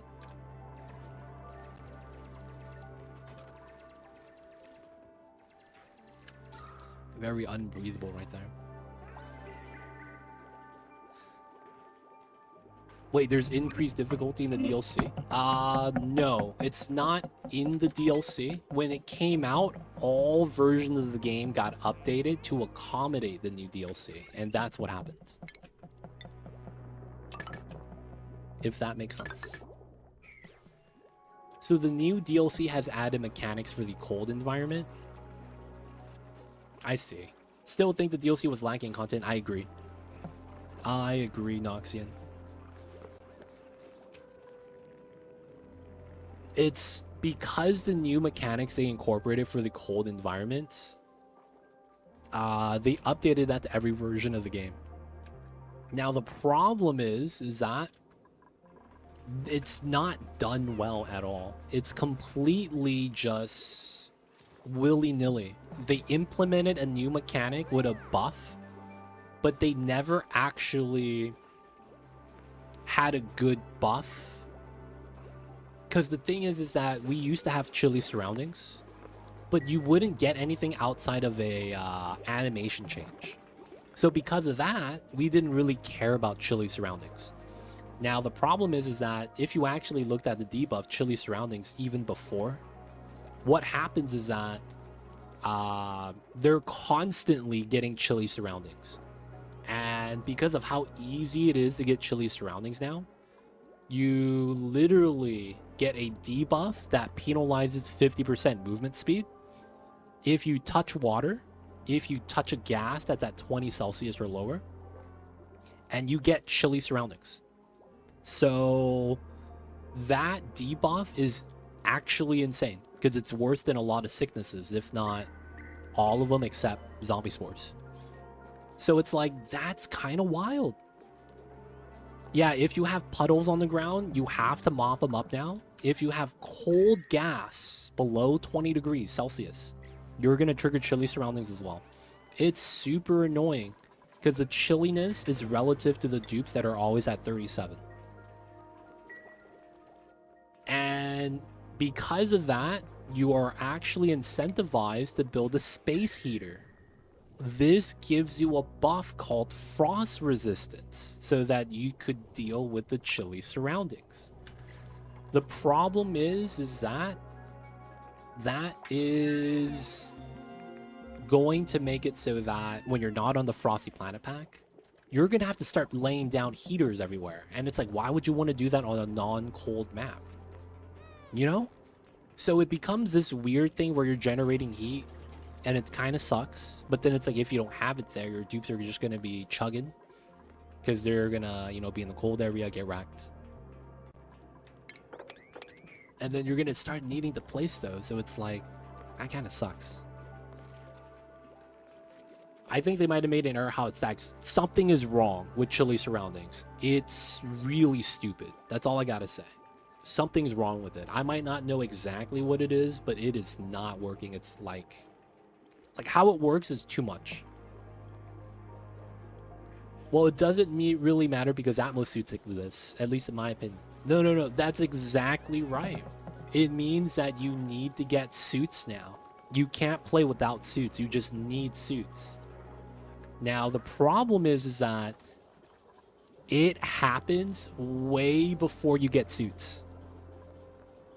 Right? You're not going to get suits until you get a spawn up because you're going to need to provide oxygen to the suits. And what ends up happening is that you can't get suits until after you get a spawn. So you have to get to that point of the game. A spawn, food, and then reed fiber. Right? And doing that on max difficulty is really tough. Sometimes you don't even balance out for a few hundred cycles because of the type of situation you might be given, or maybe a self-imposed stipulation challenge, right? The max difficulty with the new changes is insane because of the additional stress we get and all that. And then it's like, oh God. The stress from the chilly surroundings is also not good because of that. And then you get an athleticism penalty where every second of labor matters. Oh, dude, it's horrible. Absolutely horrible.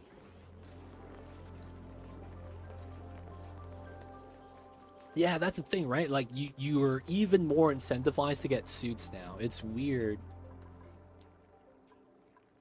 The issue with Atmos suits, dupes lose a lot of athletics. That is true. It's a permanent negative impact too. But at least they'll be able to breathe at any point in time. Like, one of the things that sucked was when I was running out of the hydrogen room of my spawn and I was chugging away and I was suffocating. That was bad. At least I'd be able to breathe with ammo suits. So early on, it will be a huge debuff to them, yep. So it's like, you're going to get penalized either way with the minus athletics. So there's no good solution to the problems. Like, you're always going to get penalized. It's always going to be a minus the speed. And it's, man, it sucks when it's like that, man. Critter Flux. Alright, so... these guys are going to be there now. My guys are idle. That's not good. So I need to unidle.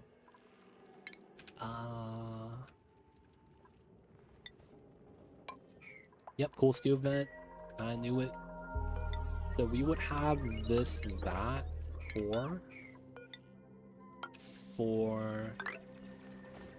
4, 4. Right? 3, 4. Okay, I like that.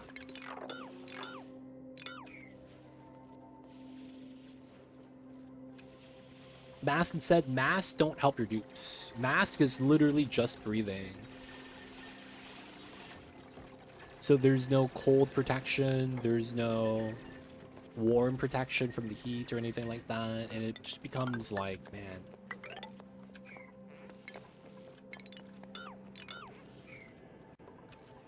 It's tough.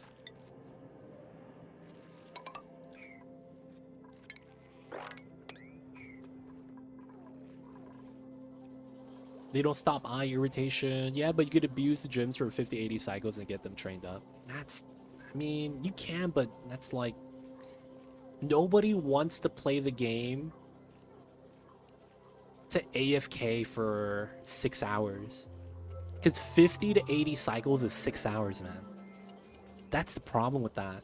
And that's like near the beginning of the game. That's bad game design. Like, that should never be a solution from a game design perspective. Like, I have to just run the wheel for 6 hours, and then everything kind of balances out. At that point, why not just lower the debuffs, right? Because that's saving us all time.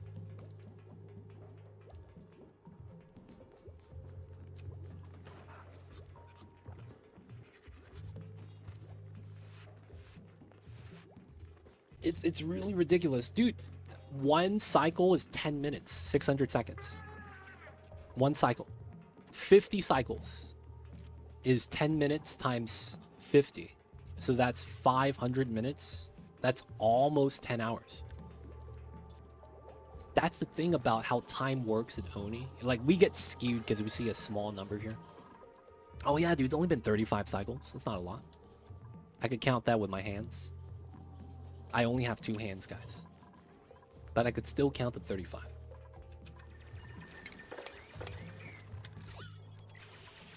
But you know what I'm saying, man? It's like, man. I need that dupe flavor for my ice makers, man. That's another thing. Ice makers, oof. Why they be like that, man? Yeah, I usually leave my dupes on the wheel for 100 cycles as is. That's AFK gaming, boys. AFK gaming. The new era of idle gaming. That reminds me of back in the days. They used to have MMORPGs that gave you skill points based off of usage. So you know what people would do day one? They would overnight sleep running at a corner of the wall. Because you'd be running all night long to level up your run speed. There's a reason why that got phased out, because they recognize that nobody wants to do that. But people will do it if they need to. Like, it could be jank like that sometimes. They don't think it'd be like it is, but it do. Alright, so we gotta work on that. I might actually move up a diffuser up there, man. I'm gonna be real.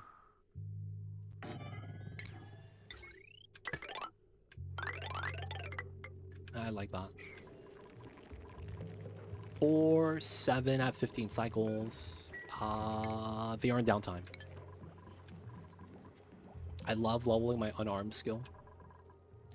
Sounds like Tibia is still around, and I heard people would just do bot attacking rotworms in that game. Oh, man. Dude, man.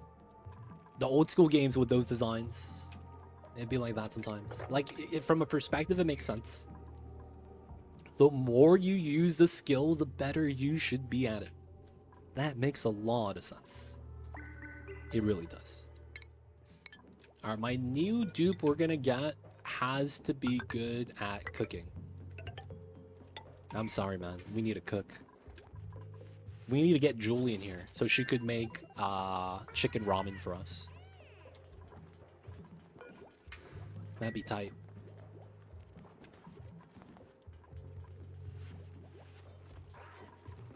Pragmatic doing his thing. 97, so this is about done. We just got to do the left one then. All right, so I'm gonna do this, turn it on, and then I'm gonna do a reset. Reset the AI. There we go. So now we can hug this guy.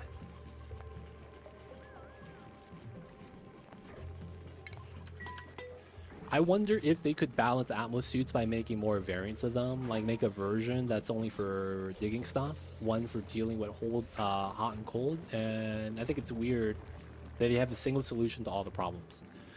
Honestly,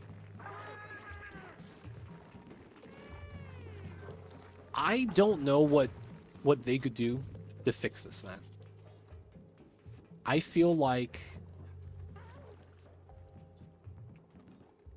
no matter what we think the fix might need to be, we're never going to actually guess the proper fix that Clay wants to do. I think that's how that feels like, man. Like, no matter what we think or logically get to, it's never going to be what Clay actually does. And it's nothing against Clay. I just feel like what they're doing is, like, based on a vision. Not to sound like very culty or anything like that, but it's like, trust the devs, man. I gotta let them cook. Trust the devs and let them cook. Because it's, you know, at the end of the day, it's Clay, man. I can't be too mad at them. So I took my character and had them sit in the poison cloud while casting heal themselves. Oh my god, how strong were your heals? Dude, there's an anime like that, man. Dark Iraq, that's so funny. There was a girl playing a virtual reality MMO, and what had happened was that it was her first MMO and it's VR, right? So she's like, I don't want to get hurt. So she stacks all of her stats into vitality. So she takes reduced damage and she has maximum hit points. So first thing she does is log in. She looks around, she goes, why is everyone faster than I am? And she goes, oh, I have 1 agility. That makes so much sense. So she takes half the day. Yeah, Bo Fury. Zarek knows. She takes half the day to walk to the edge of town to get to the training area. By that time, everyone's already gone. Hey, Fed coming in with the Prime. Thanks for the Prime using it on me. Thanks for the 20 months. Welcome back to the city. Hope you enjoy your stay. Enjoy the Windows 99 reviewing. Don't forget that legit sub badge. Appreciate the support. Thank you so much. Oh, man. So she does that, right? And one of the first things she does is she realizes, since she's all defense, she can't deal damage. So she's trying to figure out a way to deal damage as max vitality. And what she does is she starts biting into the insect enemies. Turns out, you know, she started getting a lot of status ailments. She got like paralyzed, poison, and all that. Because all she would do is eat the insects. She didn't have enough courage to use her weapon, or I guess. So she would just bite into them. So what ends up happening is she just becomes a tank. And they have a like battle royale style, kind of like Fortnite. Everyone spawns in a random place on the map, and it's king of the hill. So, you know, the more kills you have, the higher rank you're going to be. So she's like, oh, I'm just going to stay here. She starts drawing on the floor, and people start showing up one by one. And then a group of people is like, oh, man, we found someone by herself. Oh, man, she's high ranked. She has a lot of kills on the leaderboard right now. So they start coming in at groups. So first it was like one guy, then another guy by himself. Now it's 3 people. Now there's like a big party of like 50 people. She maxed out her defense. Everyone starts charging at her, and then she does AoE paralyzed shout. Everyone gets paralyzed, right? Boom, hits the floor, and then she goes, oh, poison cloud. Everyone is paralyzed now, sitting in the poison cloud, and everyone's watching like, oh damn, that's messed up. Like, yo man, that's some war crime stuff right there, man. Like, they can't even leave, and they all get wrecked and wiped out. And it's like, it's the cutest little girl. She's just trying to, you know, beat the video game. Oh man, I don't know why, man. When you were talking about the poison cloud, that reminded me of that. Wetsuits and goggles. We should get boots in this game to get rid of soggy feet and all the wet mechanics. Brigade! I will buy anything only the release and give me everything they make strong consideration. I see you over there. Brigade, I see you over there, man. What's good? Welcome in. Do you have the Puff plushie? You know what I'm talking about? Do you got the Puff plushie?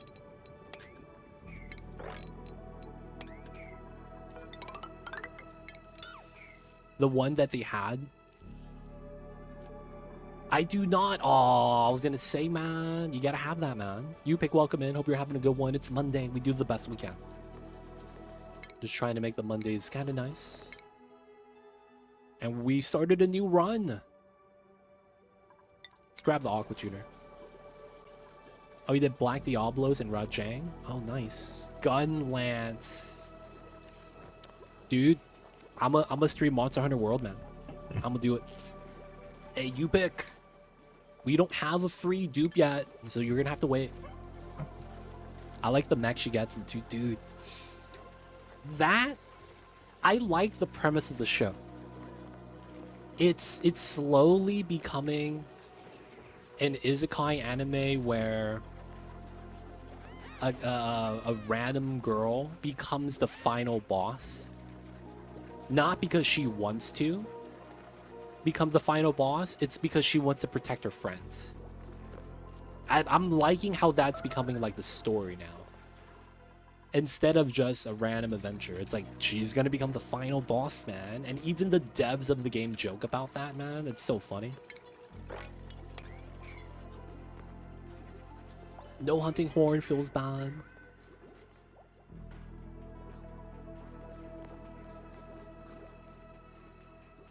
Dude, I like that premise, man.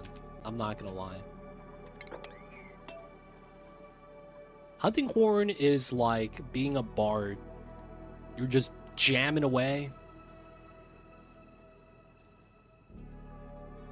It's not as good as a hammer. No, not as good as a hammer, man. Hammer's so good. Hammer's so good, man. I main hammer, man. In Monster Hunter, I main hammer. Hammer is so good in Monster Hunter, man. I'm just saying.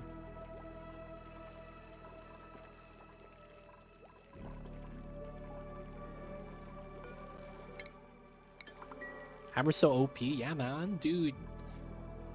You get the grappling claw, and you do the grapple to his face. Oh, it's so good. Yeah, you do the same head targeting, 100%. But man, Hammerman, Have you seen? I've seen Mashley, yeah. I've seen both seasons. Have you seen the cinematic clip where it's a guy playing Monster Hunter and he has a weird camera angle from like below the character and he's in the arena? And then he does a spin hit with the hammer. If you guys ever used the hammer, that's a bad attack. But there is a Angarath, the dino that's a land dino but has wings. Anjanath, something like that. And it charges at him. Oh my god, and it goes slow-mo. Oh my god. I gotta link you guys that one later. That's such a good clip. Yeah, the Anjanath. No, wait, is it the Anjanath? No, Tigrex. The yellow one. With the wings, but it can't fly? Tigrex. I believe that's what it is. The Tigrex. Me and my hammer buddy stun bosses in arena speedruns. Dude, I remember when we would do... There was a mini boss. I forget what it was called. It wasn't Safi, and it wasn't Kyora. There was another mini boss, and you would just fight him in this weird rocky room. And dude, I'm not even kidding. I would join games just to fight that mob because of the room type. And the reasoning why is because there's this weird slope on a side of the room. The entire side of the room is a slope. And if I bring the boss over there, I would slide, jump, spin, hit multiple times. And that was so strong, dude. So strong. I forget which boss it was, though. And it wasn't something that's an arena fight. It was like an event or something. I gotta find that. But I would always do it. And by myself, I would get double, sometimes triple. Like knockdowns. Because I would hit him with the head. He gets knocked down. And then I'm coming in, hitting him in the head even more. And then he gets up. I'm spin jumping again. And then he gets up for like 2 seconds. And he's knocked back down again. Gets knocked out. And then he has this move where he charges up and looks up at the sky. And then something falls down. And there's 2 rocks that you have to be behind. It is not the Final Fantasy boss either. Yeah, this is max difficulty. Yes, yes. We are on max difficulty here. I forget the name of that boss though, man. I gotta find this. I gotta find that, man. But I remember that, man. I was like, dude, that's such a good fight.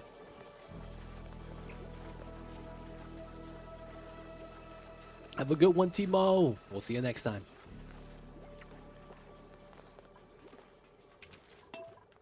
Alright, alright. We're going to be working on the spawn right now, so we got to get this started. So if I do here for my tile, I would want 2 floors. So it's 4, 4. That makes sense. Okay, I don't want to build into the Abyssal Light, so I want to do it a little bit away from that. We will eventually, you know, mine through. But for now, because of the stage of the game that we're at, we want to be a little bit more careful. So, we're going to want to set this up. We're going to need a demo as much as we can. We're going to want to dig that, remove these 2 tiles. And then realistically, we want to be up here. Another thing is that we should dig down here. Dimorphodon. I totally understand what a Dimorphodon is. No, man, what's a Dimorphodon? I am not the well-versed with the dinos. Dimorphodon. Is that what it looks like? I think I know what that is. The way Derek describes it. It has the giant fin on its back, right? Kind of looks like a brontosaurus.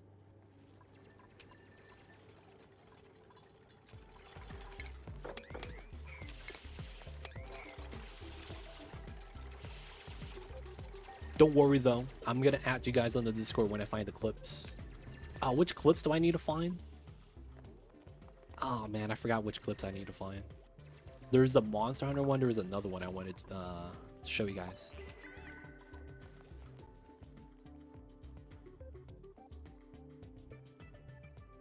Baby pterodactyl. Tigrax. It kind of looks like that. It can't fly though. That's the thing. It can't fly. It could dive at you. You got the leg strength. It didn't skip leg day. But it cannot do the aviation.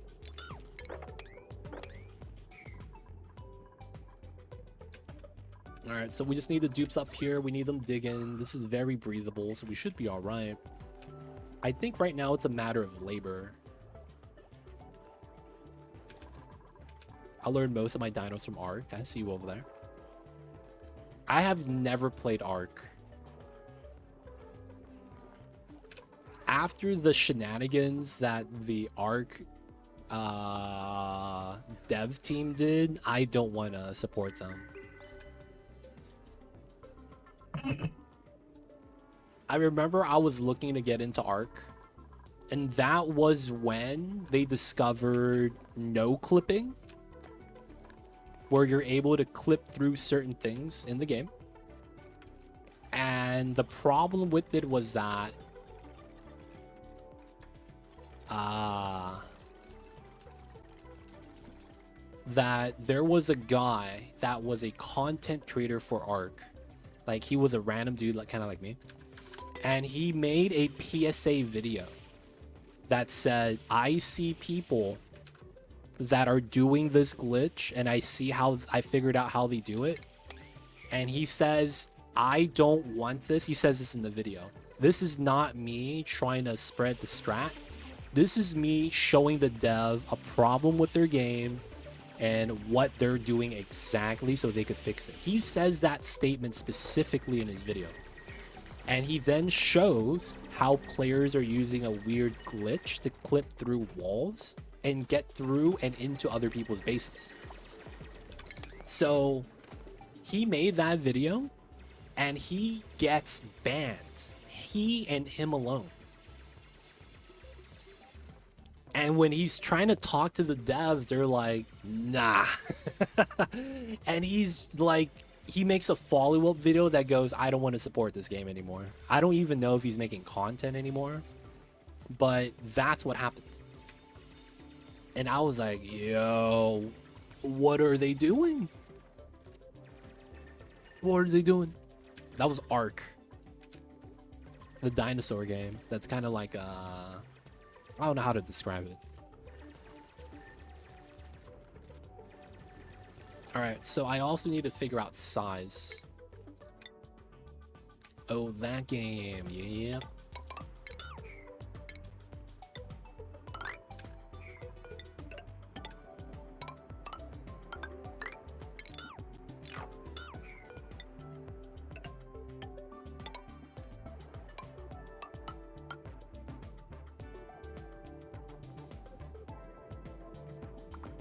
Wasn't it just, I don't know who it was, right?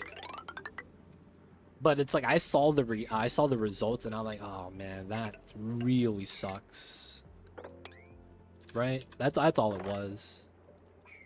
I saw that and I was like, oh man, that really sucks. 16, and then we do it like that.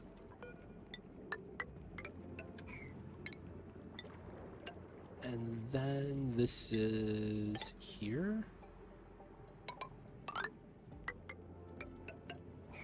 Okay, so we got the setup 25. All right, so we do have more or less enough space. That's not bad. Your pea water looks greener. You jealous? We got the extra green water. We got the Hulk green. Doesn't that mean it's extra polluted? I don't know if that's a good thing, my dude. I don't know if that's a good thing.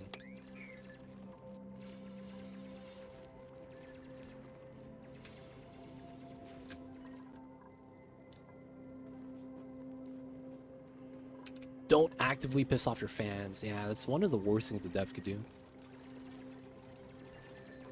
I want my fish to swim in Mountain Dew. Yo, man. That would probably be kind of painful.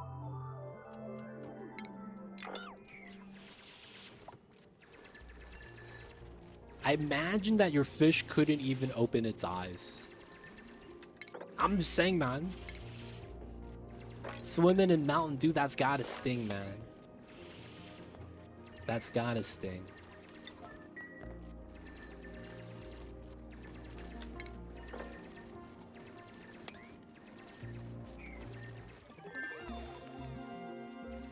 Nice, nice. Alright, can't reach the rest. They don't need to. They don't have eyelids. Wait, what? Doesn't that mean it's always gonna sting? I don't know. Because if you don't have eyelids, you can't protect yourself. Feels bad.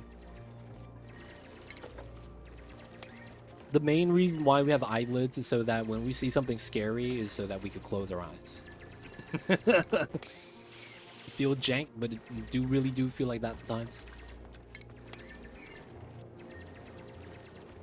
If you close your eyes, it goes away. All the... Aw, dang it.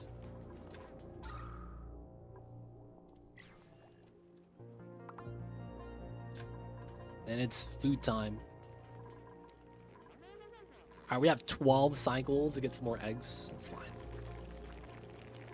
Why stress up? We're on max difficulty. So if someone touches water, if someone has low oxygen, if someone is a little bit cold, they're not happy. Morale seems okay. So is there water somewhere that's not supposed to be there? No, doesn't look like anyone is doing anything. The only other thing is holding breath does do a stress increase, I think. Timo, why are you mad?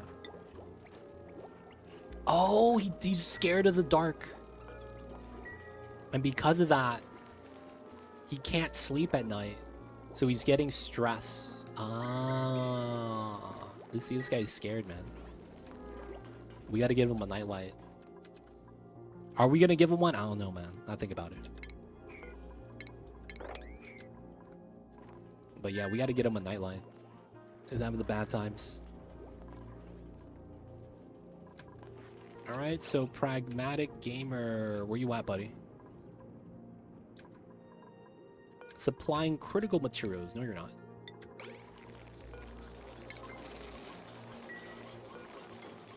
We gotta hug the eggs. We need to do this.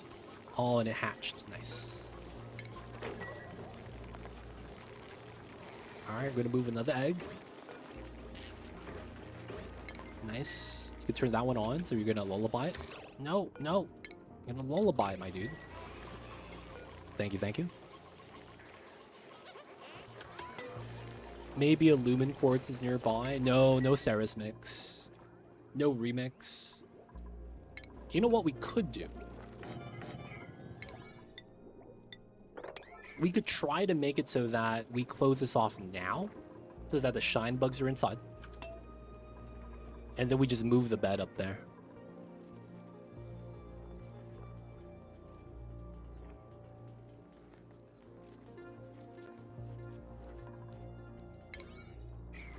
Come on now. Hey, Ramble's on the job. Let's go.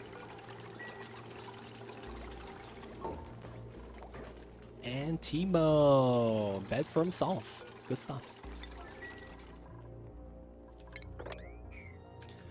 Alright. We need to start moving the tiles here so that we can start setting this up.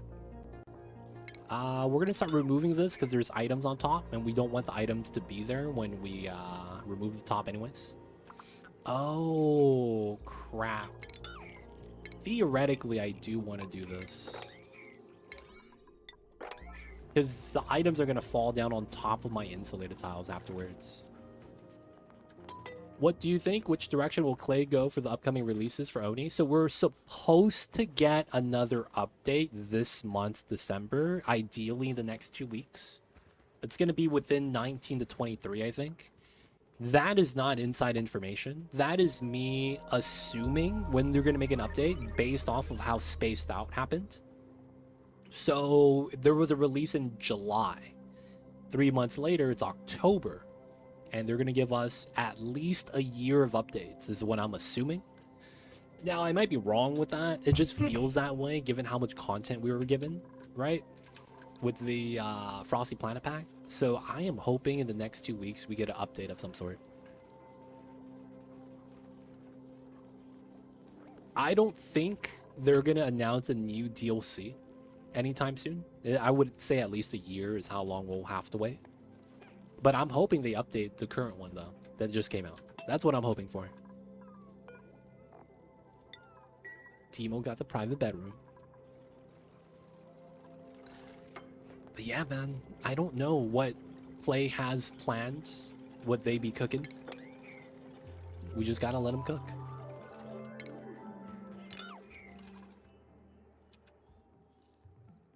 Whoa, you see this?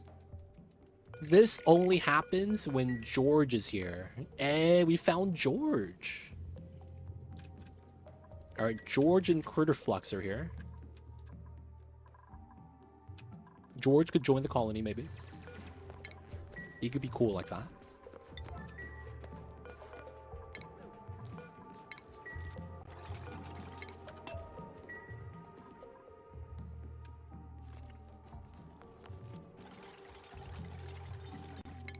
Everyone knows who is Freya, but how is Freya? Freya is not in the colony, so we don't know how Freya is. Feels bad.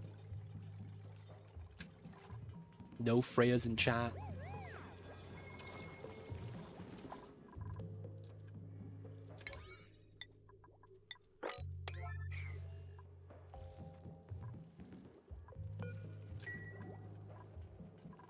Is it downtime? Almost. Alright, so we have enough food for 7 dupes. So the next dupe we need needs to be a cook. We need someone to start making the meat. That should be in here. Yeah, it is. We need someone to cook, man. Please. So half a cycle for that.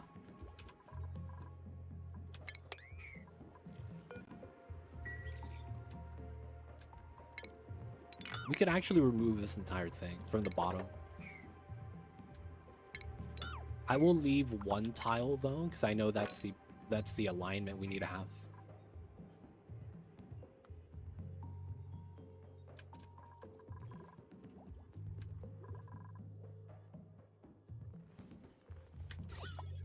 Still getting random polluted oxygen. I is new character. Yep. It's gonna be you pick. You're gonna be cooking, man. You're gonna be cool with that. He's not here yet, but we're gonna get him soon. You're gonna be chef you pick. Do you like cooking, my dude? Do you like making the foods? Maybe the better question is, are you good at cooking? I feel like a lot of the times, the things I like doing might not necessarily be the things I'm good at doing. I don't know why it'd be like that, but it do. So maybe you're good at cooking, but you don't like to.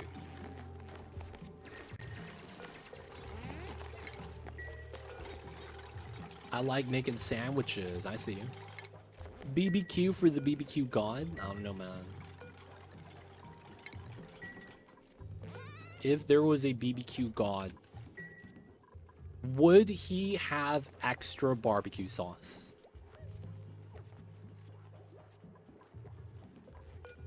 Asking the real questions, man. Does Sarah's stuff still spawn in a printing pod when we remix this off? Yes, I got a Alveo Vera earlier for one of my selection choices. Very early. I think it was cycle 3. And I was like, yeah, nah. So the thing is that they say the best barbecue in the world doesn't need any extra sauce. That's what they say, man. You don't need extra sauce for good barbecue.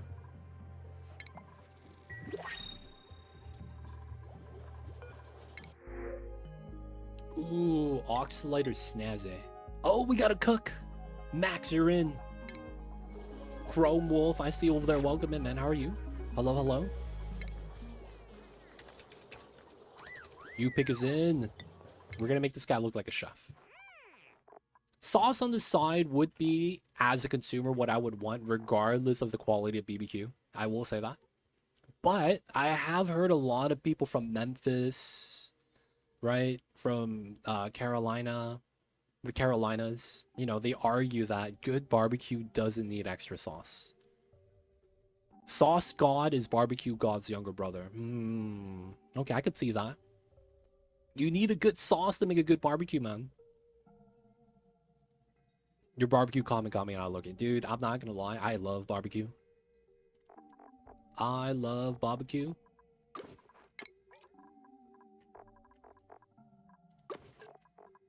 Let's give him black gloves.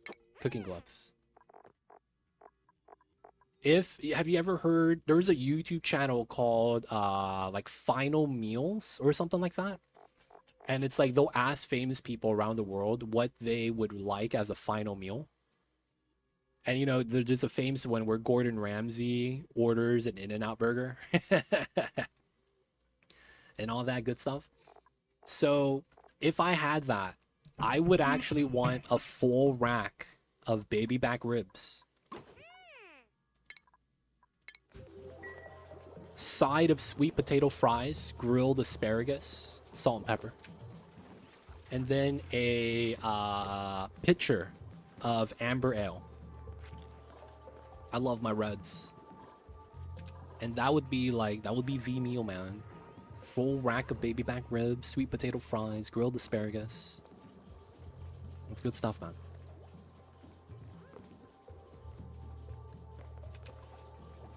And I could eat all that and I would feel very full.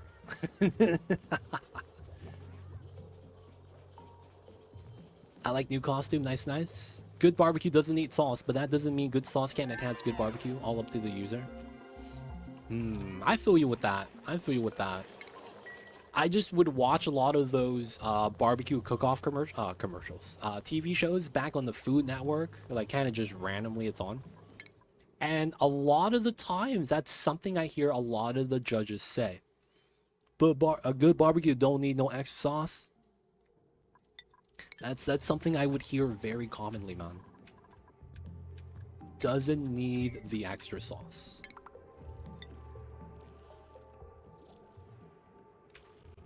All right, spawn time, boys. 28.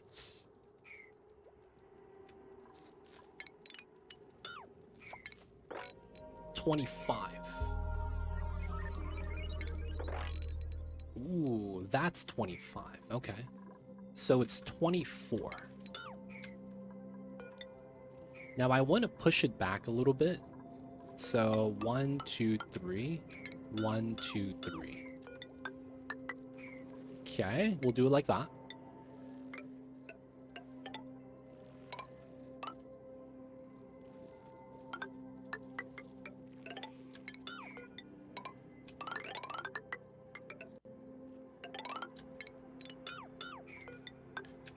Right, so there's a good chance it's gonna be that tile set up. So let's run it like this. Get rid of that. And then it's gonna be like that. Right? We have a unshared joint. That's fine. You eat barbecue today? Oh man, that must have been delicious. We never need to go back to the spawn again, right? Nope. One time. We just do it one time. After we do it one time, we're good. Just one time, boys. Prototype design looks good.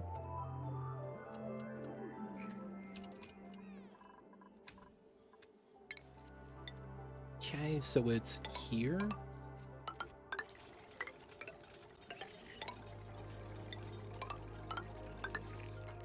No caps.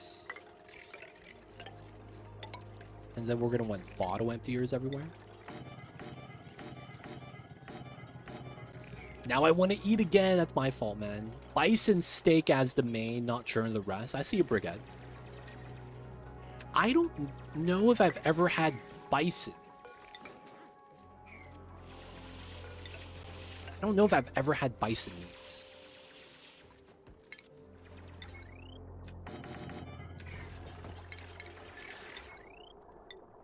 I feel like, man, I don't know if I've ever had some meats in the world before. I felt like I've had it before, though. I just don't know if I have. I would take a good bison steak over a good beef steak, but I would certainly not say no to the beef. I see. Nothing wrong with bison. It's just I've never had it, so there's like no taste profile that I associate it with, I guess. I don't know if that's the right terminology. Like, I just don't know how it tastes like, man.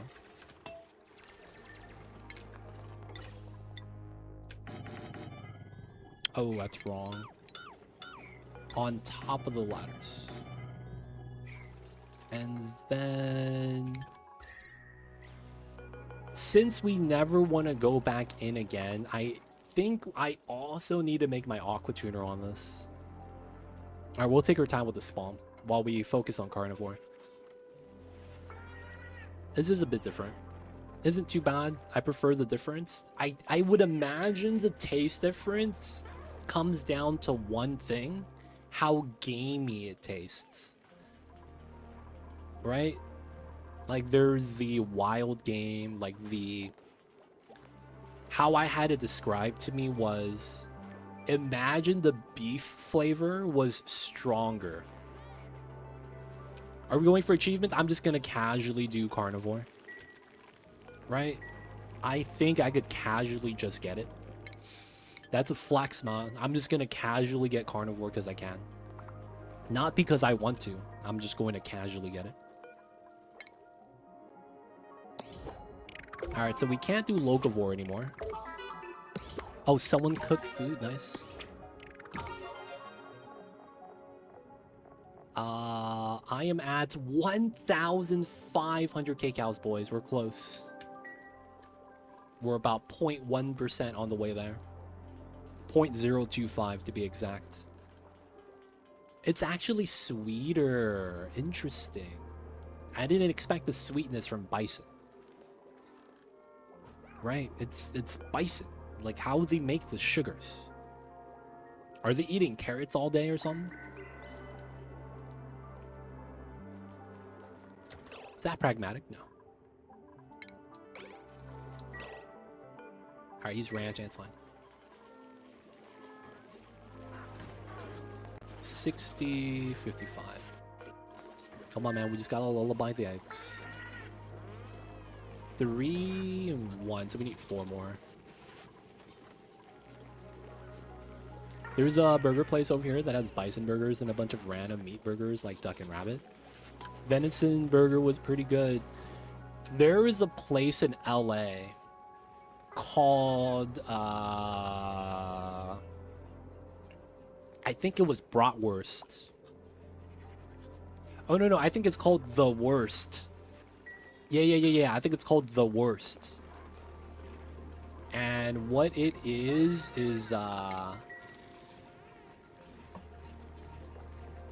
they make sausages in-house, but they have wide range of variety. They had rattlesnake, kangaroo, crocodile, rabbit, and venison sausages.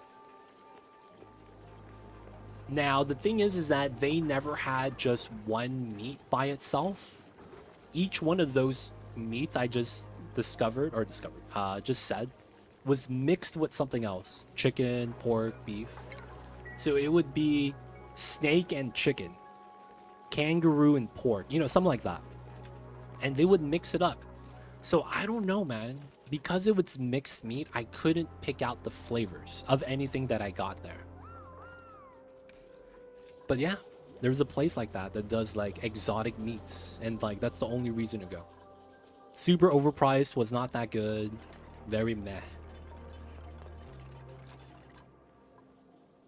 I'd rather have a beef burger than any other meat burger though. I see you. I think I've had bison. I just don't recall it specifically. I do know that every time I've had gamey meat, it tastes better than beef. Stronger flavor, which appeals to me. Ah, I see you. Does that mean you like pate, Kit? A lot of people that like the gamier flavor are very fond of things like liver pate. I do like pate. Ooh, me too, man. I see you guys over there. Generally, with sausage, you need some fats. I don't know about the chicken, though. Yeah. Maybe the chicken, the meat it was mixed with was super fatty. I don't know, though, man. I really don't know. I just know that they offered it there, man. And I was like, okay, I'll try it out. Some of the meat doesn't have a lot of flavor to begin with. I'm all on the elk burger. Add some bacon to it as well. Bacon is the weirdest thing, man. Bacon is the weirdest thing. How come we can't just take pork shoulder and add salt and it tastes like bacon? Why do you have to like do this 12-hour process to make bacon? And then at the end of that curing process that usually makes meat edible, we have to cook it? Like, I don't understand how that's supposed to work. Isn't the beef curing process supposed to make the meat something I could just eat? How does that work, man? It feels weird. Can anyone explain that process to me? Icy cracks, do you need more hatches? We're lullaby. Oh, this guy needs a lullaby. So they're not cooking the meat? Isn't it though when you cure beef though? The beef is edible? Feels weird, man. Random tidbit, rabbit and moose meat are so lean that if you eat it and nothing else, it will starve because you need the fat to digest the meat. If you don't have... Wow. That's interesting. Guys, you speak good food, I start being hungry. I'm sorry, you pick. It's gonna be dinner time soon, it seems. Pragmatic man, I need you to go hug the egg. Yeah, man, the hatches are calling for you.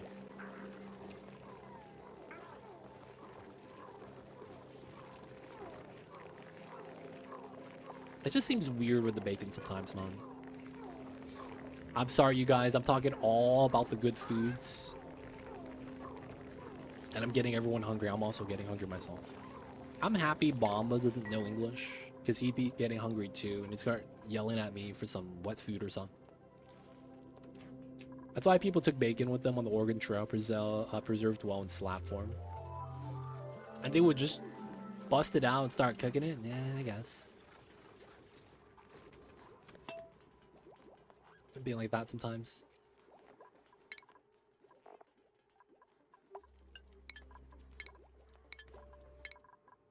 Alright, Mr. U-Pick. It's time to get you cooking, fam. A lot of lard. So the fat is what kills a lot of the bacteria, huh? For me, it's sleep time, but I watch stream. I see you, Ping. Oh, man, I'm sorry I'm making you hungry, man. Going to sleep on, like, a warm or on a empty stomach, man, kind of tough. It's kind of tough. I'm just saying, man. Didn't mean keep you hungry. Aw, snap. We got barbecue, boys. Everyone's gonna be eating the BBQs. It has begun. It smothers them, but not the... Oh, not botulism. Okay, that's good. That's the bad one. That's basically, you get this, you're done. Good luck, man. Hopefully you're already out of hospital.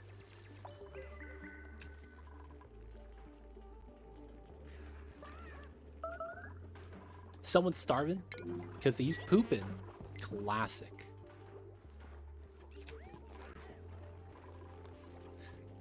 Oh man, didn't they remake Oregon Trail like 2 years ago in 2020 or something like that? Didn't they remake that game? Or am I thinking of something else? So this is actually what we need to do right now. Let's make this high priority. It's on the Switch? What? I didn't know. I didn't know it was on the Switch. I just heard, oh yeah, there was a new Oregon Trail, right?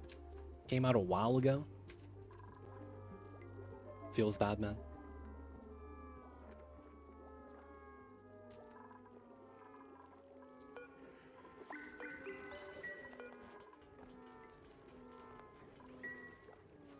What year is it?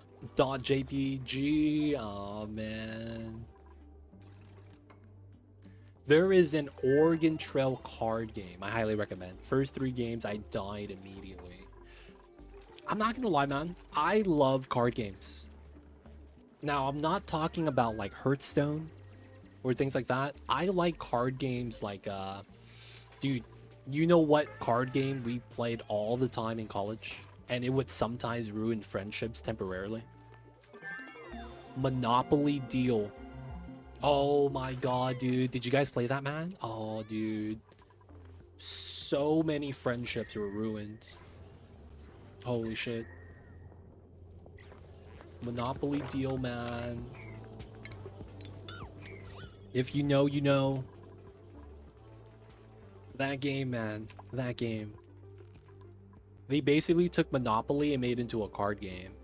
And how you win is you have to get 3 monopolies. So what you do is you charge the other players money based off of your property because they have to, you know, rent there or whatever. And then when they don't have money, they have to give you property. Now the thing starts to become a game when you know that if you give them the last color they need, they win. You can't give it to them, so you give them everything else. And then there's so many cards that force actions. Oh my god. Dude, Monopoly Deal was something else, man. It really was. Iraq knows what I'm talking about, man. I've never played, but knowing that it exists, I'm not surprised it ruined friendship. That's classic Monopoly, dude, man. I would recommend it. It's really fun. It is really fun. It doesn't have to be a board game, card game. Like, there's, like, you know, a lot of card games out there that are just have obscure rules. A lot of them that are based off of board games, though, do carry that same vibe I enjoy.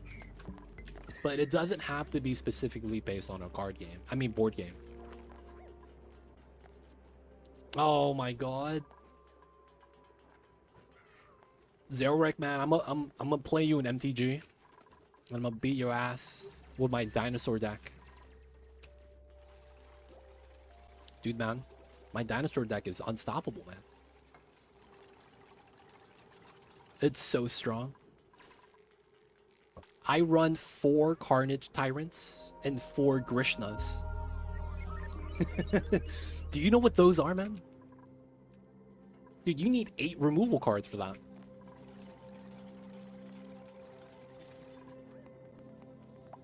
Oh, you're not even that good in MTG? Oh, okay. Carnage Tyrant was the green dinosaur staple. It was unstoppable, man. It's so good. Trample Hexproof. 7/6. Oh my god, it was so good. You play that? Well, it's probably, I used to play standard with that. Nowadays it might be historic because it's probably rotated out now.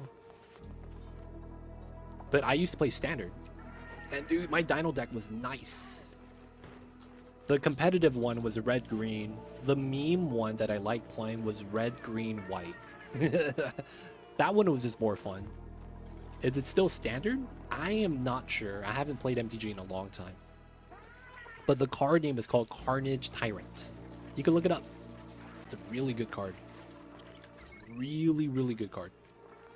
You pigs, gonna go to sleep. Have a good one. We'll see you next time. Rest easy. And of course, thank you for being here, you pick. Hope you have a good one.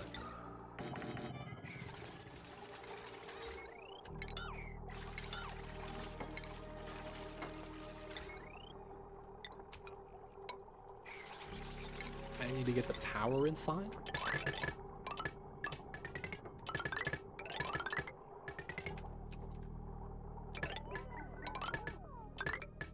Still a lot we have to build. Now, we're not really too worried about that. This is what we're worried about. We need to get the critters up to snuff. So they're on downtime. I usually just proxy the top deck during standard and play when my friends ask. Yo. Hearing about MTG feels like a fake game. I feel like people just make stuff up. It's honestly, I understand that, ABC, because the reason why Magic is fun is because of how wide range the effects have. Like, the interactions in Magic the Gathering makes Magic the Gathering the best card game out there, I think. Like, you could have other games that are competitive, but I feel like none of them hold a candle to MTG because of that exact reasoning. Like, some of the rules, some of the cards force upon you, it's just really ridiculous.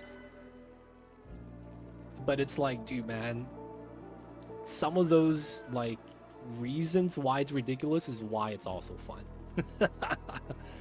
It's like, you just did what with what? Oh man, that's super jank. And I was like, yeah, but I still swing for 20. And it's like, yeah, and I lose. God damn it, man. They make all card games based on MTG. Dude, they can't though. Like, they could try. It'll never be as deep. or as wide range. Another thing about Magic that I really enjoy is how they have an identity with the monotypes. That's what I really enjoy. Like red is aggro, right? Blue is control. White is minions. Let me get a 1/1 token. 1/1 token. 1/1 token. That's all you do. And then you have black is removal. Also mill in some cases. And then you have green, which is just big bodies. Giant entities. Also, you have to ramp up to that, right?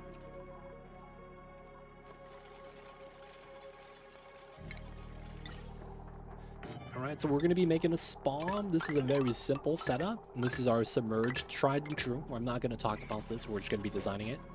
For the most part, though, this playthrough has been pretty straightforward. I'm going to be grabbing the pip eggs. I think we talked about everything that we did. The bedrooms, the bathrooms, the lab. Farming, catching up the calories, why we're ranching. And hopefully we'll get it all done. Now, for the most part, I think, guys, this is going to be a good time for me to wrap things up for the night.